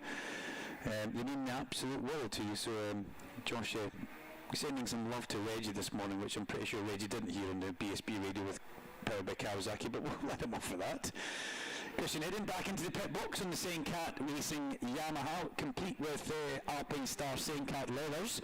We saw them very briefly make an appearance at Donington when Mel Mitham was walking through the paddock with them more than anything. And here comes Glenn down the pit lane, red and green leathers, white RI black visor, nitrous competition, short stubby exhaust on that bike. So there's one of the key differences when you look at Leon's bike. He's got this big exhaust up, one out the back on one side and one up the other side, and the kind of thing go underneath the seat unit, and I believe that is I think I'm saying it correctly, Termagoni. My friend Harry in Scotland used to call him Terry Magonies, and I always thought that was quite funny, but there we go. Lee Jackson back into the pit lane as well after a good run for Lee Bob on number 14 Honda. Stacey Ray Brooks, your top three just now. Storm Stacey, Bradley Ray and Josh Brooks. It was always funny when Tommy Bridewell was in this paddock and Storm Stacey and Tommy Bridewell were beside each other in the Stacey on the screen, and used to sometimes get Stacey Bridewell. It made me laugh anyway. You know, with Joe Talbot in a fine fourth place ahead of Scott Redding and Ryan Vickers. Those guys are all in the pit lane apart from Redding Power. He's on track. Max Cook on the number 30 AGN Steelstock FS3 Bemota is on track in 7th place. And then we've got Skinner, Andrew Irwin, Jackson, O'Halloran, Kerr, Rhys Irwin, all in the pit boxes, including Danny Kent. So, and this is something that we see even at the race meetings. There's a flourish of activity there. Everybody gets on track and they want to get some laps and then bang, straight back in the pit box, and the track almost goes silent. Thankfully, we've got some invited guests here for the Superstock class, and they can stay on track and they can rumble around and get some valuable track time as well, where there's no Superbikes maybe trying to go round them or in amongst them. They get some track time as Connor makes the best of that going in towards turn 1. Connor Cummins making sure that he can stretch the legs on that big BMW and stretch his own legs. That was Glenn passing in the background. Sam West comes back into the pit lane and parks himself up. He's one of our guests on the Prosperity Racing BMW. And there goes Bushy Hedger back here onto track. Saying it's had the best winter ever, not for riding bikes, but just for general health and fitness. And that goes a long way as well, because if you're fit and healthy and you're able to train, it's great for the head. Keeps you active, keeps you mobile. As far as mental health goes, training and doing some physical activity is absolutely key. And Luke says that he's in a great place. Unfortunately, he stepped off the thing and did a proper number on it that we saw at the Fogger TS's at Donington. And poor Dean Hipwell looked a little bit sad when he was telling me the damage. Both wheels are thrown, and then his bottom lip started to go, so I thought I'll take the microphone back before he could get any more in there. But the Bike Club CDH team have done a great job on getting that bike back together. And Hedger said in that interview earlier that, look, I'm just going to go here and treat this as a testing training day, not try and do anything silly, and make sure that, well, he said I want to make sure the bike was running straight, which it certainly was after the rebuild. Redding Power was fastest on that last lap through with a 1:35.303, 700ths of a second ahead of Storm Stacey. And it's really encouraging for Storm and the Boothams team down there, because that's a different bike that Storm's on now. Remember I said he's got two. The other bike he was out on this morning had a T1 next to his name in brackets, so that would be his test bike.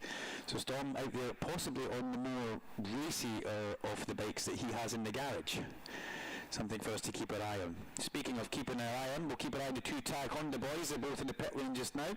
Fraser Rogers and Charlie Spud Nesbitt. Have a bit of a look at some of the bikes coming down the pit lane and going onto track. You keep your eyes on number 91, Jack Bednarek. Jack, he who stepped off the Iron competition at Aprilia right towards the end of the test day at Goddard's, when Duncan had already lost his voice due to that man cold that I had, which was touch and go, by the way, ladies and gentlemen, just to let you know. It really was that bad. And poor Jack went down quite a fairly chunky high side at the last corner at Goddard's, but Bednarek is as tough as they come. Got up and walked away from that one. And got to say, Ian Newton, he knows the guys to sign and put in his bikes, and I think that's a great manoeuvre for him to sign Jack Bednarek for 2026. So he's got a sport bike and he's got a super stock bike, which he reminded me of several times, because I got a little bit excited until they had two super stock bikes because they looked so similar and they didn't have any numbers or graphics on them. It was the first day of school. I was allowed. There was Joe Talbot, front row Joe back out into the track as well now. So he really is doing himself a whole world of good. 5th fastest so far. Earlier on today, 10th fastest. You know, if you're a team manager, or even if you're Tommy Bible on a 10k hike right now, you're thinking, you know, Joe Talbot is doing a cracking job. He was meant to be in Superbikes last year. That all kind of fell apart. Now, that could play with your emotions at the best of times, and it probably did. So he had to kind of regroup. He went and did a year in Supersport, and if anything, I wonder if that year in Supersport has actually helped him even more prepare for getting here, where he is now. Because he came from super stock, he was going to go into Superbike.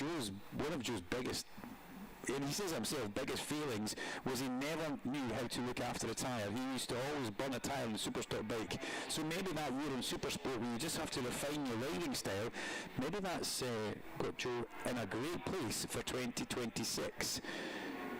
Darren Fry and Nigel Snook will definitely be hoping that that is the case. But anyway, he sits right now in 5th place, and the young man is doing himself a whole world of good with 42 minutes of this session to go. Wait till we see the paint job that these promoters are going to come out with. Darren Fry, foolish to send me a picture. I wouldn't share that, would I, Darren? Maybe not.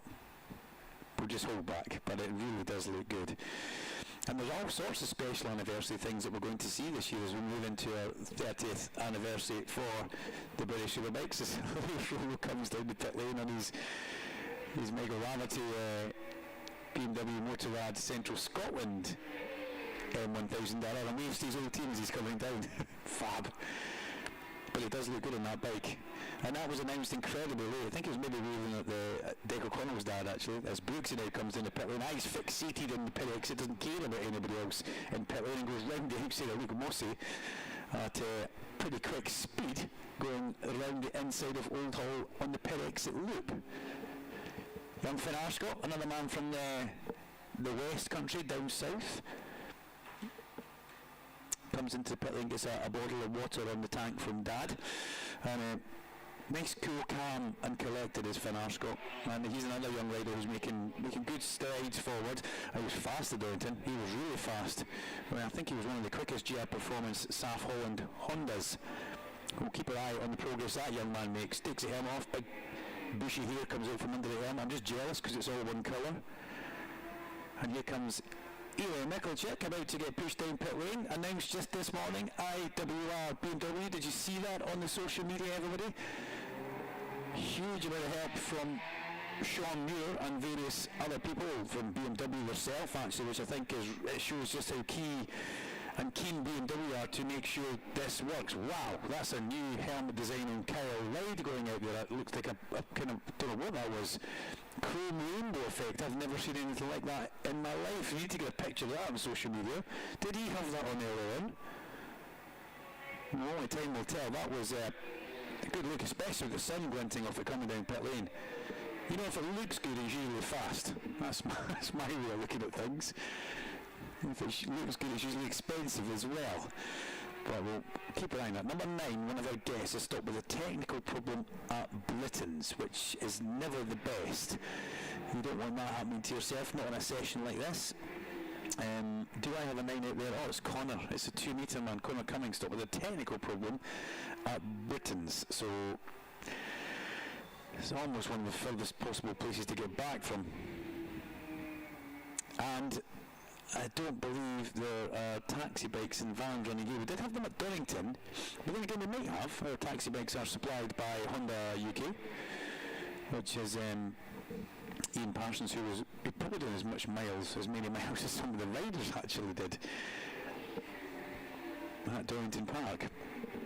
He was Craner Curves, he was McLean's, he was Old Hairpin, he was back to the Melbourne Loop, he was up to McLean's again. They parked up at the Craner Curves for quite some time in one session, decided to try and double dip them back to the pit lane. It was, and I think a lot of that was in the cold and a bit of the wind. But it's not what riders want. Is one of those riders who was caught out was Rory Skinner, who comes down the pit lane and heads out into track. That sounds nice in the pit lane limiter. And he's got Kyle Ryde, Eli Mikkelchik and Eugene McManus tearing in towards turn 1. So Skinner needs to have his wits about him and see what's coming up behind him, because there's a pretty fast freight train there. But you know, Rory's never had the greatest of luck at Oulton Park, and he said that himself in an interview. Series director Stuart Higgs said that, you know, at Downton when we sat down in the commentary point for quite some time. Yeah, Rory's never had a great amount of luck here, but we hope that changes, and he hopes that changes as well. He's got good people in that garage. He's kept Stuart Shenton, his crew chief, for 2026. And I think that was one of the key things he wanted to do. He wanted to make sure that Papa Stu, as he calls him, was staying on board. That was the Osho flashing past. And as Jason O'Halloran goes through, so does Ash Barnes. But Rory's got another new bike to try and get used to, another year of making that manufacturer switch. When you think about the last 5 years, he's never been on the same bike for any longer than one season, and that goes all the way to FS3, to Moto2, to BMW, to Ducati, and now on to Yamaha. So he's doing a lot of learning. As Peter Hickman comes out the garage in the 810 Racing BMW, you mentioned that he made good steps at Donington. Still got to find a little bit more here today. He's actually off the bottom of the first timing page, and here comes Michael Dunlop again. We'll pause for effect for the Ducati. Michael not on the pit lane limiter this time, but Peter Hickman is as he heads down. And, you know, we wish David Todd the best as well. Get well soon, David Todd. I know that you've already started your rehab, and you're making your way back to some sort of fitness. We can't wait to see you. And I'm pretty sure that the focus for David won't be on round number 1. That will be the things that happen later in the month of May. I would imagine that's where he will have his eyes firmly set. So hope everything goes well for DT. Great shame for what happened to him over in Daytona, as Ash Beach goes out on the Jones Dolan BMW, changing manufacturer, coming away from the Aprilia, and Ash Beach has gelled with that Aprilia straight away. It's almost like it was a match made. As once again the Osho crosses the line. Max Cook goes P2 and the Osho stays P12. Ilya comes up 15 places, Ilya Mikkelchik, as he follows Kyle Ryde round.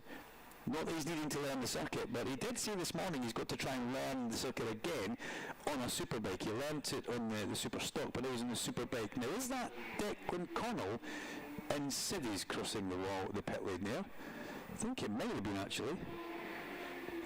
That's because he's in the previous session, so we need to get that one right. So that's quite fine. You can wear civvies and cross the pit lane. There's no problem there. He'll be watching Ash Barnes, who's on track, and keeping an eye on him. There goes Dan Brooks into track. Roger from Master Max sent me a nice Instagram message earlier on. Roger, he says he needs to get it together. This is another test that was away and missing when the guys are on track. So don't worry, Roger, we'll keep you up to date with how... Now, Dan Brooks has a nickname, and I can't mention it because I don't think it's PC. I don't think I'm meant to mention that, so Dan's one we won't mention. But Reese and Eugene as well, having a pretty good... 2 rookies in that team.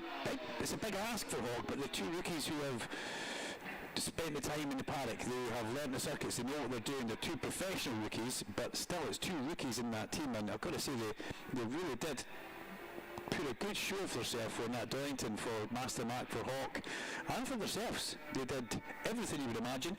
And, you know, even Steve Hicking got that little bit giddy at one point when he was willing using McManus on to get a good lap time, and then kind of forgot, hang on, we're just testing, we need to get used to the bike, and usually unfortunately slipped off going in towards Fogarty S's on the left-hand side. A little bit too much trail brake over that first curb, and down you went. Steve almost had to give himself a telling off for getting wound up and caught up in the whole situation. Here comes Ryan Vickers, the returning Ryan Vickers. Speaking with Scott Hargreaves earlier on, he was quite chilled in that pit lane. He's got a busy garage up there. The two Super Sport Hondas of Jack Kennedy and Dean Harrison. And then the other side of the garage, you've got the two Superbikes of Jason O'Halloran and Ryan Vickers, and sandwiched in the middle, they've got John McGuinness. So it's a busy old garage. Two garages, two garage doors up with 5 bikes, and all the Honda personnel behind them. Honda never show up half done. Everything's always as if it was a race meeting. The garage all looks fabulous. As Eli Michalczyk now goes up into 10th place as he crosses the line, and out lap for Ryan Vickers. Personal best lap last time round for Joe Talbot and Josh Brooks. Joe Talbot goes into 4th place. Redding, Cook, Stacey, Talbot, then Ray and Ride 5th and 6th as Joe again crosses the line. Josh Brooks with a really fast last sector, fastest of anybody for the bad boy Brooksy as Glenn comes down. Cool little wheelie through the pit lane like that, just at the pit exit. Again, the short exhaust on the Nitrous Competition Ducati, the short exhaust for Scott Redding, but the much longer exhaust on the Motor Repeater bike. There's Danny Kent making his way back out. Danny with the number 52 and the kind of Danny Kent font on the side of the bike after he slipped off earlier on at his. And here comes Scott Swan. Swanee was in touch with us at the last test, remember? That's a Honda he's on as he goes onto the circuit. And it was a shame Swanee was texting saying, no, don't forget about me, give me a mention. We're trying really hard to put some sort of program together. And that's the thing that we don't see when we're at the front end of social media. You don't know what's going on in the background with these guys trying to do deals. I mean, for next year, some leaders will start looking at that maybe around about June, July, maybe starting after that to make sure that they've got a seat for the following year. Just about every rider, I think, in this paddock is on like a one-year deal. Don't know if there's many long-term deals. That may be different for the likes of Max Cook, Joe Talbot, and it may also be different for the likes of Rory Skinner, who just went past, even Scott Redding. But, you know, they're always looking, there's things going on in the background that we don't always see. So, the front glossy side of social media doesn't show exactly the hard work that goes on behind it. Scott Swan has clearly gone and done because they weren't at the first test. They didn't have a race programme. Now they're here at Oulton Park testing, and Swanee, back in the super stock nature of things, will be fast, that's for sure. Don't expect anything else from him. Remember, his year in super stock was fabulous, racing so hard at the sharp end. Could be a championship favourite. Could be a championship favourite. We'll keep our eyes firmly on that. So if you're just tuning in, it's Duncan Vincent with BSB Radio, powered by Kawasaki at Oulton Park for the official RMG test. It's the second test, but this is the first day at Oulton Park. Our first test was at Donington. We come to Oulton, getting ready to gear up for the start of the season. We have 2 days, Tuesday and Wednesday, the 21st and 22nd of April, and the next time we will come here will be for the actual race day itself, and looking forward to that massively over the bank holiday weekend, the Saturday, Sunday and the Monday here at Oulton. It's always a fan favourite. The campsite, as I look at the side of the commentary box window just now, huge expanse of grass which is completely empty. Then you come there on Thursday and it's absolutely full, rammed to the rafters. As into the pit lane comes Jamie Kirrard. Jamie steps off the bike.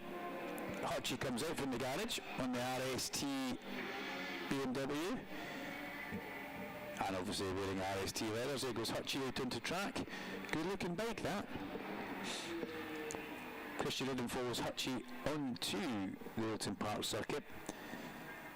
But this test is just a little bit more serious. The first test was serious at Donington, but it's, as I've said a couple of times, it's like the first day back at school after the summer holidays. Everybody meeting each other in the paddock and a bit of riding round the circuit. Kyle was on a road bike or a stock bike, and then we come to this one where it's a midweek test. It doesn't take in the weekend. A lot of you are not here with us actually watching trackside. The people who are trackside, well, they've got the cameras out. They're having a good old look on.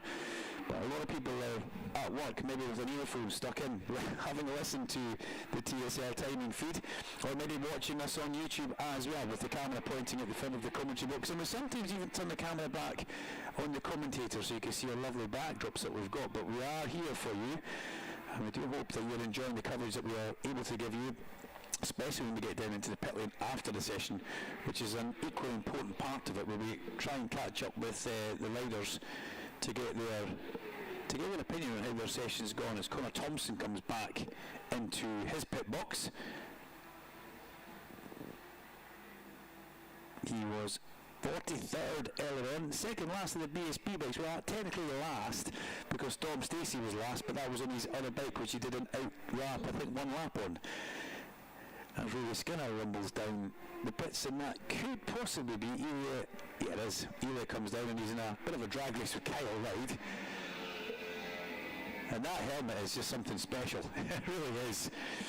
I'll be going down there to nitrous competitions after this session, and I do hope Kyle's still about so we can try and get a picture of that helmet. Now, or if anybody's listening who has a picture, put it online or send me it, because I'd love to see that. It looks absolutely fabulous, glinting away in the sunshine.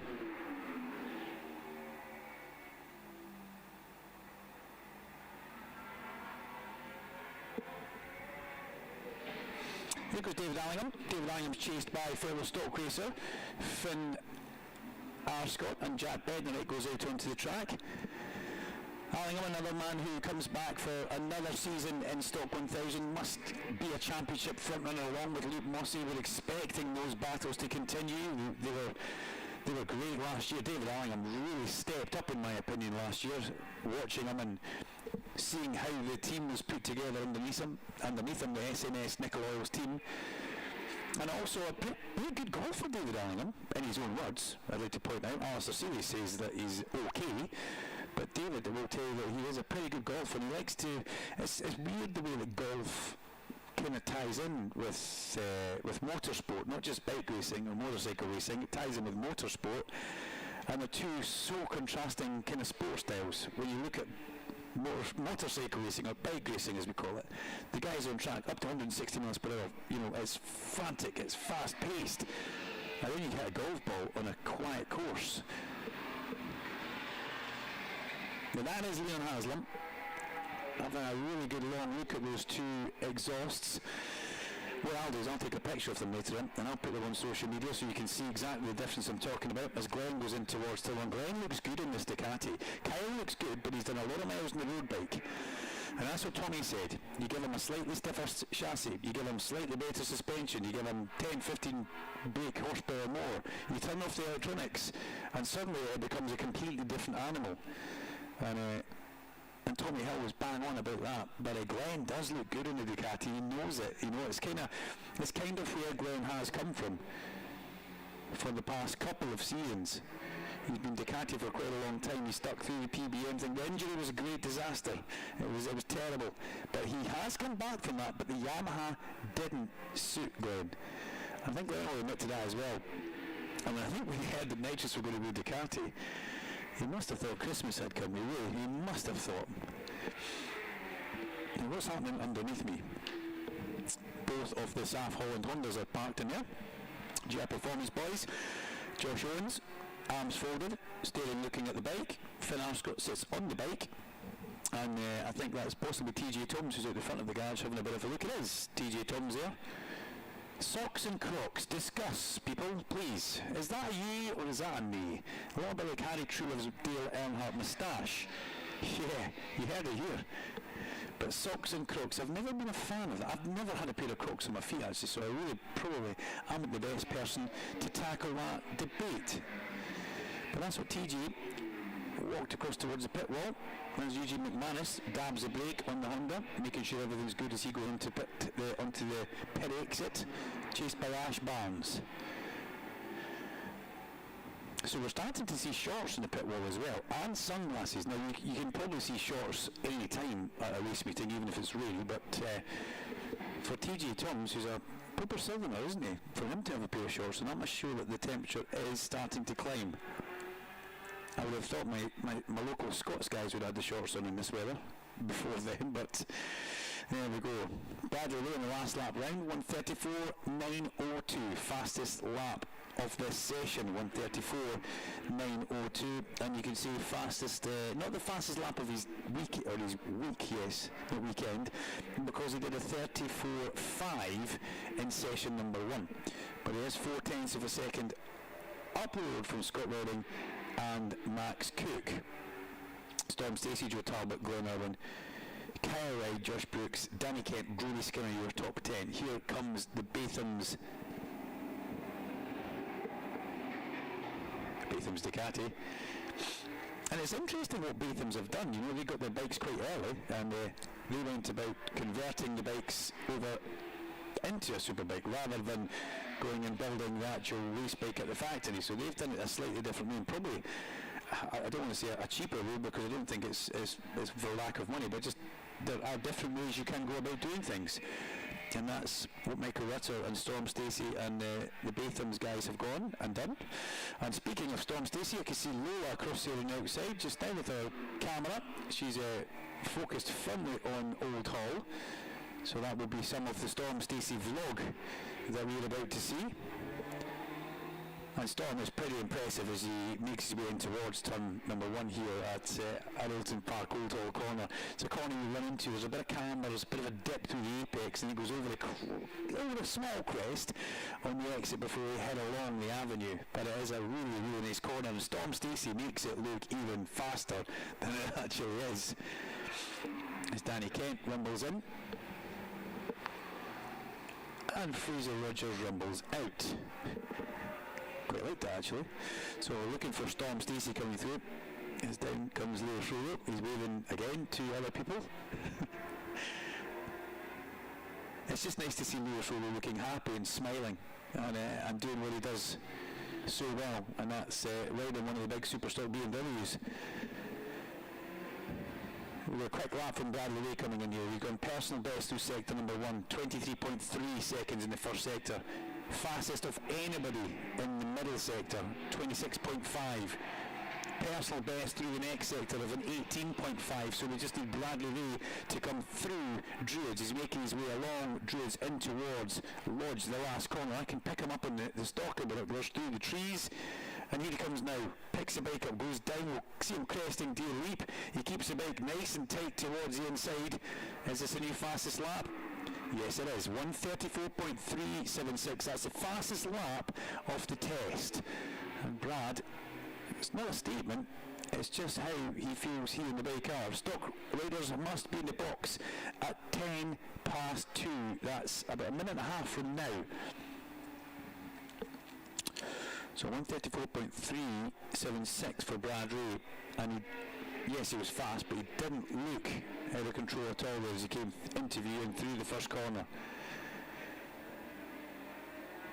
Lola Stacey has now turned the other way with her camera, and she's now focusing on what will be Deer Leap to get Storm coming into that view, and that's you then can piece those two bits together and you get an in and out of the first corner. So I think that's what will be happening for the vlog. And if you don't follow Storm on YouTube, he's worth a follow. He's good fun, especially for the amount of miles that I have to do, or air miles or anything like that. It's always good to have something in your pocket that you can put on that will make you either laugh or rub your forehead. One of the two. There he goes. Max Cook now goes into P2 ahead of Scott Redding, and Storm Stacey a fine 4th place. This is lovely. This is good to see. That hard work that the Bothams team, I mean, they went through the mill at Donington. Let's not face it, they had all sorts of problems. They even put Michael Rutter out on one of the bikes to try and see if they get extra mileage, and it stopped on the outlap on the run down towards the Old Hairpin at Shields, a new place, a place I never knew existed at Donington, as did quite a few people. But thankfully, the series director, who was in the commentary box at the time, said it's just behind us. I was lost at that point. I thought somebody was having a laugh, but yeah, so they went through the mill at Donington, all sorts of electrical problems. They had sensors that were reading parameters that weren't possible, and effectively we stopped the bike, it was shut it down. They ended up getting Steve Wolf-Moore into the garage at one point. They had somebody else from Ducati actually in there to help. And when I asked Tom, what have you done since the test, when we got him in the pit lane earlier on this morning, he says, well, it's just really been working with Motec. You know, the throttle bodies had to go away to Australia to get zeroed. That's a new one. But there you go, the team have left no stone unturned, and they're trying to get to the bottom of it. And that's what we're seeing right now, because there's a bit of goodness coming out of this. We're seeing Storm Stacey at the sharp end on that Ducati, which is, yeah, it's another Ducati, but it's been built slightly differently from the ones we see out there. It's still a proper weapon, though, we'll put it that way. Ray Cook leading your top 3. Just passing me, Storm Stacey, in 4th place. And they're all on track. Max Cook half a second away from the fastest time as Rory Skinner's got himself tucked up behind Charlie Spud Nesbitt going through. Oh, it was actually Mary Truelove, sorry. Still, every time I see Matt Truelove, I think of Harry Truelove's moustache. Yeah, I hope that doesn't stay in me too long. So the stock riders are now all in the pit box, apart from Matt Truelove, who just went past. Josh Owens comes down pit lane, he obeys orders. Matt Truelove will need to come in this time. Jack Bednar is coming down pit lane, but he will not go onto the track, one would hope. Nope, he goes back into the garage as well. Good boy, Jack. So now we have just the guests and the Superbike riders on track. So I think the guests will pop in the last 10 minutes alone will be for the Superbike riders, and that's when the track will be all theirs. Not that I think the stock boys are holding them up too much in certain places, but Glenn Irwin's done Glenn Irwin, he sometimes does this. We see him doing a fastest of anybody through sector number 1, a pretty decent middle 2 sectors after that, then pits. That could have been something else for Glenn, but not to be. And Kyle Wright behind him as well did kind of the same. He went personal best, pit box. And it was Storm through. Storm Stacey goes ahead of Scott Redding. Storm Stacey 135.234 on the Batham's Ducati. Skinner crosses the line, an improvement for Rory. I was seeing some quick laps going now as Michael Dunlop heads out onto the circuit on the lovely Ducati. So Bradley is back in the pit box.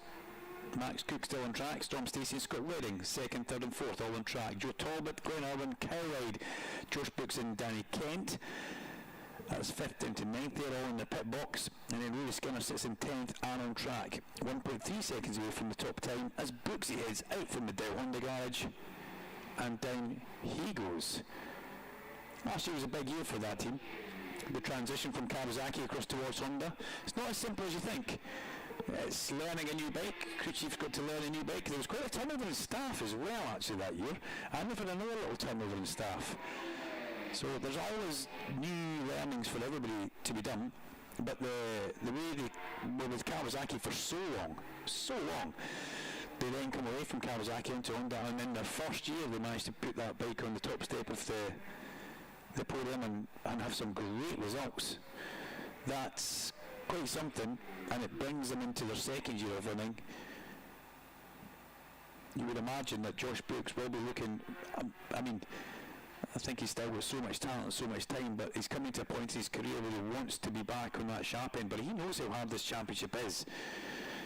He knows how difficult it is to win a championship and defend the championship. And the other point that you have to look at in this, he's got a good crew chief around him. He's got Ben Stafford in there and Johnny Bagnall. Brooks is very, very mechanically minded, and that's a role and area that he could eventually in later years find himself in. I wouldn't see him as a team owner. I wouldn't see Brooks as a team owner, but I would see him as a seriously good crew chief. And I also like his videos that he does. If you follow Storm Stacey, you need to follow Brooksy as well. So that's Jamie Coward, just rolling into the loving arms of Matt Bainbridge underneath me, and a few hand signals from Jamie to Dave Hewson. Dave takes the Rapid Honda from him and lets Jamie Coward come off. Jamie's still on track. He's a guest. He's not classed as a super stock rider. Although he's out there in his super stock Honda. Here comes Ilya out the garage, and he walks out the garage like he's a machine. I love it. He comes out there with so much aggression, throws his leg over the bike, and away he goes. The all-black BMW with the Rocket sponsorship, and Ian Wallicott, a lovely guy, very genuine. You won't get much more genuine than Ian Wallicott from, I think it's the West Country that Larry calls it, down beside Bridewell Land, Devices or whatever it is down there. And I'm sorry if I'm talking out of turn and he's not from my area, but Ian is a really nice guy. And to see the smile return, because remember he said that, we don't technically have anything in place for 2026. At the end of last year, he was kind of scratching his head, like, where are we going to go? Our sponsors decided to do other things, and that's what happens. Sponsors can do that. They're not eternally bound to stay with a race team,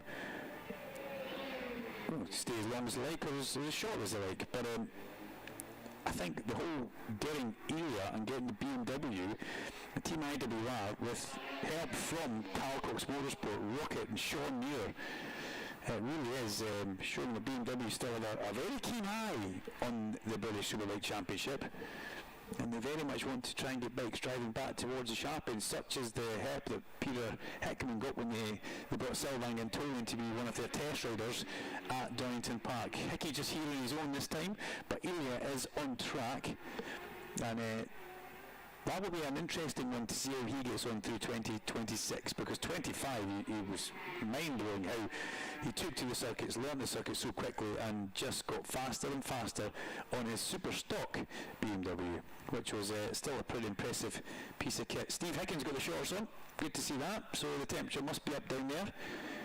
Looks like he's just come back from a park run, and I do know that Steve is a bit of a runner himself. And I think he's in for a good year as well. The Mastermark Hawk Honda, and you look at the list of riders that has come through the Hawk stable. It's pretty impressive, even up to likes of Brad Ray and Steve. He deals them so well. He deals them incredibly well. And that little team, which doesn't have the hugest of budgets, they do so well. Here comes Ray Skinner back down pit lane as Steve Hicken walks back into his pit box after a quick chat with a couple of guys on the pit wall. What do we have left? 12 minutes of this session left to go.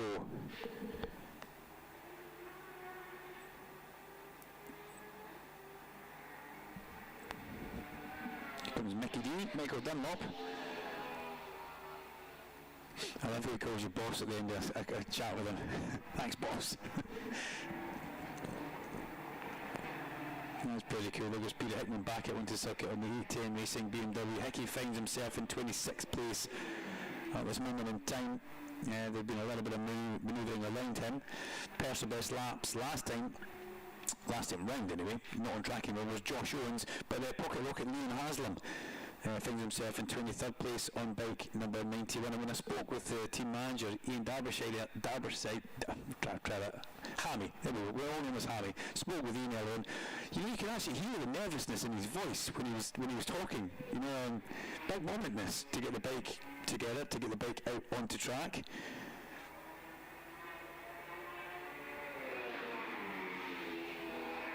And it's always good to catch up with him. He's got some cool socks as well. HMY's got some really cool, I think, not just socks, they do all sorts of clothing.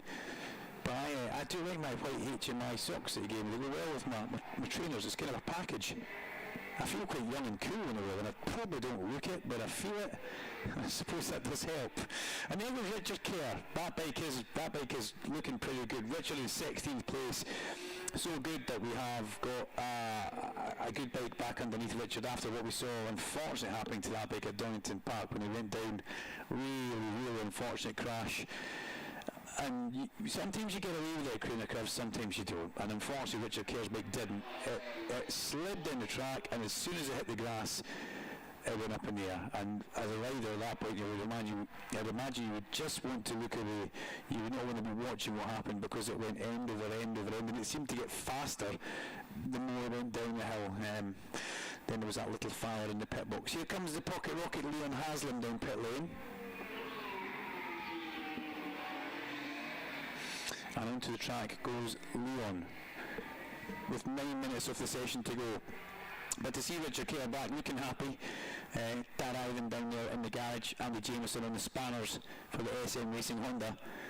And remember Richard, when he raced a Honda with Fraser Dykes in the A&D team in Superstock 1000, very fast. Actually picked a championship up after the last round of the year a couple of seasons ago. And let's see how he gets on in 2026 back on Honda. Like we say, no bike is the golden bullet. It doesn't fix everything the minute you get on it. It's Christian Idden. Good link there. Throws his leg over the Sencat Yamaha. Looking good out. The colour scheme on that bike. Love the Alpine Star leathers. As Christian rumbles round the inside of the pit exit loop. And get set to go out as we see Luke Hedger stepping off the bike, hands it over, and Hedger goes back into the Whitecliff CDH garage as Kyle Wright comes down with the coolest helmet I have seen in years. That is full factory. And I think it's just the way the sunlight glints off the top of it. It's like all the colours of the rainbow. Thankfully it was dry. But Kyle was back in the circuit. Here goes Fraser Rogers. Look over his left shoulder and he stares right into the face of Bradley Ray, who was already there, and Storm Stacey. That's an interesting three bikes to go together. Fraser Rogers looking over his shoulder saying, who wants to go past first? Bradley Ray saying, not me, and Storm Stacey ignoring everybody looking at the ground. Leon Haslam just went standing out there, but Michael Dunlop popped through there. Joe Talbot still on track, still lap after lap after lap for Joe Talbot to try and make as much of this first year as he can. He'll never get this again as Scott Redding goes back out. Joe Talbot, an FST will have this way of speaking to Joe. They'll probably say the exact same to Joe as they did to Max. You're a Superbike rider for this year. This is your rookie year. You've got to enjoy this. Don't put pressure on yourself, because you'll never get this opportunity, and you'll never get this again in your life. The second year, the pressure starts to mount. You've had your learning year. The expectation goes up a little bit. And every other year after that, that's how it works. And that's where Max Cook is at this moment in time. So I would imagine, I think Darren actually had a bit of a go at him at Donington Park when Joe wasn't happy about his position, and that's where Darren's key in this. Nigel, yes, but Darren a little bit more key in this, bringing the rider back down to, hang on, let's just look at what we've actually achieved in this very short space of time, and you've got a whole year of having fun, and anything that Joe Talbot does this year will be super impressive. And for where he's just now, P5, yeah, a few eyeballs north of where they should be in the commentary point at this moment in time. 6 minutes to go as we look across towards the pit wall. TJ Thomas and Cam Hall both standing having a watch.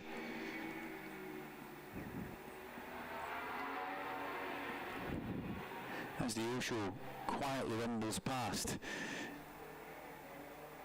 And Andrew Irwin comes back into the pit lane. We've not seen too much of Andrew. Where's he sitting actually? Have we missed something with Andrew? He's only done 14 laps, so he's been quiet, but ABT Phonacab Ducati rumbles down. And that will be a 2026 Ducati at some point. Andrew slipped that into one of the conversations, if you remember. At Donington Park, he just says we're slightly further down the pecking order than everybody else, so we're quite happy to start on this bike. As you would imagine, it's the ex-PBN bike, ain't nothing wrong with that. And it's a bike that comes with a huge data bank. It also comes with a brother that used to race it. Whether our brother's willing to help our brother, I think Glenn would give him some ideas of what the bike likes and what it needs. But it's quite impressive that Andrew will be on that 2026 Ducati at some point in time. When? Well, we'll have to find out from the team when that's going to be. But being selected in the pecking order, there's no bad thing for Andrew for his year in the Ducati. Just as watch Kill ride. That was knee, that was elbow in the ground through Old Hall Corner on the lovely Panigale V4R. As down pit lane comes Max Cook, just stretches the legs out wide on his Furahan lowers, just to make sure they're all fitting perfectly before he pops out with 5 minutes to go. Would this be a new tyre run for any of these guys? Well, Kyle White's just going faster. He's going up to 5th place, 2 place increase for Kyle, 9/10 of a second away from the top time. 1:35.3. Joe Talbot, 23 laps deep in this session for front row Joe, and he's just lapping, lap after lap after lap. Fill it full of fuel, send him on his way, we'll see you in an hour. Effectively. Scott Redding goes up into P3 ahead of Storm Stacey, so he repays the favour that Storm Stacey paid him about some 20 minutes ago. Nino Mikkelchik as well, crossing the line, 15th place, very, very respectable. Here comes the Pocket Rocket needing to get back at one track. What's in the back of that? But I don't think we're putting a new tyre in the back of that yet. We're still dialing the bike in. There's no point trying to mask anything with a brand new tyre. Well, it'll be interesting to see if anybody goes faster than Bradley with that 1:34.376. As down comes Rory Skinner as Richard Kerr peels off into the pit lane. Looking out, we can see Declan Connell having a bit of a chat with Oliver Barr, and Declan Connell's girlfriend Ellie down there as well, enjoying the April sunshine here at Oulton Park, and keeping our eyes firmly on the time machines, because Reading went fastest of anybody through sector number 1, drifted away just a little bit going through sector number 2 as Kyle Wade went into 4th place. Another improvement for Kyle. And the timing screen is starting to lighten up just that little bit with colours that aren't just yellow. Yellow just means people are on a standard lap, they've gone through that sector. If it's green, it's a personal best. If it's purple or magenta, as Mason Law used to say, that's fastest of anybody, that's on it. And speaking of on it, here comes Scott Redding to go through. Does Redding move up? Yes, he does. He goes P2. 1:34.613 for Scott Redding. 2/10 of a second away from the fastest time put down by Bradley Ray. So Redding does squeeze a little bit more out of that already used Pirelli tyre. Didn't see that being a new stickery tyre that went out. It didn't look too shiny. The new tyre really sticks out as a 3-minute board is now lofted at the end of the pit lane for anybody who wants to go on track. And that spurs Ryan Vickers to get his leg over the bike just a little bit quicker and head down pit lane.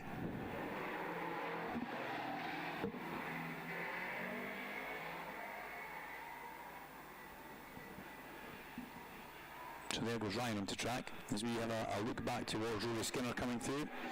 Skinner was in an out lap, so he'll just start putting something together as Redding personal best through the middle part of the lap. Doesn't need to do a time trial, doesn't need to do anything. As Bradley Ray said, not really going to focus on any qualifying fast laps here. We're really going to try and focus on getting a good race set up, which does kind of make sense. There's no point making the bike dynamite over one lap and then falling apart like a cheap suit in the race when you use everything up far too early. But I am keeping my eyes on Scotty as he comes in towards the last corner. Pick up the binoculars, look through the trees, should see him any second. Here he comes. Scott Redding, what does he do? Well, he takes another chunk of time out of Bradley Ray. 1:34.476. Exactly 1/10 of a second behind the fastest time the Yamaha man has done. So Bradley Ray still fastest from Scott Redding as Andrew Irwin goes up 6 places and Danny Kent comes up 7 places. Danny Kent goes P4, Andrew Irwin goes P10. Big jump about on the timing screen. The MET Phonacab Ducati and the Cheshire Molding Yamaha both with really good lap times. And Danny Kent will be happy with that one, especially after what happened early on in the previous session for him when he unfortunately tipped off at the Hizzy chicane. We'll go and try and grab a word with Danny and see what his thoughts are after this session. As Kelly goes up 2 places into 3rd place, ahead of Kent and Cook. Rory Skinner into turn number 1. No improvement for Rory, stays in 11th place, as we now have 21 seconds to go on the timer. There's a song in there someplace. Try not to look too happy with looking down at the timing screen and seeing that one. Ray, Redding and Ryde, the 3 R's again at the sharp end with Cook, Kent, Stacey, Brooks, Talbot, Glenn Owen and Andrew in your top 10. There goes front row Joe Talbot crossing the line. 26 laps deep in this session, Joe Talbot. There's a checker flag now, pops out from our finish line, and the first person to take the checker flag went to the pit lane was Lee Jackson, but on track was Connor Thompson. As Josh Brooks heads across the line, let's see if there's anybody doing anything on this, the last lap. And Brad Ray pulls it into the pit lane earlier on. Ewan Mickelchick crosses the line. Fraser Rogers did a good last lap as well. P12 for that man on 1:35.7.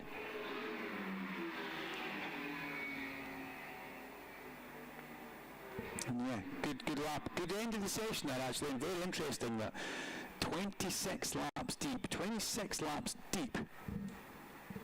for Joe Talbot in that session. It's like they kept him out. I think he stopped maybe once or twice, but Joe done a huge amount of laps. And that's what's key. You've got to try and feel what the bike feels like on rolling tyres. I don't think they did too much of that at Donington. There was a lot of in and outs at Donington, but that was I wonder if that was actually a race run that Joe Talbot did there towards the end of that, because you need to try and feel what the bike's going to start doing on rolling tyres. And I've got to say the lap times didn't have a huge amount of drop off for front row Joe, as we have named him in his Super Stock Racing and Super Sport Racing career. As the last couple of days come through, Joe Talbot signs off with 27 laps in that session. He did his fastest lap on lap number 11, which is a huge amount of running for that young man, but I mean he's absolutely fit as a fiddle. Maybe like Tony Birdwell, gym, 10 mile hike, cut 10 acres of grass, feed the sheep, then walk the dog at night, and then, I'd be lying in the grass at that point, half done. But there we go. These guys are super fit. But it's Bradley Ray who ends the session fastest on the McCams Yamaha, from Scott Redding on the Hilda PBM Ducati, and Kyle Wide, Nitrous Competition Ducati in 3rd. We'll come back with the next session. We'll get the stick mic ready and we'll head down into the pit lane, and we'll get some reaction from our Superbike riders in the sunshine. Don't go too far. Thank you.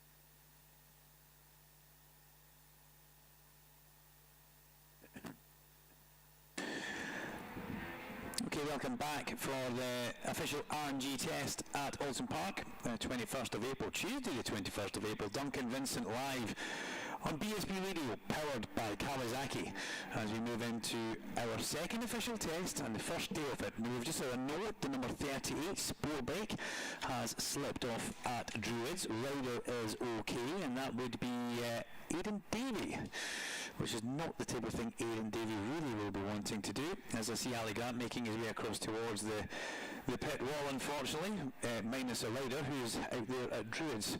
Normally, if you go off at Druids, the bike won't be rideable back, and that's a great shame. But as always through the course of today, we will do a chunk of this session upstairs in the commentary point before heading down into the pit lane with the stick mic, and we'll catch up with some Superbike riders. There's probably no real point going down now, because they will all be neck deep in conversations with their crew chiefs and data engineers. And what they wouldn't like to have is an annoying commentator trying to drag them away for a 30-second interview. I know you guys would like that. I would love to do that, but we want to give them a bit of time here, because there's no real rush. That we will get the Superbike raiders, but we want to let them try and do as much of the work as they possibly can. And we'll take that from there. But yeah, Aidan Davey slides off at Druids very early in this session. And thank you to all the messages that are coming in. It's good to know that so many people are actually listening. Stella Campbell, Crocs and Socks is a yes. Well, excuse me, Stella, we need to have a chat. If Twinkle says that Socks and Crocs are a yes, that's in my book, that's fine. I don't have a problem. Well, I do, but I'll let you go. Ellie was listening in as well for the Josh Owens Reggie shout out, so Reggie's liking that one. Catherine is massively embarrassed about Harry Truelove's moustache chat earlier on, which is unbelievable. Kirsty Curry, Roger from Master Mark as well, and the lovely Charlotte Marcuso from who's a racer herself and helped me in the commentary box a little time as well, so she's got the 1 year pod in at work with probably the hair hanging over the ear, so it hides it, like what my daughter Lola does in the house. She puts her Apple earpods in and her hair's down, and I'm talking to her and I think, why is she ignoring me? Well, she's not actually. She's just, she can't hear me, allegedly. So, Ali Grant makes his way back towards the CF Moto tent, which is not good for Ali. Quick step down the pit lane. He'll have to go and figure out and find out if they can get Aidan's bike back and what the actual issue is.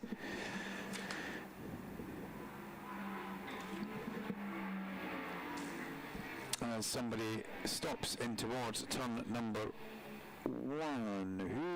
Who is that? Is that Kieran Kent? Oh, can't actually see. Just going in behind the building now. Not a good place to be on the outside of turn 1. Bike still going, but going extremely slowly. Picks up and away it goes. So, yeah, not 100% sure who that was actually, but they went very slow into turn number 1. It was a sport bike of some sort.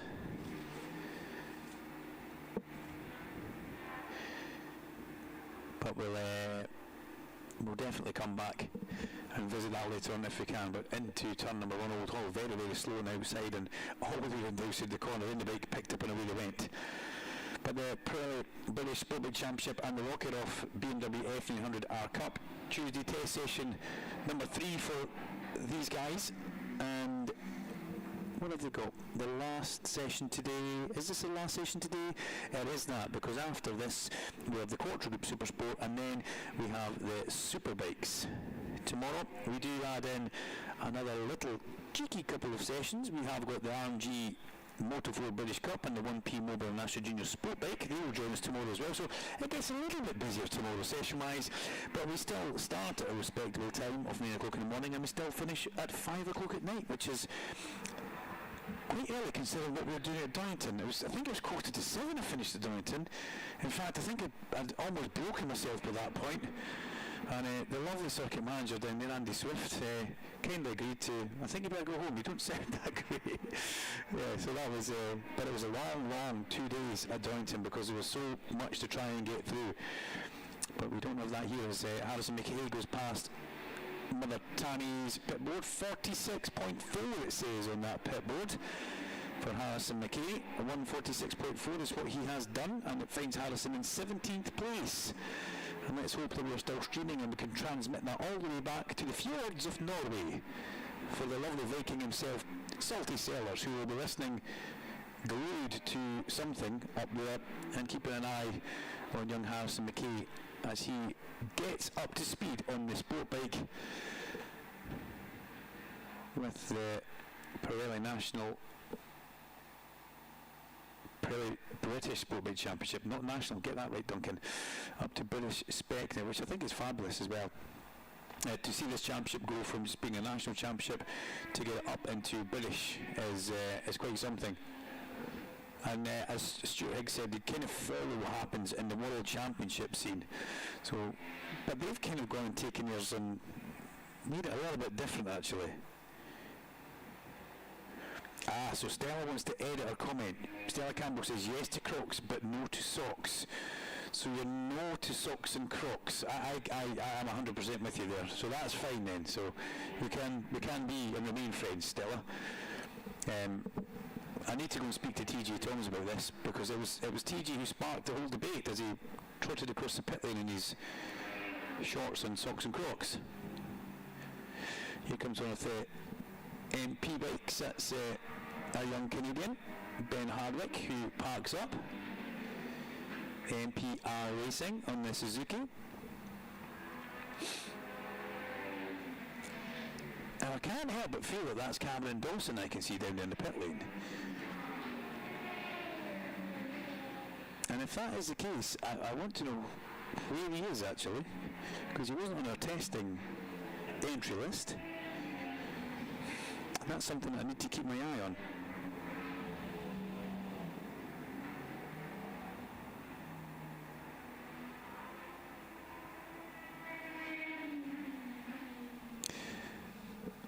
So Alfie Davidson has been kind of standout at this Oulton Park test. Number 3 sport bike has gone down at Druids as well. Rider is okay. So number 3 in the sport bike class, unfortunately, is Lewis Jones of the SimCities Kawasaki. But Lewis is badged as being okay.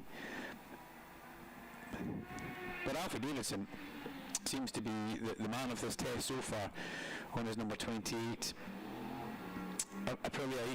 Alfie kind of grew in stature through the mid-course of last year. He is Ian Newton's sport bike rider, and it's just the way that he goes about his business. He became rather aggressive in a good way on track, but the aggression kept the speed. Sometimes you can be aggressive, and unfortunately the speed disappears, but not with young Alfie. He was aggressive and really taken to the Sport Bike Championship.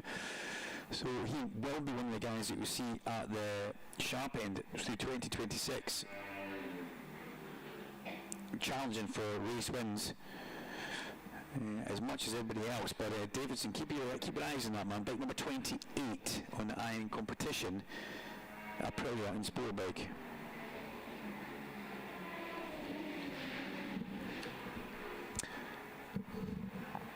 Jack Knights again sits in the pit lane. Jack Knights has done a lot of sitting in that pit lane, which is slightly worrying. As Harrison McKay comes back down the pit lane, just trying to do a little bit of messaging here. And hang on a minute, did Alfred Davidson just go into the pit box there, not on the bike that we've said he's on? Yeah, we'll come back to that one in a second. It looked like he was back on a second car bike there. He's not meant to be. Something's clearly changed.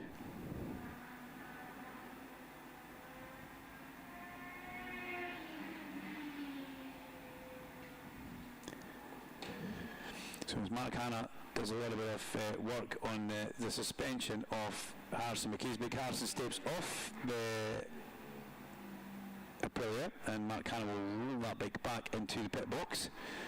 Madam Marine cables. That will be in a lovely baby blue colour at some point for Harrison. As nothing better than having a mum that can put a paddock stand in. There goes Tammy down the stand. Mark Hanna can now release the bike and do what he needs to do. A couple of the left race Yamahas in the pit were Jacob Stevenson looking at his bike, changed the bodywork on that bike from what they had on earlier on. They had, I think, the race bodywork earlier on, but they've gone back to a more standard testing-esque livery of standard black. That's young Carl Harris flashing by in the background. Rocket rookies for 2026 for young Carl. Leaving the loving area of Steve Brogan, who he had been for quite some time. I got to say, Brogan did a great job with young Carl Harris, bringing him through, bringing him up to speed and making sure everything did work out perfectly. Picked up a good few race wins together along the way. And race wins are kind of key, and it's what these guys are all looking for. Harrison McKay again talking with Mark Hannah, but let's have a look at the timing screens, because Alfie Davidson, top of the times from Zach Shelton and Rossi Barnum. That's kind of similar to what we saw at the Donington Park test with Lewis Smart, Harry McCabe, Ted Wilkinson, Harry Cook, Jacob Stevenson and Carl Harris with not Ash Barnes, we call it again though in the Barnes, Charlie Barnes in 10th place. Luca Allen is in 11th place, and then we move to the first of our BMWs is Bobby Very. And Bobby Very sits there in 12th place. The next BMW all the way down in 28th place, and that's bike number 81 Jordan Bannon on the E-Clear BMW. So a good few bikes in the pit lane. I'm going to start throwing helmets on and heading back out. Ben Hardwick has been and gone. We spoke of that earlier on, but the young Canadian being in the pit lane. And as I look further up, you can see one of the SimCities bikes is back in.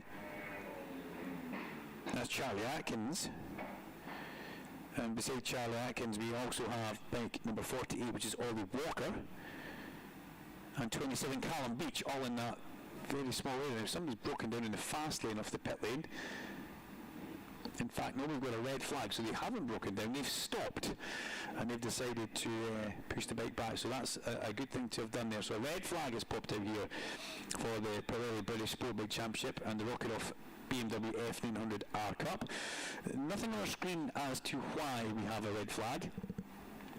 But it may be to go and collect both those bikes who have gone down. There's no point leaving them at the side of the track.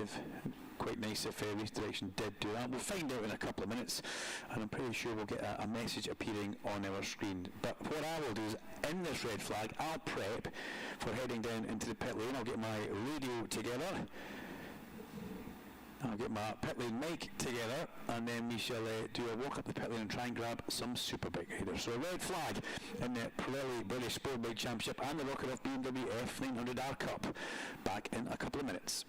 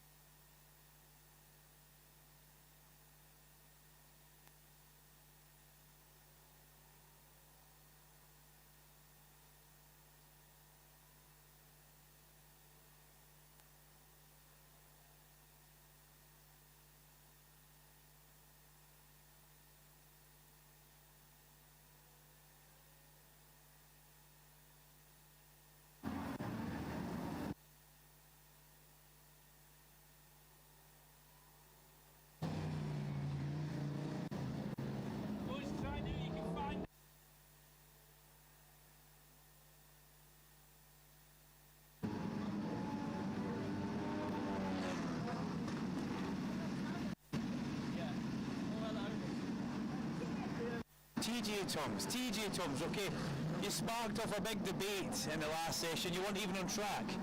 Socks and Crocs, I'm not sure it's a thing. Well, I knew that was coming. I heard a little voice mutter something, and I thought, I guarantee he's having a go at me about my Crocs. I go everywhere in them. Honestly, I love them. They're great. No, that's fine. If that's what you want to do, that's not a problem. You had a little injury. How are you?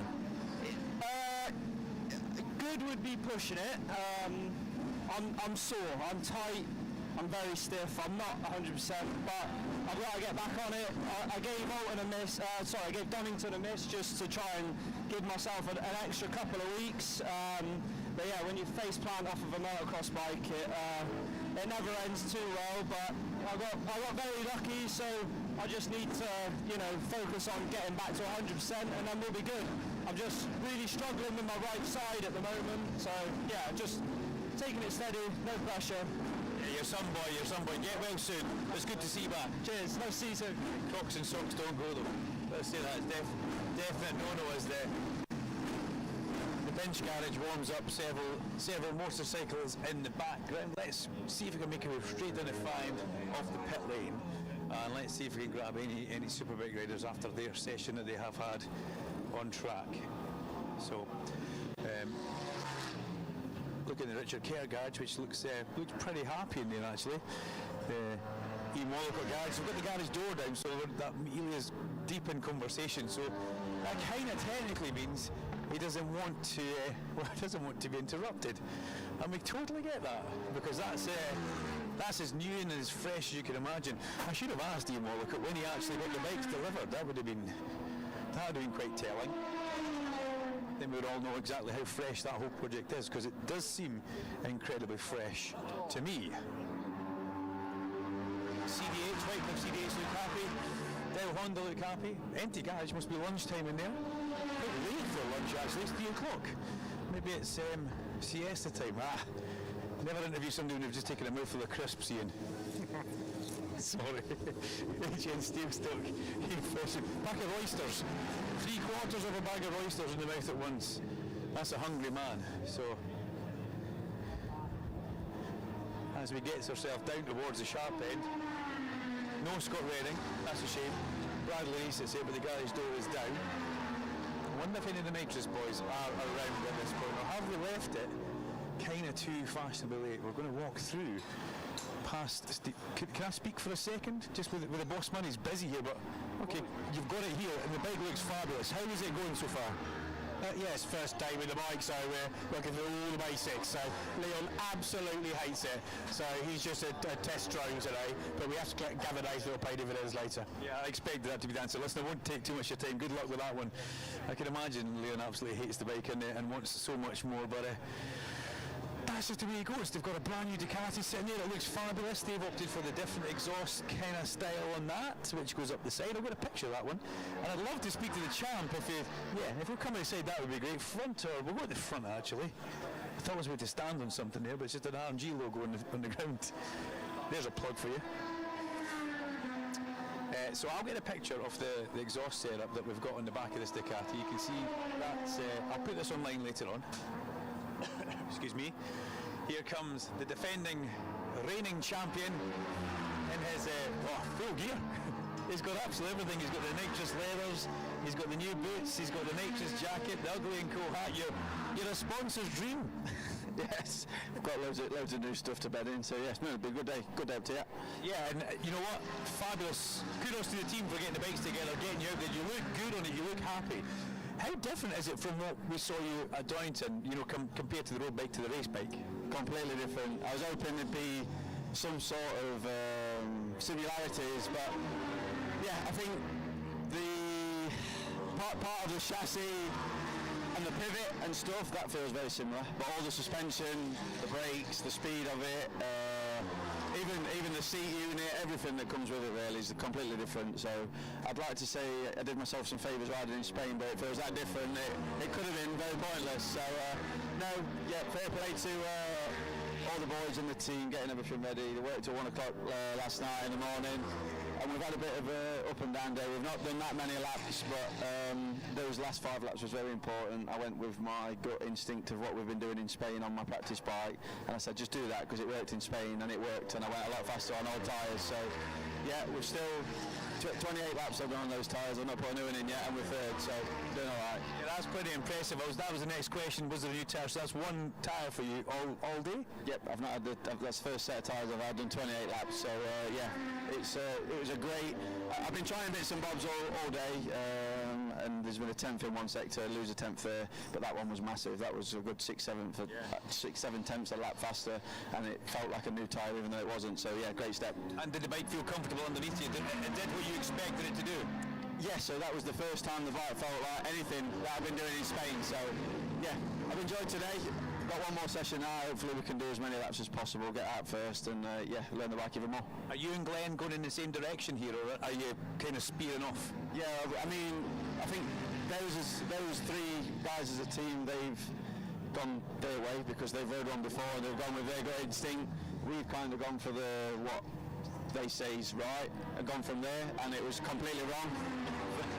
For me anyway, obviously, this bike was probably built with Michele Pirro on it, maybe an SC0 or an SCX, traction control, 32 degrees in Mazzano, track's quite flat. I mean, there's everything that's completely different to here, so even the wind and everything here is just so much different, so it's been a good day trying to figure out what's right and what's wrong. Unfortunately, everything we put in the bike was wrong, and we've gone about it our own way, and yeah, luckily the stuff I did in Spain helped because we went for the gamble on that and it worked in the last bit. Well, it's good, you've got 2 days that are going to be very similar weather-wise, so it's kind of settled, so you can get nice long runs. I was looking, I noticed Joe Talbot did 20-odd laps, 26, 27 laps in that. It's like they filled him up fuel and sent him on his way. Is that something that you want to get into that area to do a longer run?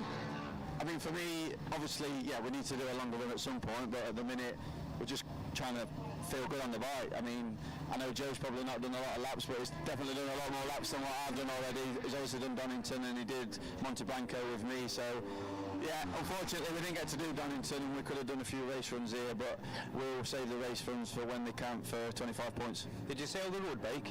Not yet. Clutch is being fixed. I'll probably sell it in the next few weeks. I'm not in a rush. Signed the tank, sell it. Signed, yeah. Thanks, Kev, thank you. So you're going to get a wee look at the bikes, if that's all right. I'm going to just sneak in here, not stand on anything, come across. And they are exactly as you would imagine. They're absolutely stunning. I'm just going to take a picture of the exhaust differences because I took the picture of the exhaust on the bike for Leon Haslam, and there's the exhaust picture for the nitrous competition. Very low, stubby, short exhaust, whereas Leon Haslam has got the fuel system which comes all the way up the side of the bike, branches off into 2 silencers underneath, and then comes out the back. So yeah, different ideas. But Steve and the guys at Motorpedo have done that before. They, I think the last bike had a different kind of exhaust system that they ran from everybody else. Just that's the way they have their supplier. That's what their supplier makes. And it's clearly working because it looks pretty good. Looking in Scott Redding's garage, Harry Parkinson very much on it, is on his knees checking the brakes down the front, and John Hepson is at the door having a bit of a chat because everything seems nice and cool and nice and relaxed and calm in here, as you would kind of expect from a team that has 30 years of the PBM name. This incarnation of it is PBM Racing Limited. Is to get a little away from Ben Wilson there. Let's see if Danny can give us a couple of seconds. Well, a few battle scars on the Alpine Star leathers there. What happened out there? Just ran in too deep and then made the left-hander had too much lean angle on the front, washed from up underneath me, but yeah, it was a good session. Testing can be a bit frustrating sometimes because we've all got different plans and you see people put new tyres in and then you're dropping down, but no, it was good then. We made a change at the end of the session. We stayed on the used tyre.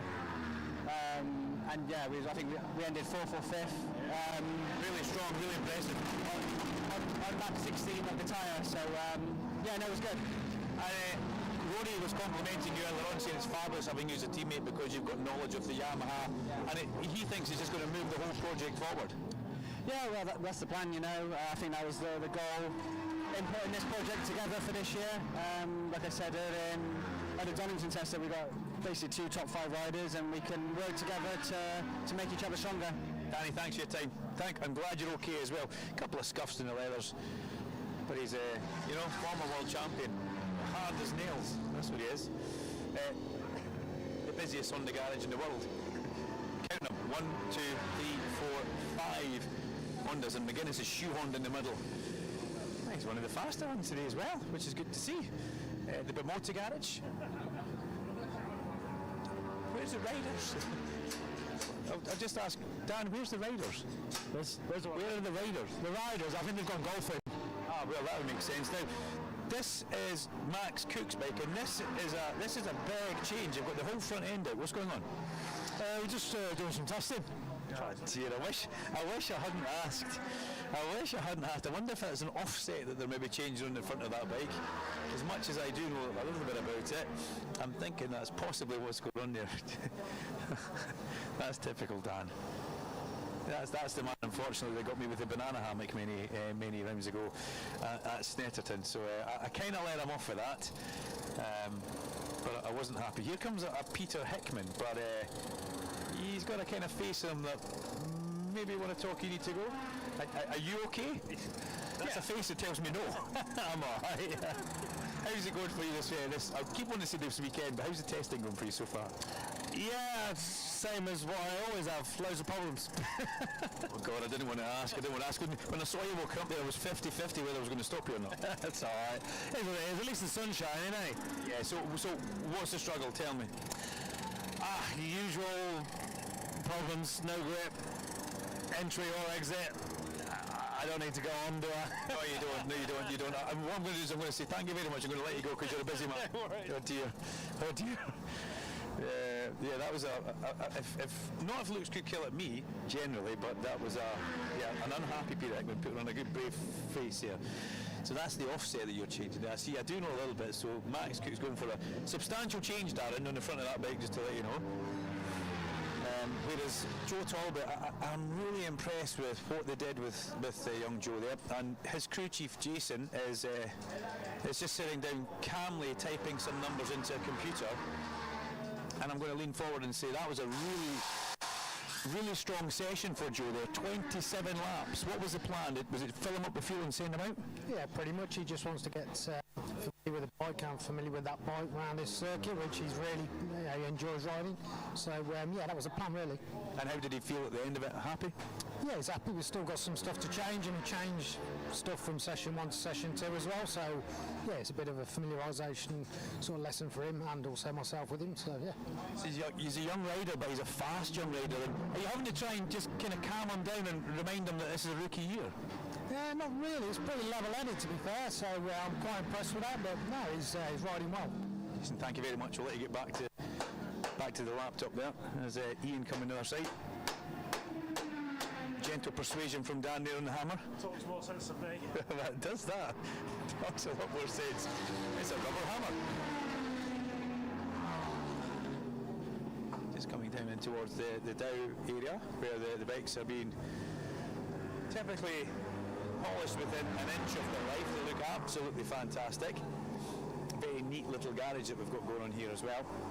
We've got Joey feverishly polishing away on E. Jackson's bike. And there's the garage. Josh Brooks' bike is technically done. It looks clean as a whistle. Now we haven't actually had any of the Hawk guys yet because they have all been kind of technically hiding away. And we also wanted to chat with Luke Stapleford, didn't we? But he seems to be kind of busy with Lee just now, and I'll wait and I'll pounce in a minute, but I don't want to interrupt the chat they're having because they're talking about when riders do hand signals. That's quite an important part of how a rider talks to a crew chief as well, and Lee's just telling them what he's done to the bike or what they want to do or what they could do to the bike is another thing as well. As Terence comes through and gives me a little hug. Good to see you, Terry. Can I take you outside for a doing? Come this way. Never turn my back on Luke Stapleford when I'm walking at the garage. How you doing? Yeah, good mate, you? I missed you at Donington. I have to say I did miss you. Terence kept in touch with me. It was nice via text message, but you didn't. I've lost my phone. Oh. Got a new number, so. No, deliberately. You blocked me. Okay, the Scars Ducati looks fabulous. How are you getting on with it? Because you're fast. Yeah, real good.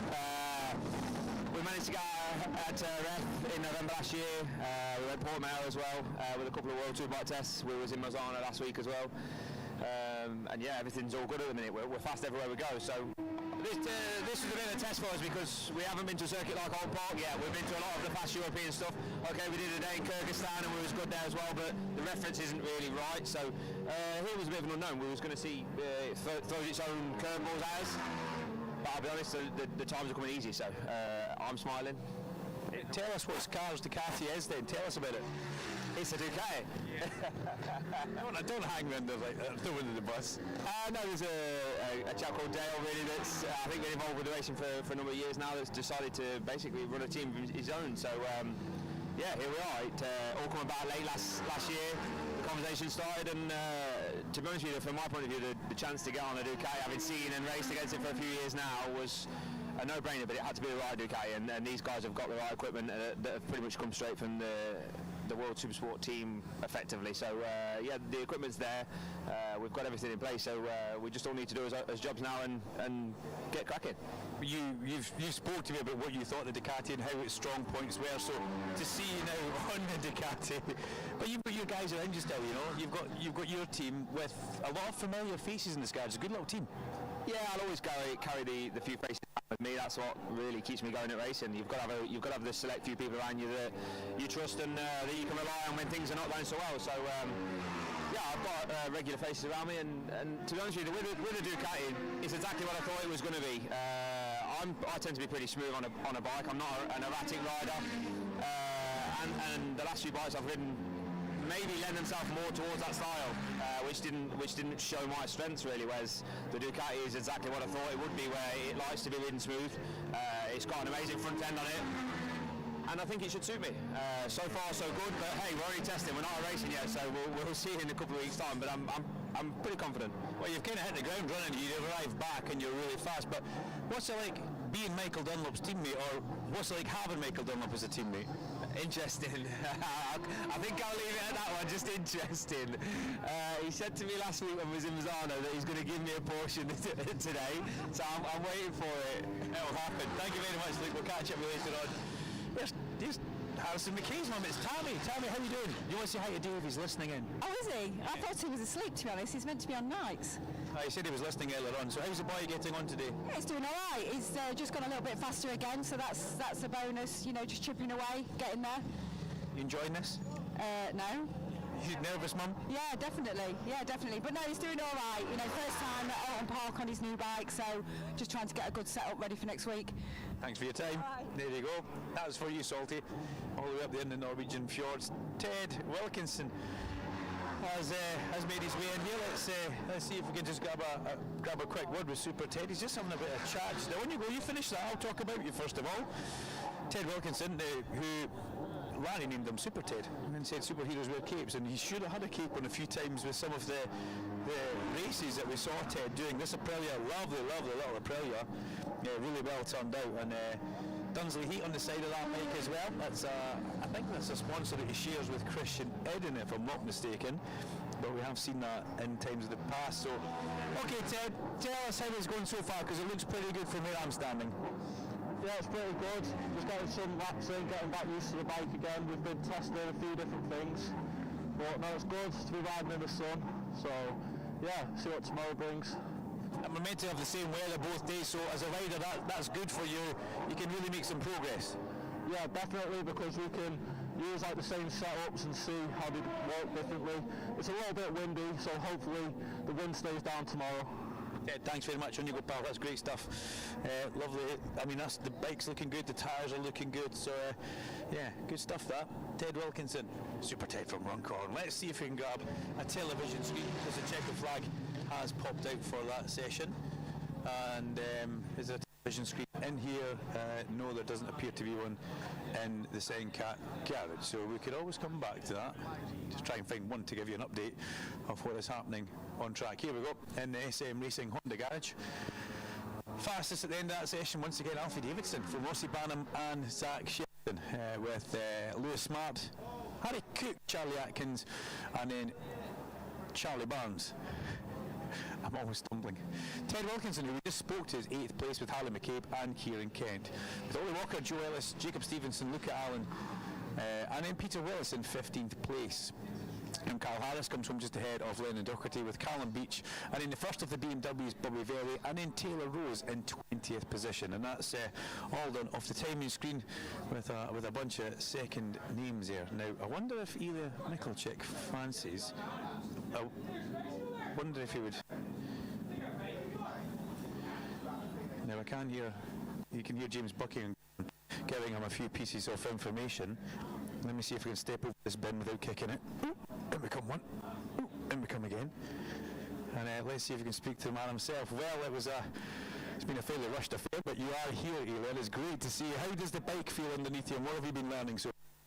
Yeah, it's really nice. I actually feel more natural than I expected this morning, because I jump on the bike, let's say on the fresh bike for me, for my team, and also on the new bike. So we had some questions to fix on the first outing to put all in the one piece, and yeah, overall feeling pretty good. For sure we miss a little bit of speed, and you can see that guys are, let's say, more on the rhythm, and it's the same like feeling like I didn't run 6 months, and now I try to run 4.0 in 4.0 pace 1 kilometer, you know. So for sure to get to this pace you need to ride, and yeah, lap by lap I feel more natural, more better, and also the gap to the front I closed each session, and yeah, so far I'm quite happy. For sure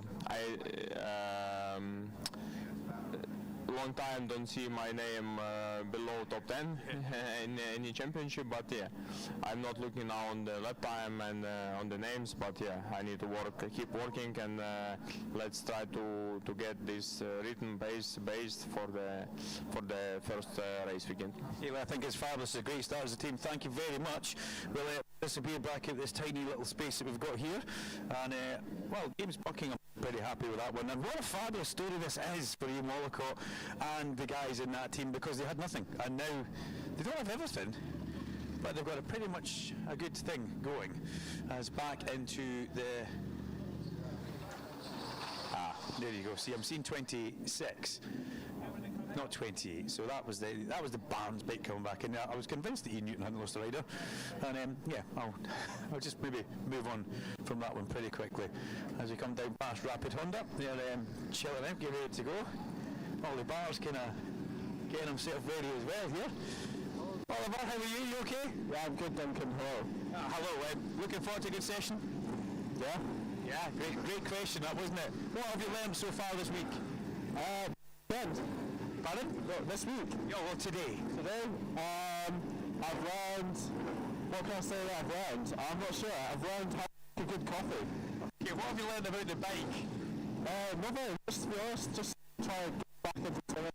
I mean, yeah, so good. So difficult. So difficult. Maybe not the right question to ask him. Carter Brown. Carter, you enjoying this Ducati? Yeah, it's incredible. It's nice to be with the new team, and yeah, everything's going well so far. Good luck, buddy. There you go.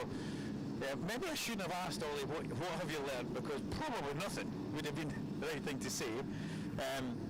But we do like Oliver Barr. And at the end, down here, there comes Spiatella. He lines up, along with young Josh Bannister goes past as well. We've also got Keir Walker down there at the end. We've got Corey Tinker.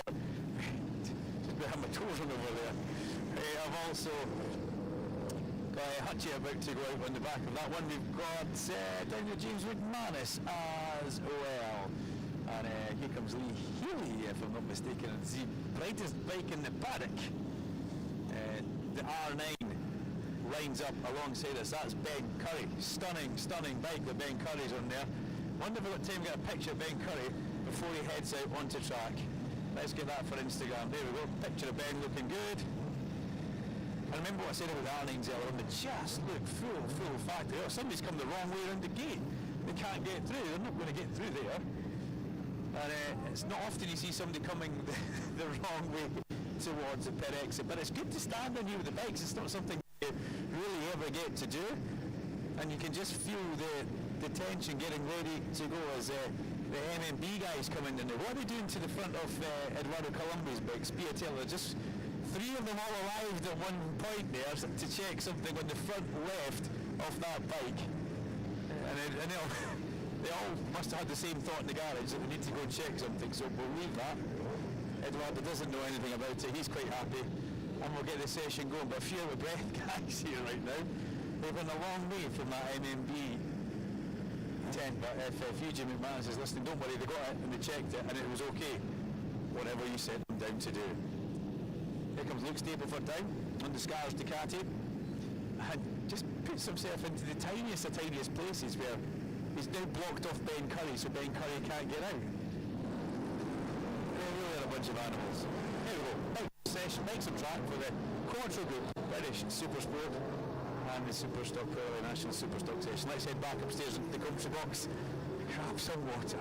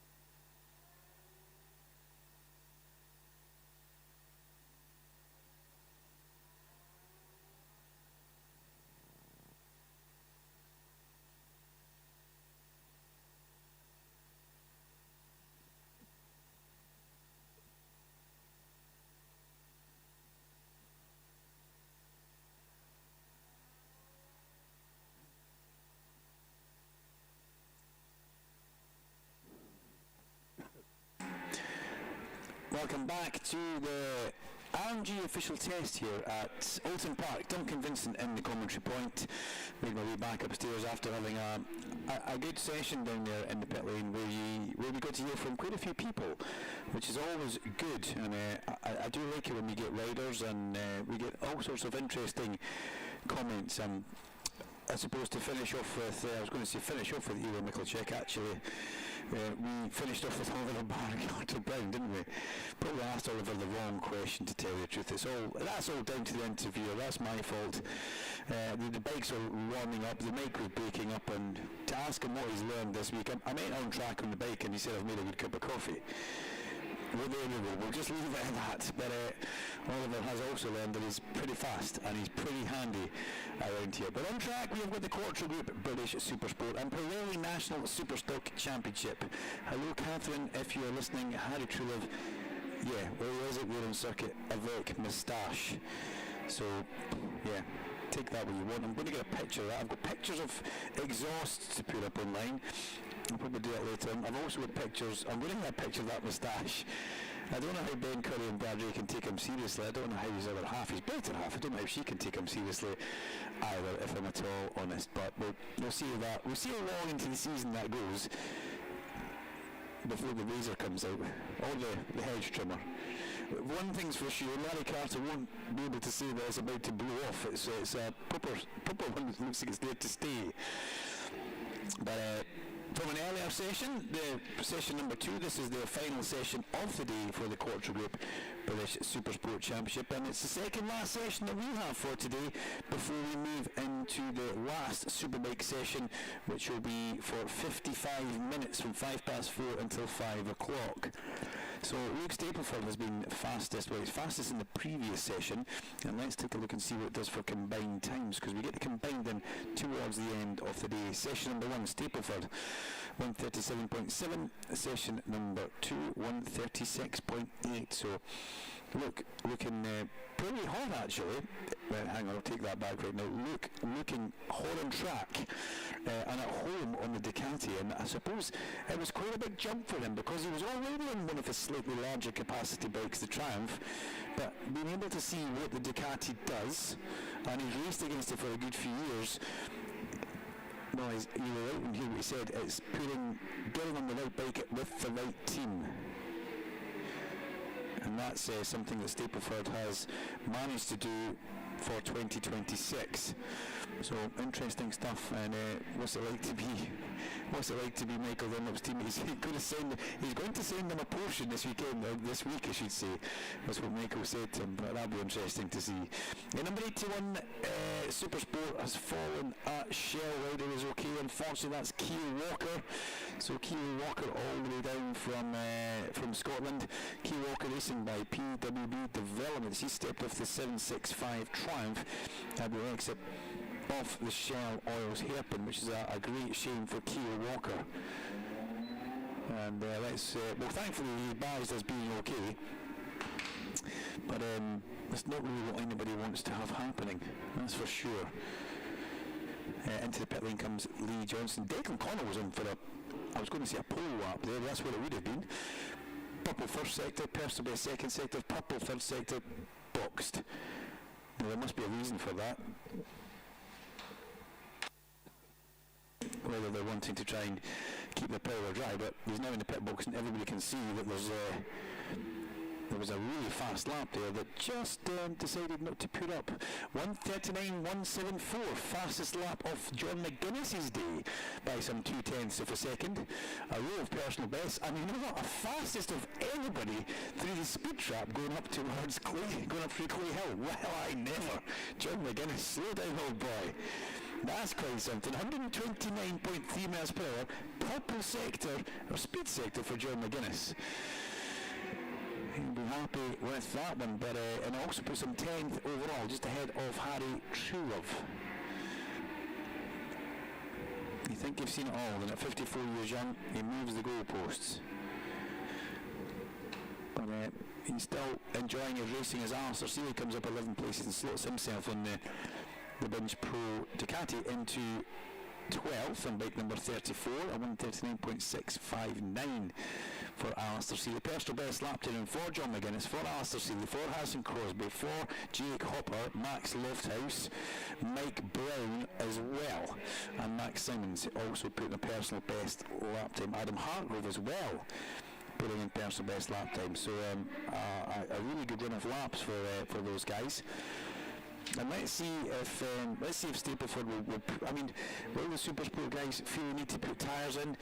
Probably not. But it was interesting to hear Luke say that this was a big test for them here, because they have been and done testing all over the kind of fast European tracks, Jerez, Mugello, maybe even Misano. But then you come back to a bona fide BSB track. It's all very well being fast, these big, flat, wide open tracks that you have across the continent, but you come back to Oulton Park, you've got to make sure that you can cut the mustard here, and that's something that is very, very important. And Luke Staple have proven that Scars Ducati, the team of people down there definitely have got the handle on that Ducati, and that'll be reassuring for Luke Stapleford as well. Goes Ollie Bayliss in towards turn number 1. Ollie Bayliss, 26th place, 2.8 seconds off the back. I wouldn't read anything into that whatsoever, because remember the last time Ollie Bayliss was here, he was very much here. He was Luke Stapleford's teammate, and I honestly think he looked faster than Luke Stapleford when Ollie Bayliss was snatched in.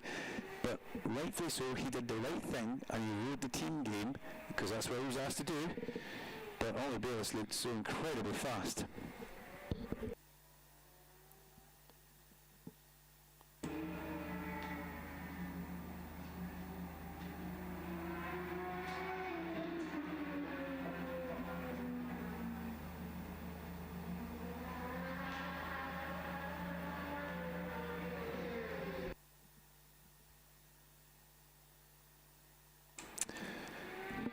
So 24 minutes of this session to go.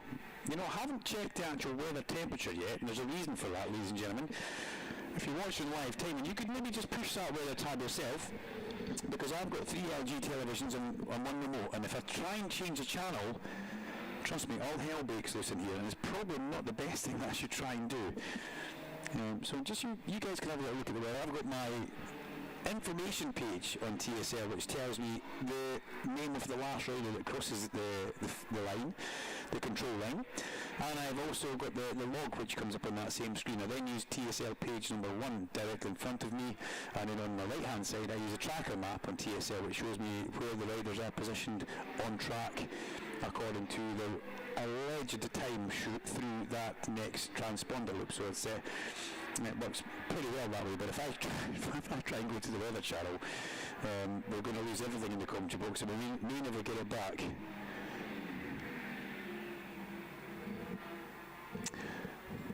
A first world problem, some people would say, and I would probably agree with that.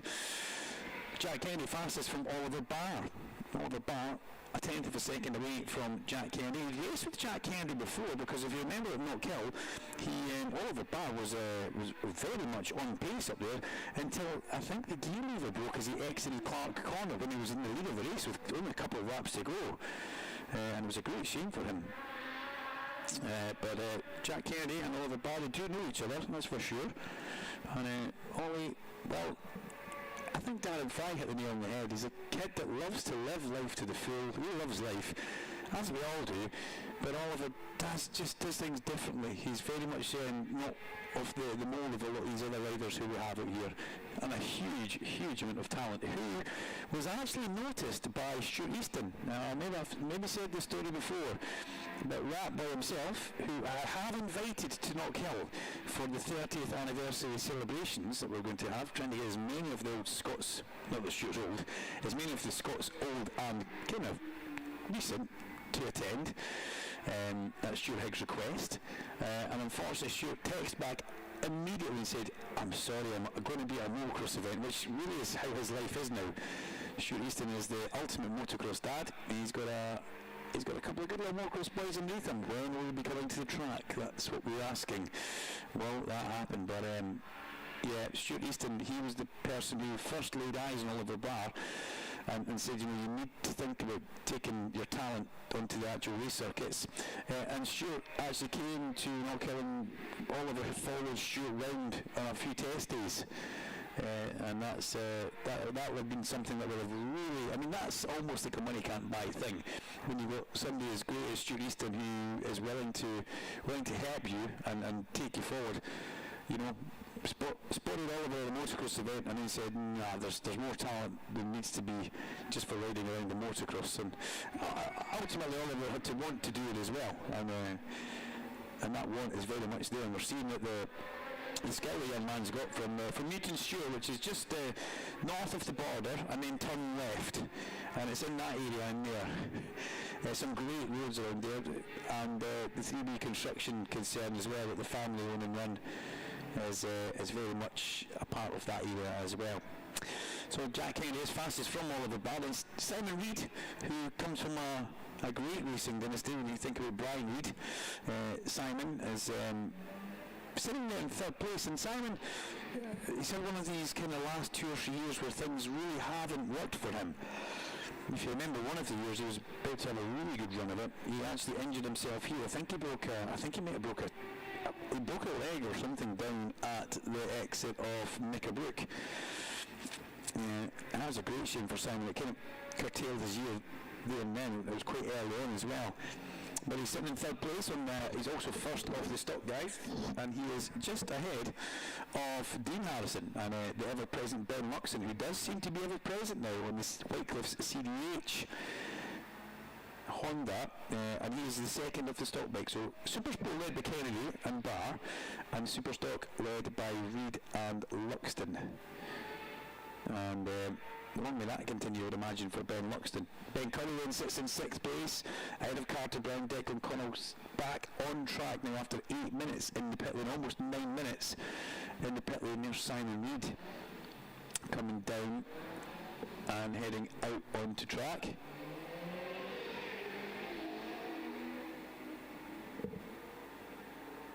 And Declan Connell, where he was in pits for 8 minutes, he now was P2. He splits Kennedy and Barr, and he's almost the fastest on track by 15 thousandths of a second. So Declan Connell there with a real turn of pace on that lap. And it didn't look as that was going to be as quick as his previous one, where he pulled into the pit lane. But Deco's showing that there's a good turn of pace on that Rapid Motorsport, Rapid Honda, to go fastest in stock class. Kennedy and Connell looking further down as well, though, as we always have to do. We're always going to take our eyes away from just the top, maybe top 10, where John McGuinness is on the fringes of that right now.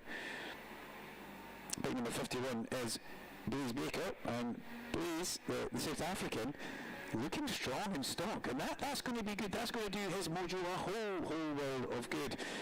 Because last year he didn't have too many things to really smile about on the MP Racing Honda.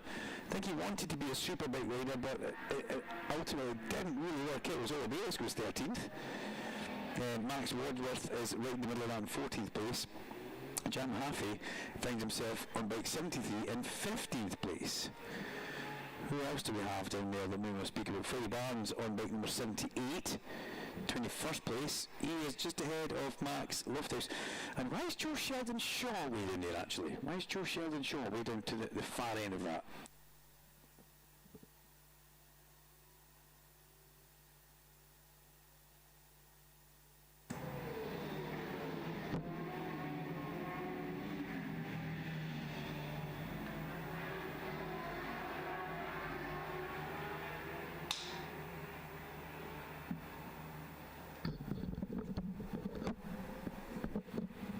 See Joe down there in the pit lane, but didn't actually stop and have a chat. There was a bit of a passing, waving glance. Looked happy enough, but that's something that we'll need to kind of keep our eyes on. He's a lot faster than sitting in 26th place, that's for sure, just ahead of Mike Brown.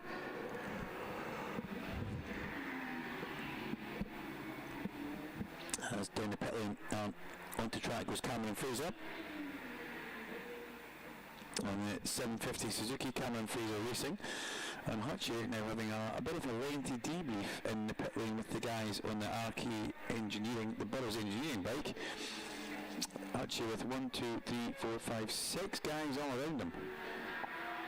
The V2 Ducati getting the Hutchie treatment, and well, he's a man that knows what he wants. I mean, it looks like a nice happy chat, I've got to tell you, to be honest. Don't look like there's anything wrong there. The guy's just having a chat in the late afternoon sun that we have here at Oulton Park, which is very, very fitting for where we are.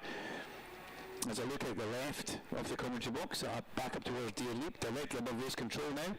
See some of the planes landing and taking off from Manchester Airport, which is not too far away from where I am. I do drive down, I don't fly down, not yet anyway. But yeah, the skies are nice and clear, and a lot of happy faces in the pit lane. A lot of people in the pit lane as well.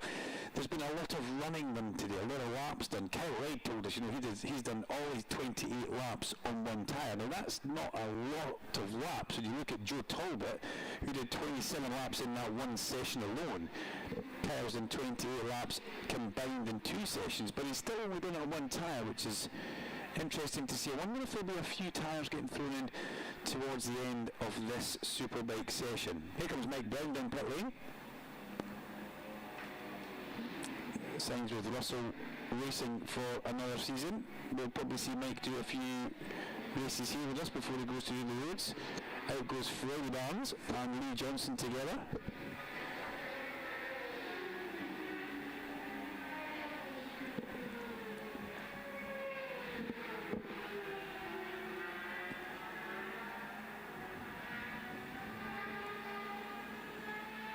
As we look and see Keelan Irwin coming down the pit lane, just for a bit of a chat with some of the guys.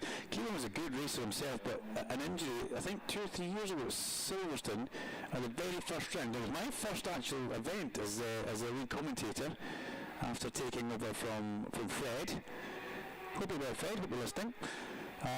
It was my first event taking over for that, and I do remember Keelan hurt himself up at the Beckett's area, and he was out for quite some time. We saw Keelan come back last year and did a Superbike race, but I think he's maybe more focused now on looking after Reese. Reese has kept his meteoric run through the ranks on the way up as Declan Connell now comes into the pit lane after going fastest in that session, Leona. But Keelan seems quite happy with what he's got and what he's doing. So I'll repeat that one more time. Fastest on track, 1:37.428. 1:37.428 for Declan Connell. Half a second effectively faster than anybody else on track at this moment in time. Jack Kennedy sits in second place from Oliver Barr and Dean Harrison. Luke Stapleford. The next stock racer is Simon Reid in 6th, with Ben Luxton in Simon Reid in 6th, with Ben Luxton 7th, and Ben Curry in 8th place. Barry Burrow, the next stock man, in 9th. So that's a big chunk of time as Eduardo Colombi Spiatella makes his way back to the garage around the back, where he will need to get some love and attention from the MMB guys. And there's probably a lot of it wondering what was actually going on at the front end of my bike earlier. What were you guys having to do to make sure everything was A-OK? There will be something nagging away. I mean, we won't ask for that, but it was the way the 3 guys, all alive from different angles, they all clearly had different ideas of who was quickest at getting to the pit lane and what way was doing it. One arrived through the gates where the bikes come, somebody else came over the metal gate, and somebody came running down pit lane, but they all got here. And it was simply something, it was just a quick touch of the bottom leg, fork leg, and they all thumbs up and walked away. Eduardo never even lifted his head, which is probably for the best. Here comes Jack Kennedy down pit lane, and bike number 4 stands up on the peg, stretches the leathers back into place, and Jack makes his way onto this Oulton Park International Circuit using the full international round of shell hairpin, getting to Iron Bend, turning left and keeping on going towards the hairpin. Luke Stapleford goes P2 now, but he's still the better part of 4/10 of a second behind young Declan Connell as James McManus leaves the other side of the commentary box and heads out onto the track. There's James we see Eduardo Colombi in 25th. James McManus probably, I don't think he's done too many laps in this session because he's not on the first timing page. And we don't want to try and change that because it will probably cause a slight disaster. But the sun shines here at Oulton Park as Harry Truelove crosses the line with Lee Johnson behind him and Freddie Barnes in tow, trying to get some laps. Let's look and see who's done the most laps in the session. Well, it is Dean Harrison with 13 laps on the board. Next best will be 11 laps for Simon Reid, 10 for John McGuinness, 12 for Harry Truelove, and everybody else just starting to go in towards double figures as Max Wadsworth crosses the line and heads round turn number 1 before wheeling his way of Old Hall and carrying in for another lap. Blaze Baker crossing the line with Max Lofthouse right behind him.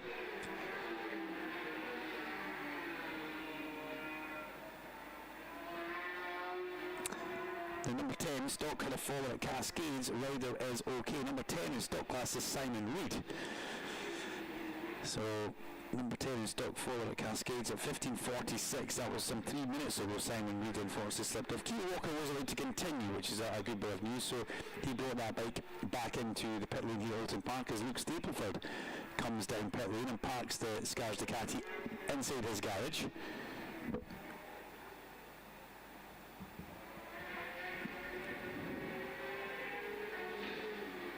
Meanwhile, Jack Murphy, he continues on. And Jack finds himself going up 3 places in that last lap and puts himself into 19th place. Mike Brown crossing the line in the Russell Racing bike, which we've seen Richard Cooper also campaign for quite a few events when Coops jumps in and jumps out. He kind of picks where he wants to ride now, Richard Cooper, but it's always so impressive when he comes back into this paddock because the level is so high in this paddock, and Coops instantly hits the ground running, and before you know it he's got all the speed, all the pace, and he always features near the sharp end as James Alderson parks directly underneath the commentary box on bike number 91, in with the air blowers just to try and cool things down as Blaze Baker crosses the line and Max, I'm going to say Lofthouse, but Max Wadsworth was in the middle of that as well someplace, and Gavin Watts as well in the British Army Motorsport Association Honda. There goes bike number 93 back out. Mickey Hardy on the Astra GGR Hippo Suzuki. And as Deco comes back out from the garage, thumbs up from him. Fastest man in this session. 3/10 of a second, almost 4/10 of a second up the road from a super sport bike. And let's have a look and see just exactly how far. He's 6/10 of a second faster than Simon Reid, and almost 7/10 of a second, who's the next stalker as Deco heads back out onto the track. So Matt Bainbridge is here, Claire Armstrong isn't. Claire still, I think she's possibly having to do some real work. A very high profile job that Claire has. Make it sound like she's some MI5 agent or something there, but she has got a very important job. And so obviously the pictures I saw were posted online post-holiday. But Matt Bainbridge is a man with a busy garage down there as Jack Kennedy goes sidling through on the inside. Dean Harrison, goes sidling through on the inside of Corey Tinker going towards turn 1. I'm going to have to ask them to do something about the leather combination helmets. And somebody will tell me, oh yeah, I've got different my boot's got a different toe slider in it. Well, that's great, but 100 and really across the line here, the finish line with 130 miles per hour, 132 miles per hour, that's not really good for me in the commentary point. Can we have something else, please?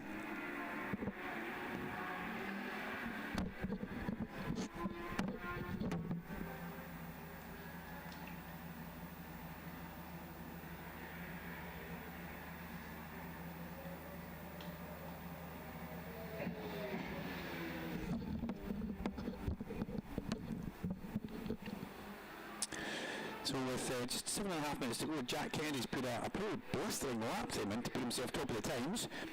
1:37.327 to go fastest of everybody and fastest in Super Sport.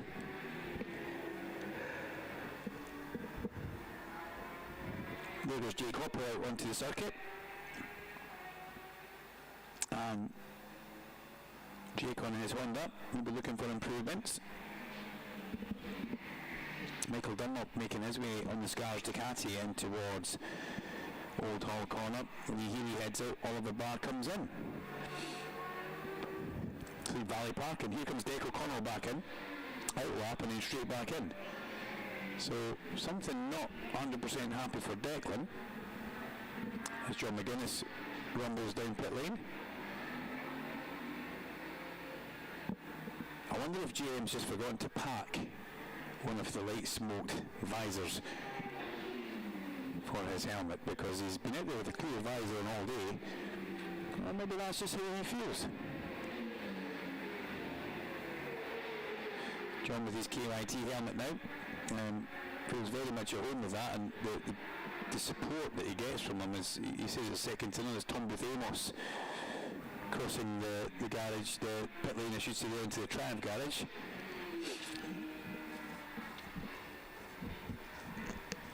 Tom just away for a bit of a chat inside to see what the guys are needing or up to, and obviously being a factory Triumph racer for the PTR team, very much on hand to give some sort of expert advice if needed. Richard White makes his way down and back out onto track. Richard White's another guy who we've seen some really good strong performances from. It's Mickey Harley into turn one. Mickey Harley chased by Harvey Claridge and Josh Bannister, so two Afro GGR Hippo Suzuki's sandwiching Harvey Claridge on bike number 19 on the Access Tech Go Racing. Yeah, Access Tech Go Racing Suzuki. So 3 750 GSXRs in a row, and there's a fourth one crossing the line. Fabulous.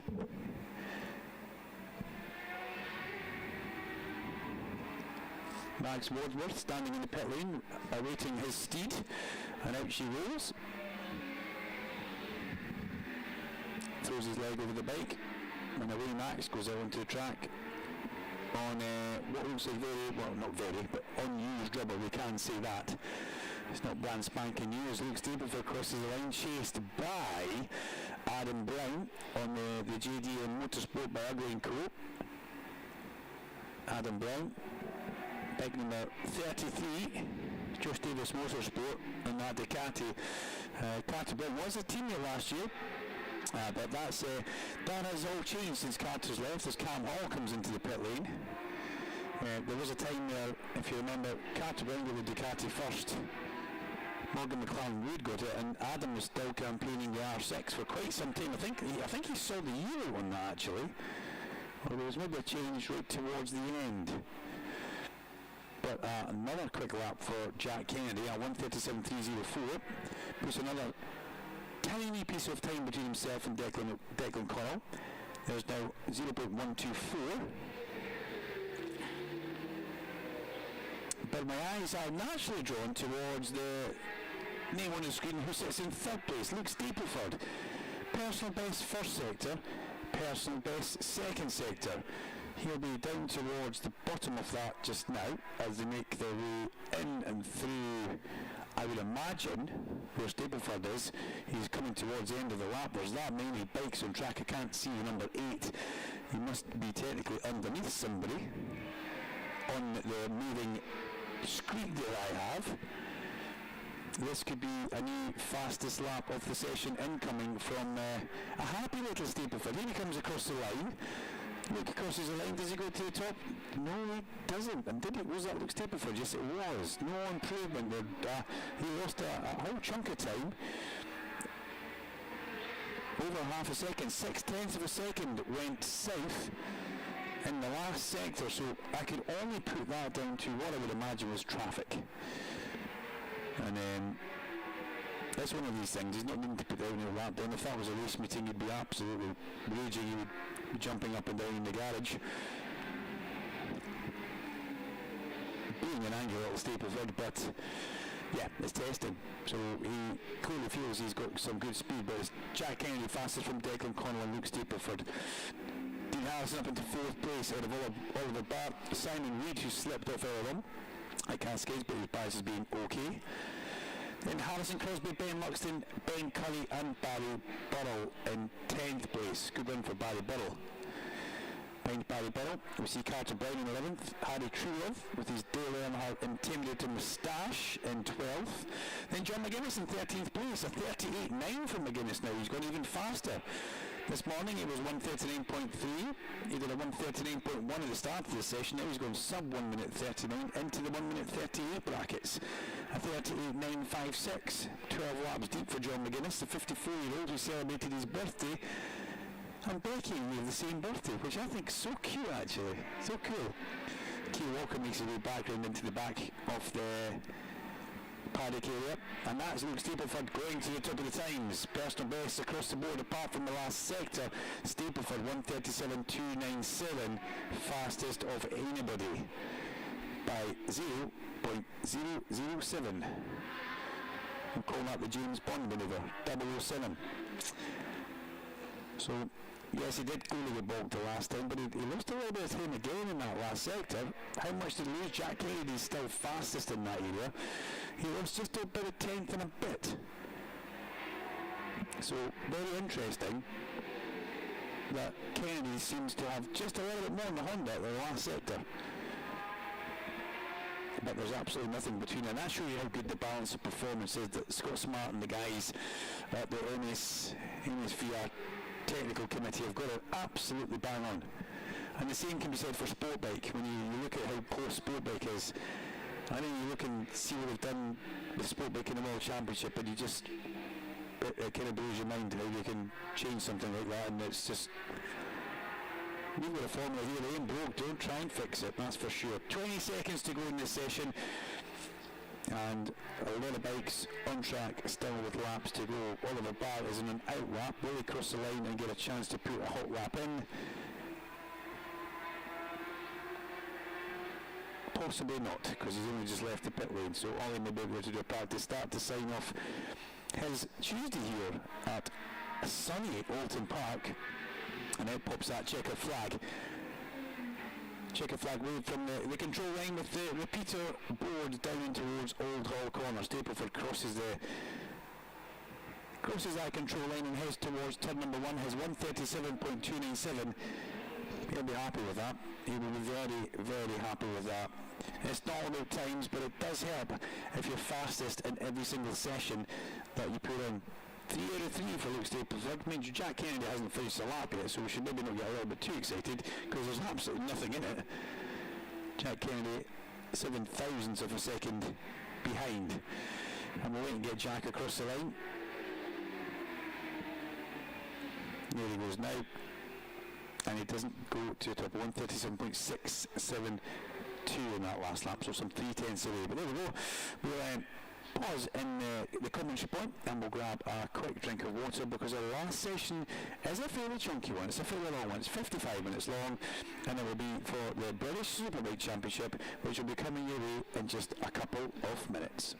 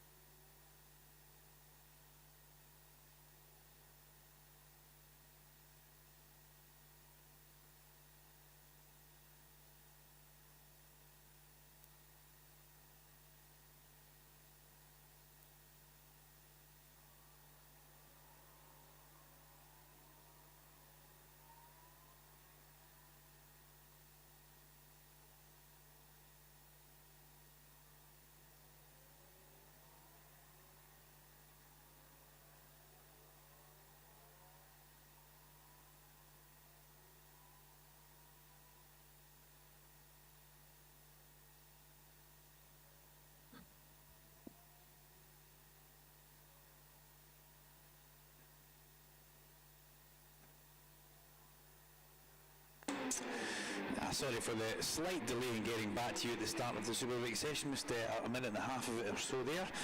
A little bit of a fight with the air conditioning unit in the commentary box, but all is now fine and well, and we are very much back in perfect working conditions.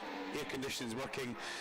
That's how warm we're getting. We also get a bit of a fume from the garages downstairs, which you do need to have the aircon on just to make sure it clears all the kind of smell from the bikes downstairs, the exhaust smell that we do tend to get here at Oulton Park. Every circuit has its own little things, and at Oulton it's great being above the pit lane in the garages. We get to see right down the pit lane all the way to Deers Loop, and we can see down towards Old Hall Corner as well. And this is the last Superbike session of the day. This is the last session of the day for the British Superbike Championships in association with Pirelli. Well, let's take a look back and see what we have had happen so far today, because there's been a lot of track action, but as we were very much aware of, you heard me talking about it, 27 laps in the session for Joe Talbot, and when you look at it, the combined laps that Kyle Wade has done is 28, but he's done that all on one tire. He looked cool. He looked calm. He looked very collected outside the garage. He's got that kind of cheeky grin, which Kyle looks very much at ease with himself now. You know, getting one championship, but getting back-to-back championships is such a thing for a rider. He will be absolutely delighted with that, and it really does him a whole lot of good. He comes in here, he's maybe not got as big a target on his back as you would imagine, because he's already ticked that box of being able to defend the championship once. Now we can just say people can effectively come and have a go. There's a lot of learning to be done in that garage as well. It was interesting what he said about those three guys, the three guys he's talking about nursery the garage, Glenn Owen, the rider, Ryan Rainey, the crew chief, and Chris Adams, his data engineer. Those three guys came from the PBN setup, but those three guys have got a lot of Ducati knowledge, a lot of Ducati knowledge, useful Ducati knowledge, and they went one way, and Kyle said they went the other way, which they were kind of told to do, but it sounds like they've kind of verged back on what Glenn, Ryan and Chris have kind of gone for themselves. So that's an interesting part that we need to kind of keep an eye on. Thank you so much for all the lovely messages that keep coming in towards me. I'm loving it. It's great to hear that so many people are enjoying the coverage, whether you're watching us via TSL Timing or maybe on the YouTube, which we also come in with a little picture in the bottom corner. I'll give you a wave to the camera just now, and I'll switch that off so you can see the bikes now going past on the main street. So you get a little bit of commentary box cam. Do not fear, there'll be a camera for Alan Hyde. So ladies, it's okay, Heidi will have his own camera out there. He'll probably have it switched off all the time. Well, he'll come in with his hair all done, and he'll be looking fabulous. As I look at the commentary box, down to the end of pit lane, Stuart Hicken down there, yes. The governor is in town. Steve Hicken is the current team boss, but the de facto man is down there, and that would be Stuart Hicken. And it's good to see that Stuart is here. He's always looking around, having a good look. He still very much is switched on to what's happening. And the man with the Master Mac jacket, the cat in the hat, that's what he looks like, a little bit like Jack Roush from NASCAR there. I like that hat. As we keep our eyes on the times, that's what we'll do with this one. So 34.4 fastest for Kyle at this point. 34.3 is Brad's fastest time of the day. So Kyle Wade already has made huge strides forward.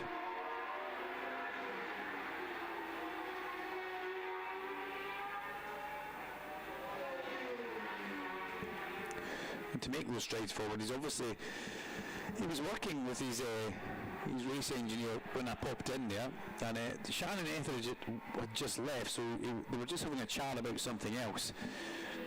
But when Kyle went to do a little bit of racing in the winter, even across in Australia, Shannon went with him, so the connection is really strong with those two guys.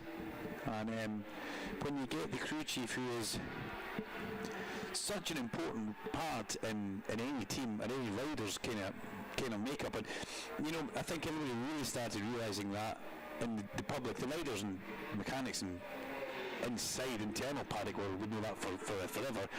But I think it's when Valentino Rossi took Jerry Burgess with him from Honda, I think that's when public started to think, wow, this is that crew chief's actually a big deal. And it's almost now common practice that you hear of that, because it was such a high-profile move that Rossi made, dragging Burgess away. It's now almost common knowledge. It's common practice for riders, if they move, they want to take a crew chief, such as what Glenn Irwin has done. You know, he took Ryan Rainey and his date engineer Chris Adams from PBM, and kind of left PBM in that little moment. We're like, oh, we're going to have to do something here. And Johnny Moore stuck his hand up, stepped up to the plate. Hold my cup of tea and watch me go. And he said to me, it was like putting on an old pair of slippers, going back into a role that he knows so well, but also you're still having to learn. And I did like walking into that garage quite a few times, the PBM garage, and seeing Johnny Moore with a fresh clipboard and a laptop and measuring and checking stuff, different from the team coordinator role that he had been going through. Jamie Coward comes into the pit lane and hands the Superbike Honda to team owner and Mr. Rapid Motorsport Rapid on himself, Matt Bainbridge. He then walks over towards the pit wall to have a little bit of a look at the timing screens that Rapid have put over there. And Declan Connell just shows Jamie where he is on the screens as Declan downs a can of Coke. Luke Mossey swaggers down the pit lane looking like something out of Top Gun. That's a lovely pair of shades of Luke Mossey there with the Malenko Paget's fleece, and he'll be liking that one. Luke Mossey's had a pretty good day. Here comes Glenn Irwin down pit lane.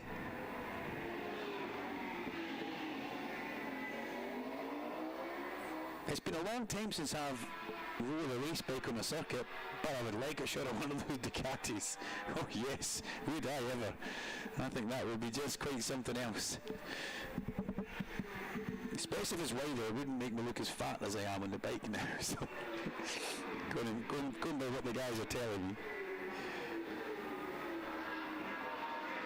which is quite good fun. But there's one of the motors going past. That's Joe Talbot. As Bradley Lee is top of the times, you should just let everybody know about that one if you're listening and not looking at the timing screen. Bradley Lee fastest from Kerride and Storm Stacey, with Ryan Vickers, Max Cook, Josh Brooks, Joe Talbot, Lee Jackson, Danny Kent and Fraser Rogers your top 10. It was interesting what Steve Wolfmoor said. I kind of had this inkling that Leon Haslam wouldn't like the bike, doesn't particularly like doing the testing donkey work. And when I went in to see Steve, he kind of smiled as I walked towards him. What does Leon think of the bike? He absolutely hates it, but that's fine. They will, as Steve says, we'll work through all the program stuff that we've got. He was changing a shock and a spring at that point when I was there. They'll go through that whole changing process, and then they'll start to fine-tune as they go on. Here comes Michael Dunlop down the pit lane. They do look substantial, those Ducatis. I must say, they do look substantial at the back. That's a nice way of saying wider than normal, because Ducatis have always been this tiny little bike underneath you. But very much a different ball game that we've got just now.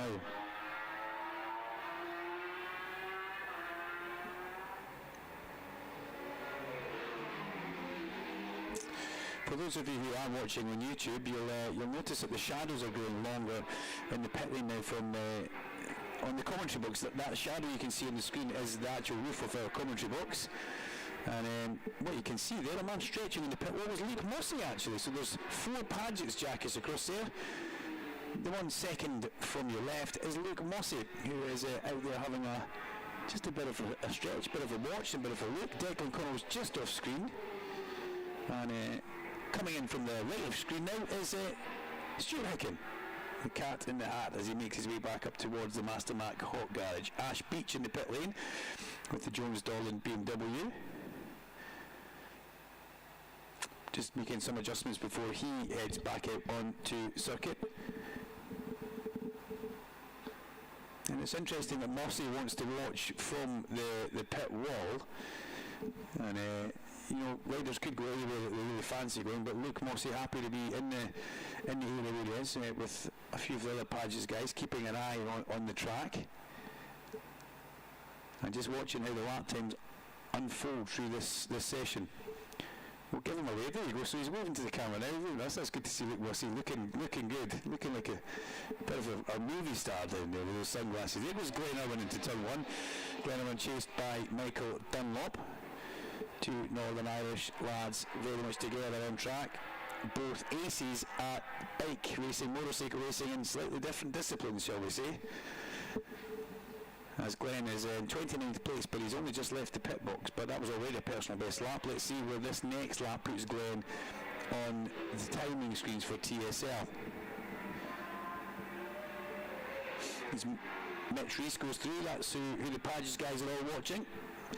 Here comes Ash Barnes out from the garage. Declan Connor was a look over his shoulder with the can of Coke in hand. And has a little watch as Ash Barnes' teammate goes down the pit lane, and Jamie Coward shuffles across there to have another look at where he is on the screen. Jamie purely here to get some mileage in, as all the roads guys are some pre-road mileage. We would expect him to do possibly the first event, maybe the second event. It's maybe a little bit too close to the northwest for them, but you know, you want to be here. You want to be in with the fastest guys and race with them, because it brings everybody onto a slightly better level with 40 minutes of this session to go.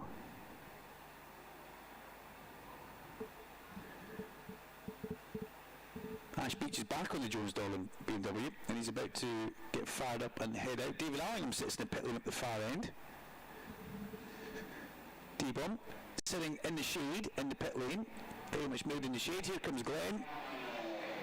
P3 up 26 positions for Glenn into P3. So a huge jump in places for Glenn, but that's what we would expect. Ray, Ride, Irwin and Stacey at the sharp end. Scott Redding just behind Storm Stacey. 7 laps complete for Scott Redding. He is on track.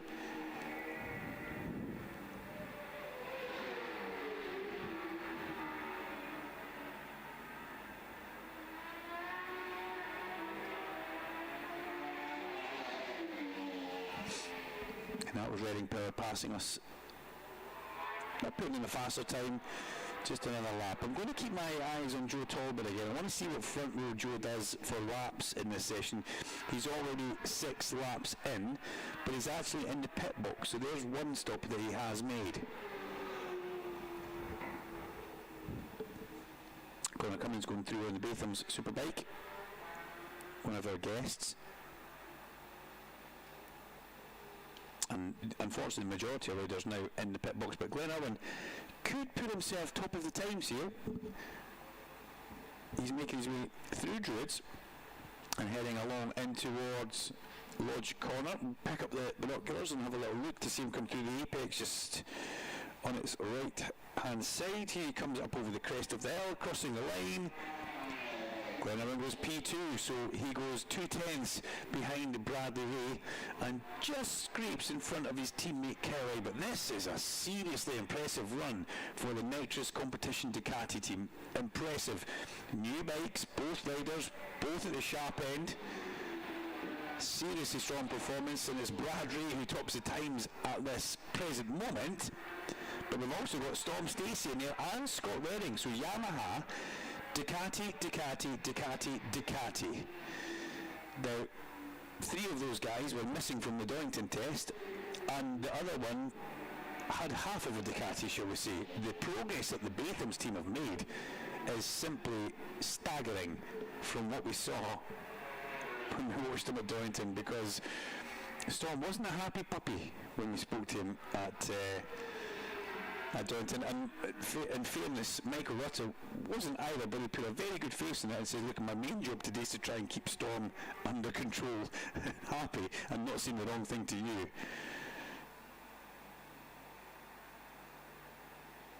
Which Storm would never do, of course. There goes Rhys Irwin down pit lane. He said one last hurrah for the Gearlink leathers, which we did like, and he's now pensioned them off. And new leathers are very much on as Nathan Harrison gives a cheeky little wave to Jamie Coward as they're going down there. 2 of those boys having a bit of love. And Matt Truelove heads out onto circuit, chased by Josh Brooks and Connor Thompson, about to come out on Neil Pearson's Honda Fireblade. NP Racing Blaze Baker on that last year, Connor Thompson on it for 2026. So who have we got coming into the last corner? Well, we should have bike number 33 coming through. 55 actually, crossing the line. 33 is just left the pit lane, 55 was Ash Beach. Also Michael Dunlop and Sam West crossing the line. Mickey D was in fine form when we got a chat with him earlier on. Looking forward to a good year. I mean, we're watching these Ducatis ripping around Oulton Park. If you're Cletus McFarlane there, you know, the Ducatis look good here. I think they'll be a completely different kettle of fish when you get them on the open road. There goes Jack Bednarek. Ian Newton's rode in Superstock, chased by Ash Barnes. The last time Ash Barnes raced the bike here, I think he put the thing over the fence in Old Ireland Bend. Wasn't really all his fault though, from what we gather, I should say. There was Kyle down the pit lane, defending reigning champ, chased by Cam Dixon and Lewis Rollo. Hungry young wolves at the back, trying to get their teeth into the back of the Superbike, defending Superbike champion.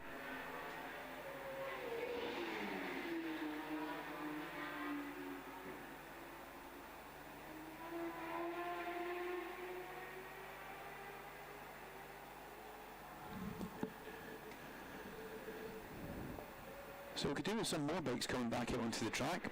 35 minutes to go. We're starting to get in towards the business end of the test day, as you would imagine. Test day number 1 here at Oulton Park. We've got tomorrow to go as well, and the weather forecast does look very similar.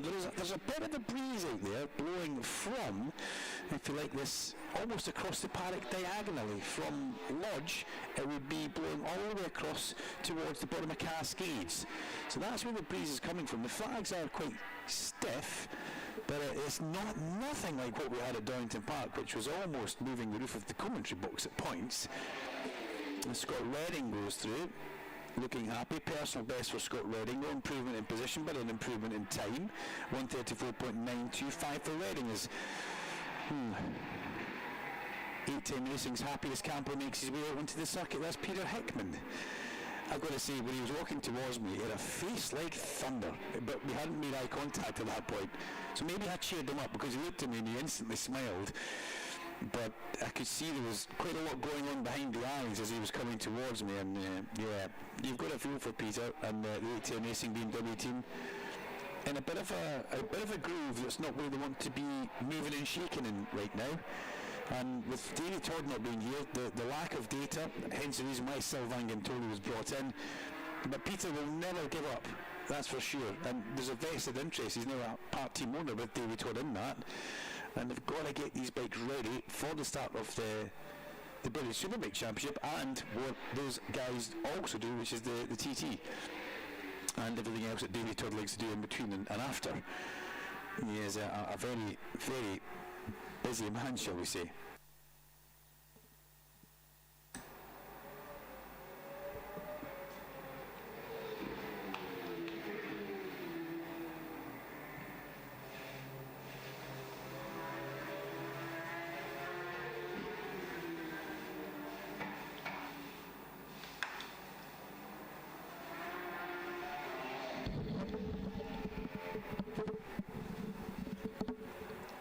That was Michael Dunlop going past. There goes Mitch Rees under the very watchful eye of Clive Paget, who's I don't know if that's a 4 or a stopwatch that Clive's got.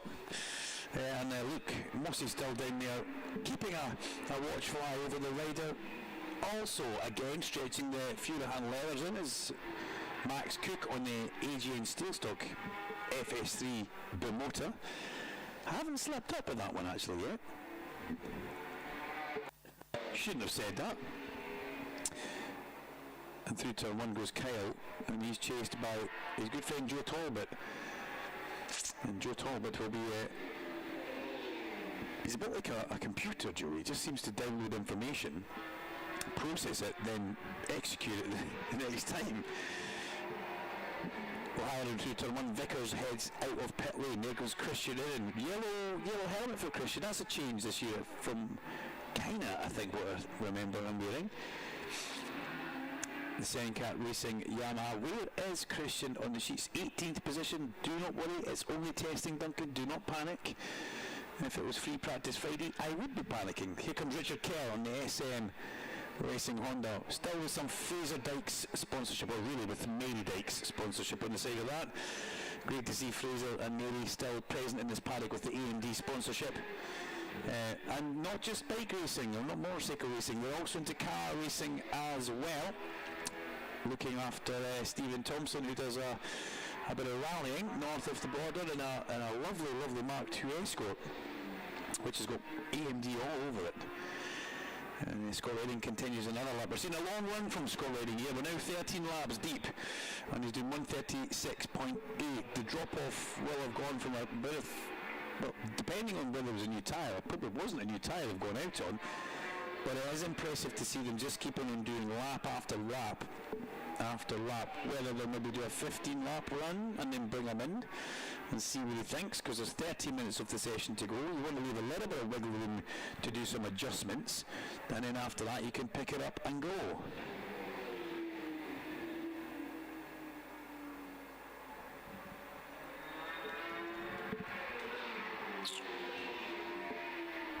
Looking at the corner of the commentary box window, can tell that Ash Barnes is pulled up in the pit lane. Yeah, he's you can tell when the riders had a moment out there, because they start mimicking with their arms, and that, well, their hands, but that was Ash Barnes doing hands, arms, shoulders and head. So he must have had a fairly sizable moment out there.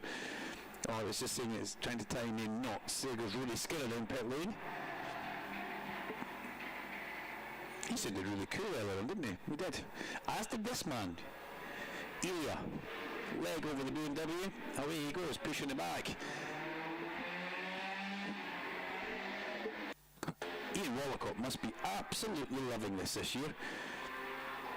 He has got, well, from having nothing to having something that's pretty much almost everything in a short space of time, as Hutchie comes out on the RST Superbike, and he will make his way onto the circuit. Remember, the stock riders need to get off, I think, how long is it?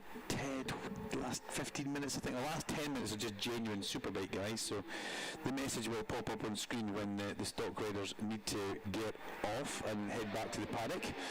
As Kyle Ride pops through, chased by still Joe Talbot on track. Those two guys very much together. Ray Urban Ride, Stacey Redding, no change at the top 5. That's Jamie Keller just going into turn 1, chased by Cam Dixon, but a lot of space between them. The big bikes do like to try and find themselves some free space on the track. They don't like to hunt in packs, unlike some of the sport bikes and super sport like to ride together, maybe to generate a bit of a tow and make more lap time, but these guys like to have their own piece of tarmac, so they've got nobody in front of them, and away they can go.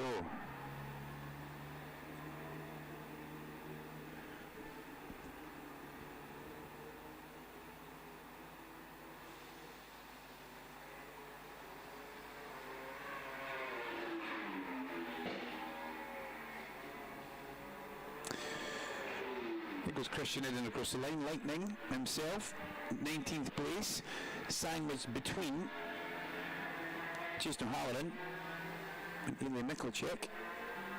That was Dan Brooks making his way out, and still a black livery Master Mac Honda for Dan Brooks.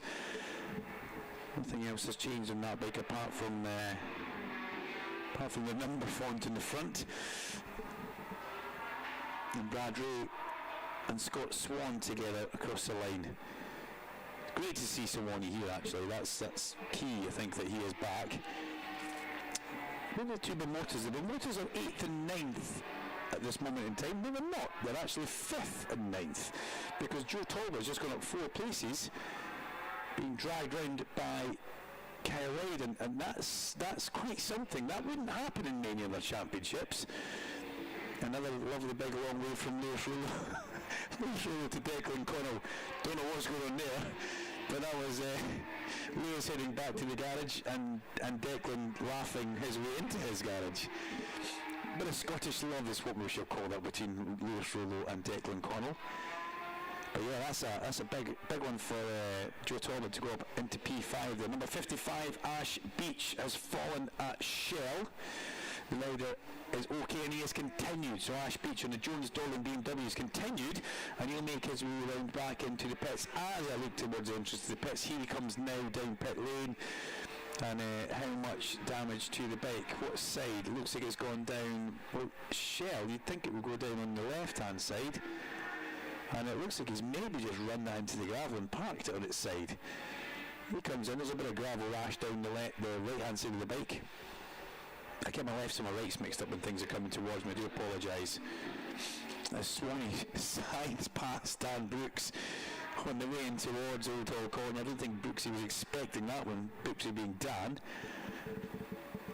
But he got it anyway. So Redding did a 14-lap run before he pitted. Haslam goes back onto the circuit. Leon Haslam finds himself down in 22nd place as Danny Kent now follows him out, albeit some 5 or 10 seconds further back. And Danny Kent sounded quite upbeat and quite cool, calm, happy. He's in a good place just now.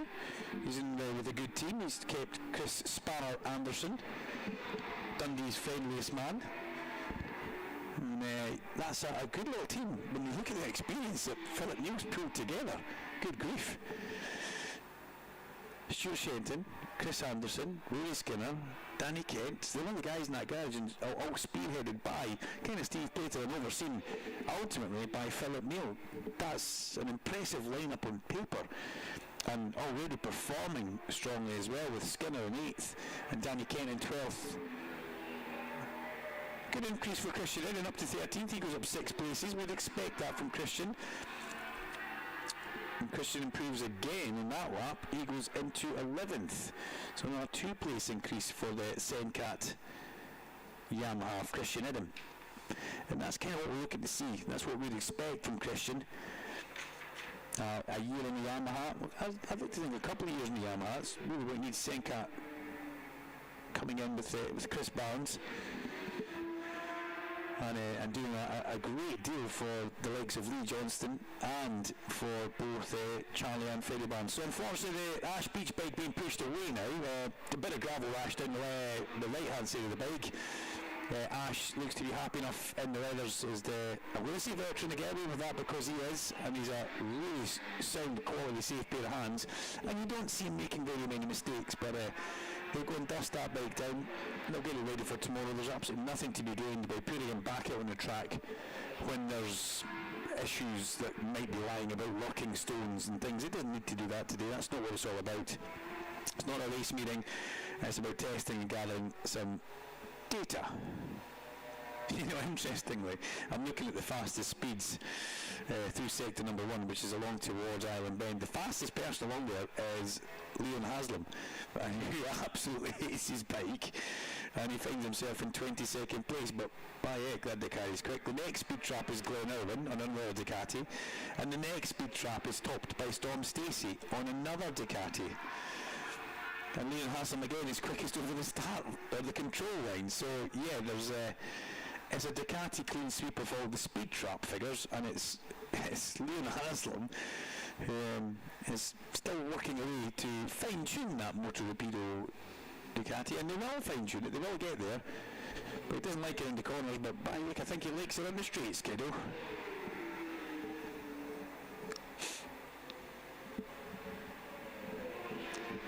So 22 minutes off this session to go, so we have to look at that. They've got 1 minute 30 for the lap, so the teams will be calculating exactly how long we can get. As I think that's Elia just backing off going through the first corner. Yes, it was. He's had a good day, and it was great that we managed to get a good chat first thing in the morning with Elia. There was rumours of something happening at Darlington, and Peter Hickman said, you know, maybe not a BMW in the grid, we don't know yet.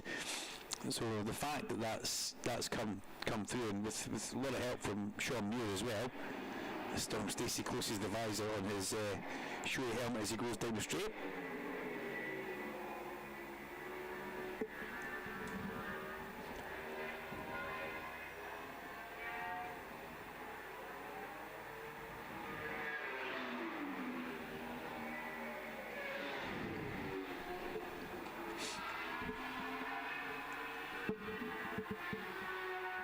let's see what Storm Stacey can do in this exit he has got from the pit box. It's all going calm here at Oulton Park. It's all going quiet here at Oulton Park. A couple of spectators enjoying the sunshine, the early spring sunshine. Some of them in deck chairs, cameras in hand, and some fairly tasty pieces of camera equipment, I would say, as well. And you do still get cracking viewing facilities inside the UK. Yes, the circuits have obviously been upgraded and safety has been put in place. Catch fences, wreck to sell gravel traps, but Oulton Park still has that kind of feel. Now, there's an absolutely fabulous picture as Andrew Owen takes MET Phonacab Ducati back onto track. There's a walk-through from the pit lane back into the paddock area, and there's a fabulous picture of what looks like an Aurora Formula 1 race or a Formula 5000 race from round about 1975-76. And you can still tell that the cars are going through Old Hall Corner, and everything looks the same.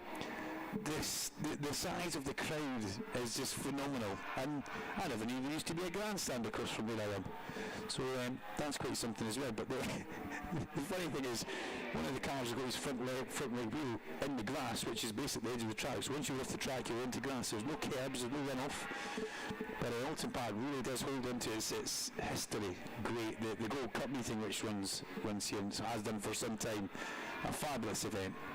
But that's cars, this is bikes, and there was Scott Redding back out onto track. I haven't actually caught up with Scott yet. We'll need to do that in the break, and he's followed out by Peter Hickman. And Josh Brooks actually improved as I was meandering into a cul-de-sac with Formula 5000 cars and couldn't get back out, but Brooks has gone up into 5th place on the number 25 Dow Honda. So that's quite an improvement for Josh Brooks. 12 laps deep for Josh. Who has done the most laps? It is Scott Redding with 14 laps. Didn't see a new tyre in the back of that Scott Redding Ducati as he went back out onto track either.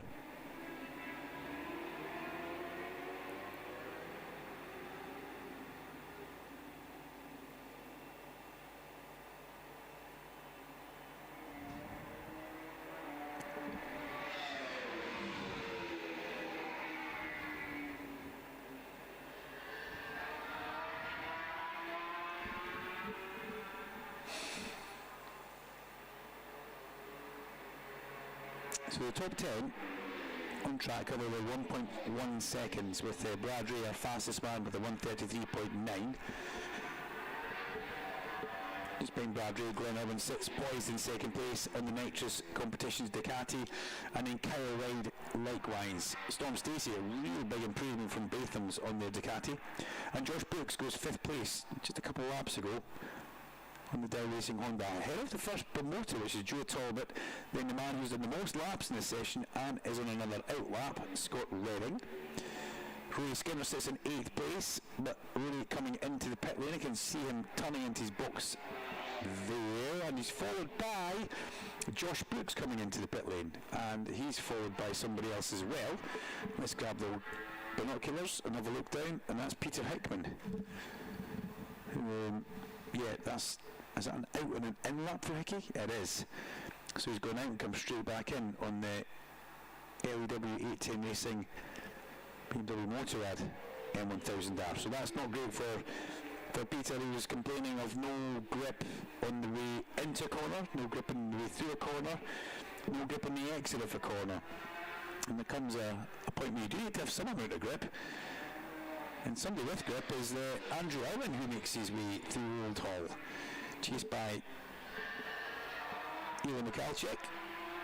Stock Raiders will go to box by 16:45, so in about 2.5 minutes time all the Stock Raiders need to be off track. Andrew Owen went up 4 places in that last lap to 12th, and Elio went up 2 places to 15th, and he's only 1.8 seconds away from the fastest time of the day set by Brad Ray. The only man to go sub 1 minute 34 is Brad Ray, 1 minute 33.921. And that's a pretty tasty lap from Brad. He's about 4/10 of a second, almost 5/10, a full half second up the road as Storm Stacey comes into the pit lane and Danny Kent also box. So there was probably a time for a few more adjustments and one more exit. I mean, they're going to effectively run out of time on track. This is where I need to be properly switched on. And let's change the camera so you can maybe spot the new tyres leaving the pit lane as well. Look for somebody going out with a proper shiny back tyre on, and let's see what they do. Scott Redding carries on for another lap, and Glenn Irwin, well, he's on track and he's personal best through sector number 1, and he's just done a fastest speed along Lakeside of 159.4 miles per hour and still accelerating. So Dan Brooks goes through. We'll get Glenn, who's just making his way in towards Druids. Well, younger brother Andrew crosses the line, and again another improvement for Andrew, up 1 place to 11th. No improvement for Ilya across the line, but he does stay on track as Ash Barnes is back in the pit lane with a thumbs up this time. A happy little Barnesy down there. There goes Glenn across the line, and does he take a bit of time back? He does. Glenn with a 1:34.361 takes just a tiny bit of time back, but it's still effectively 4/10 of a second the lead that Bradley has on times. But Glenn with a 1:34.361. No real need to push into the 1:33s, but you know what racers are like. They will be desperately trying to do that because he knows what he wants to do, and they want to be top of the times, they want to be fastest. But on track, Glenn Irwin. Who else? Joe Talbot? No. Scott Redding. Glenn Irwin, Scott Redding, who passes in towards turn 1. Andrew Irwin, Eli Michalczyk, and Matt Trulove. Everybody else that's poised in the pit box. Are we going to have a mass exit within the last maybe 12 minutes to go? We could possibly see that. It's almost like a mini qualifying session. We don't know what's about to happen, but whatever it is, it will be interesting, fast and loud. And here they start to come out. First out of the garage is Eugene McManus, then Charlie Spud Nesbitt, and also up the far end, I think that's the promoter of Max Cook. It is that. Into the pit lane comes Dan Brooks. Those three youngsters get the get-go from the team. Remember, Spud stepped off that bike earlier on. But Fraser Rogers and Charlie Nesbitt, interesting combination. A lot of speed there. A lot of interesting speed as well. So the stock riders will now have to box. They're done for the day. Out comes Richard Kerr. Glenn Irwin crossing the line again. Just looking at home in that Ducati.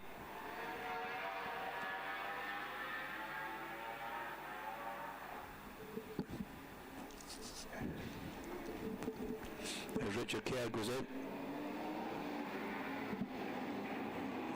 Don't believe the new tyres for any of the guys heading down there. That was Kyle Wade and Storm Stacey.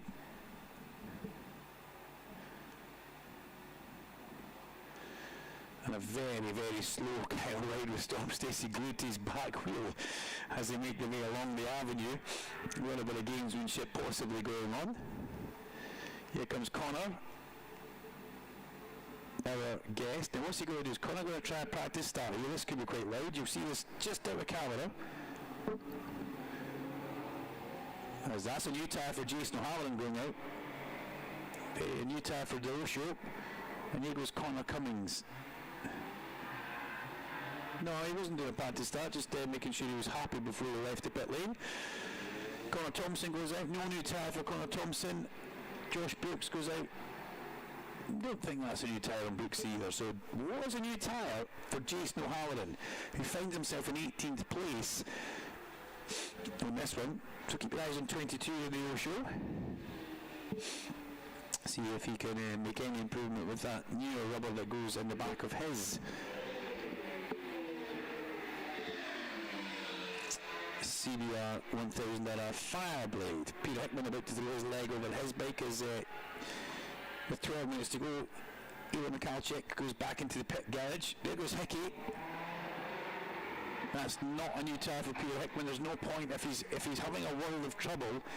All the new tyre is going to do is for a little while mask some of the issues, and this is the waste of money, and there's no point doing that. So very experienced garage there. They don't do that. Richard Kerr pretty hot in towards the first corner. That thing was dancing about in his nose, to say the least. And Joe Talbot again out there on he likes to get his money's worth of the tyres now, does Joe Talbot. I bet Kyle Wade's not still sponsoring him for tyres. He was when he was a Stalker Super Sport rider. I bet that's dried up, but I bet Dan Fry still contacted Kel to see if he wanted to pay for Joe's tyres. So the guest riders to box by 1650, which is in 2 minutes time. And number 12 guest, the transponder has stopped working. Unfortunately, that's Hutchie on the Team RST BMW. Hutchie has stopped, the transponder stopped giving a ping back as it crosses the control line, and that's a great shame for him. So whether Sam Jones is now manually timing him on the old stopwatch, or Richard Evans may have a better way of doing it. Does make their life just that little bit harder for what has been a pretty sensational test for us so far. Kyle Wide, no, Max Cook, 8th place improvement for Max Cook. Up into P2 for Max as he goes along Lakeside. So Ray, Cook, Irwin Glenn, Wide, Stacey Brooks, Talbot, they all get shuffled down because Max Cook has got in there, but there's still the better part of 4/10 of a second to the good for Bradley Ray. But again, the motors showing that they have good pace, not just at the big fast flowing circuit, but also here at Oulton Park, where it's always going to be a test for every rider. I don't think that's a new tyre on Ryan Vickers either. Maybe I was wrong with Jason Halloran, but he's personal best across the board, so that would tell me that I possibly wasn't wrong. Let's see what the Osho can do. Crosses the line now, and he goes up 4 places to 14th for Jason O'Halloran, and he drags, well, Reece Allen goes through and goes up 3 places to 16th. Scott Redding and Fraser Rogers, new tyre for Fraser Rogers, he's chasing Scott Redding down. The Tag Honda has got a shiny new Pirelli in the back of it, and I don't think Steve Moore will have put one in Leon Haslam, or has he? Maybe he has. And Rory Skinner looks like he's got one as well. Or maybe it's just slightly newer. But let's see what Fraser can do with 9 minutes of this session to go. Can Fraser Rogers get himself up the board just that little bit further as he finds himself, who is Fraser actually on our screen here, 18th place for Fraser Rogers, 1.8 seconds away from the fastest time.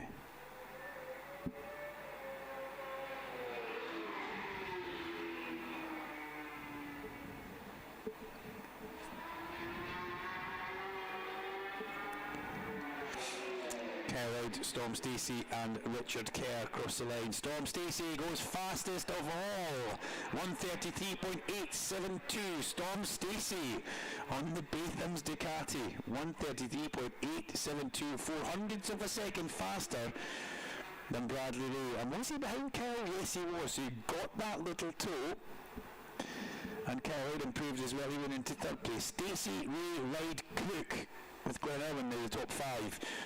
But that, well, you know what, more than anything, I'll put a smile on the face down in that pit box of Michael Rutter, and that's great, because the investment has been put there by the partners in that Batham's team.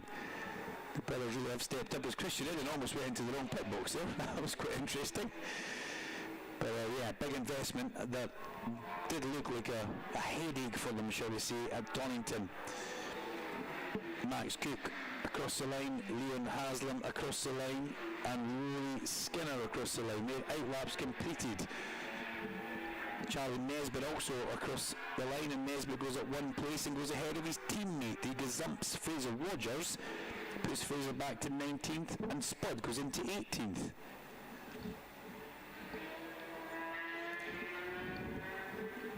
With only 7 minutes of this to go, it's getting right towards the interesting last couple of moments. Peter Hickman crosses the line. He made an improvement on the last lap.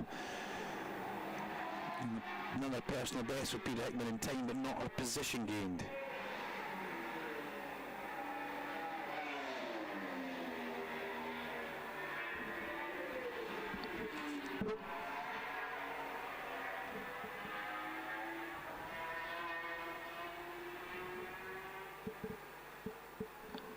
So I did say that a lot of the riders were in the garage. A lot of them have come out and gone in for an exit, but still the likes of Ryan Vickers Danny Kent, Lee Jackson, Jason Harlan's out and back in, Christian Eden likewise. Here comes Danny Kent, what's he got on?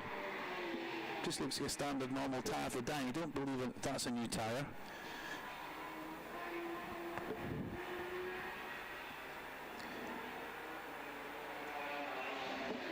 But a good run for Storm Stacey to put himself fastest of everybody. That was Fraser Rogers and Scott Redding. Fraser did find 3 places. He's gone up 3 spots to 16th. There goes the pocket rocket Liam Haslam. He goes up 8 places. Liam Haslam, an 8 place improvement. So that must have been a new tyre that got put in the back of Liam. I was questioning myself as I looked at it, but yeah, an 8 place improvement up to 16th place, 1.5 seconds away, but still a big chunk of time away from where we want to be. But Haslam, Nesbitt and Rogers all improving onto the track for Lee Jackson. New tyre? Nope. Andrew Irwin comes out on the MET Phonacab Ducati. Let's see what he's got in the back of that. That's a new tyre for Andrew by the looks of it. The shiny edge on it. And here comes Glenn as we have a look at Glenn. What does he have? I don't think that's a new tyre for Glenn or Christian Eden as they both make their way back out onto the track with 5 minutes of the session to go. Outlap for Brad Ray, outlap for Glenn Irwin, Andrew Irwin, Danny Kent, Lee Jackson and Christian Eden all on outlaps. And here comes the O-Show. And Peter Hickman brings the Leo 810 Racing BMW back into the pit box one more time.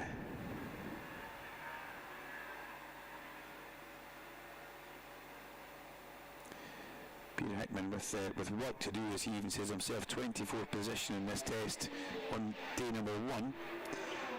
Still lots of time to go tomorrow. Max Cook on a pretty hot lap here.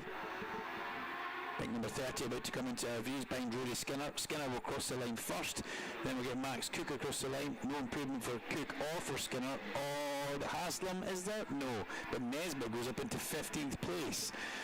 So he puts a couple of positions in his pocket, and let's have a look at Elia as he goes out. Nope, no new tyre for Elia. Again, no point doing that at the end of day number 1. Save that for tomorrow. Let's get out there and do some laps on the bike and see what it's like on News Rubber. Brooksy with a new tyre. Rumbles down pit lane, and away he goes. He's going to join in behind his teammate and Connor Thompson.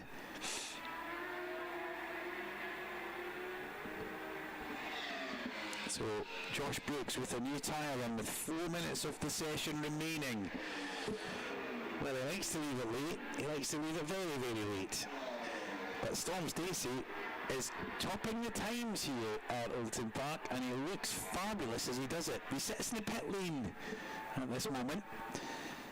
And that Batham's Ducati, after what we saw at Doynton, which was kind of an early example of what Ray Stringer said he was going to bring to the party, Storm throws his leg over the bike with 3 minutes to go. Was it on a new tyre? It must have been. What's in the back of it just now? Well, that's an absolute spanking new tyre, so maybe it wasn't on a new tyre, and maybe it was Storm Stacey getting a bit of a tow. The fruits of their labour now starting to pay off. All that hard work at Doynton to refine the electronics. As Michael Dunlop comes out. No new tyre for Michael Dunlop. Not what he's here for. Big improvement for Danny Kent, for Ryan Vickers and for Rory Skinner. Kent goes 6th, Vickers 7th, Skinner 8th. They all do personal best on the last lap across the control line. Glenn Irwin's on a good lap as well. He's gone fastest of anybody through the middle part of the lap. So Lee Jackson's about to come up and across the line. He's chased across that line by Eli Michalczyk, and we wait for Brooksy across the line there. Brooksy finishes his lap. Next bike through will be bike number 18, Andrew Irwin. But Glenn Irwin's just ahead of him on the road. What does Glenn Irwin do? Can he do anything on that? No, it doesn't. There's a personal best timing, but doesn't improve in position. 134.238 for Glenn Irwin.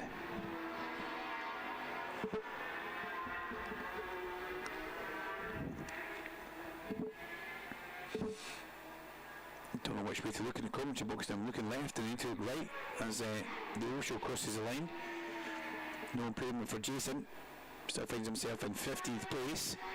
Ryan Vickers very much the Honda on form in 7th, and he was also the Honda on form at Donington, if you think back and remember back. But let's keep our eyes on Brooksy. Is he going to take a couple of laps to put some heat into that? You can't waste too much time, because the flag was out in 1 minute 30. Storm Stacey crosses the line, so that's the lap completed for Storm, and he's got a train of bikes around him. It's not often we see that, but everybody wants to latch on the back of the fastest man, and that's what Storm Stacey has got. Brad Ray on track. Skinner ducks into the pit lane. He's had enough. And somebody else coming in the pit lane just at the back of Rory. That looks like it's Kyle Wright. It is. The defending reigning champ. Parks the Nature's competition at Ducati in the pit box. Lee Jackson crosses the line, and he stays in 14th place on bike number 14. A personal best lap for Lee, 135.245, but no improvement in position. Andrew Irwin across the line. Andrew Irwin up to 8th. 5-place improvement for Andrew, 134.754. And that was Bradley Ray, and also Christian Idden across the line. And Richard Kerr and Joe Talbot. But we're looking to try and see where Storm Stacey is. He's making his way up through Clay Hill. His personal best through the middle part of the lap. He's pretty much on par with everything that's gone on so far. And it's just all about where he can get the good lines on his own as he comes through Druids. And that's exactly what Storm will be looking for. Not having to worry about anybody behind him as they make their way along in towards the last corner. We can see him coming through the trees in the distance. Storm Stacey accelerates up on the Batham's Ducati, crossing the line, 134.087, so 0.2 of a second away from where he has been, but he hasn't had the checkered flag. The checkered flag flies for Ryan Vickers and Scott Redding, so Storm Stacey still has another lap in him if he wants to. Everybody else coming through will take that checkered flag, and at the end of day number 1 for the Superbikes, are we about to see something pretty meteoric happening here? Storm Stacey goes purple through sector number 1. Is he going to lay it all on the line for this, the last lap of the day? He knows he's got some quick guys out there, but this would be quite something for Batham's Ducati to take away from here. We'll wait for Storm to click off the next intermediate. He crosses it now. It's purple again. Stacey, fastest of anybody through the first sector. Fastest of anybody through the second sector. Brad Ray takes a checkered flag, as does Christian Idden. And this is kind of statement stuff for Storm. He's through the bottom of Hizzies. He's got to make his way up through Clay Hill. Will it still be with him through the areas? Purple again for Storm Stacey. This is a statement and a half from the man who was a little bit down in the dumps at Donington after the bike wouldn't play ball. But they've worked so hard. He's coming along through Drews. Now the big question is, does he cross the line or does he box? Because if he boxes, that's almost just rubbing salt in the wind of everybody. But will he come through and will he take the flag? He will. Storm Stacey comes through, crosses the line, and he does a 133.720 and puts 0.2 of a second into the entire field on that new tyre run at the end of the day. I doff my top hat to you, Storm Stacey. That was a lap and a half, and what a test day you have had. Storm Stacey fastest from Bradley Ray. The very last lap of the day is the fastest lap of Storm Stacey's day, and he'll be very happy with that one. And he ends day 1 here at Oulton Park for the official RNG test. Fastest of anybody. From Bradley Ray, from Kyle Wright, from Max Cook, and from Glenn Irwin. Danny Kent, a good solid 6th place with Ryan Vickers in 7th. Andrew Irwin is in 8th. Rory Skinner makes it 2 Cheshire more than Yamahas inside the top 10 for TAS. And Brooksy rounds out that top 10. Just on the outside looking in, Joe Talbot, Scott Redding, Leon Haslam made progress throughout the day. Lee Jackson, Jason O'Halloran, Charlie Nesbitt, Christian Idden, Eli Mikulchik on the IWR Rocket BMW in 18th place, Fraser Rogers and Rhys Irwin in 20th. And if you enjoyed that, well, we're back on air at 9 o'clock tomorrow morning. Until then, Duncan Vincent signing off.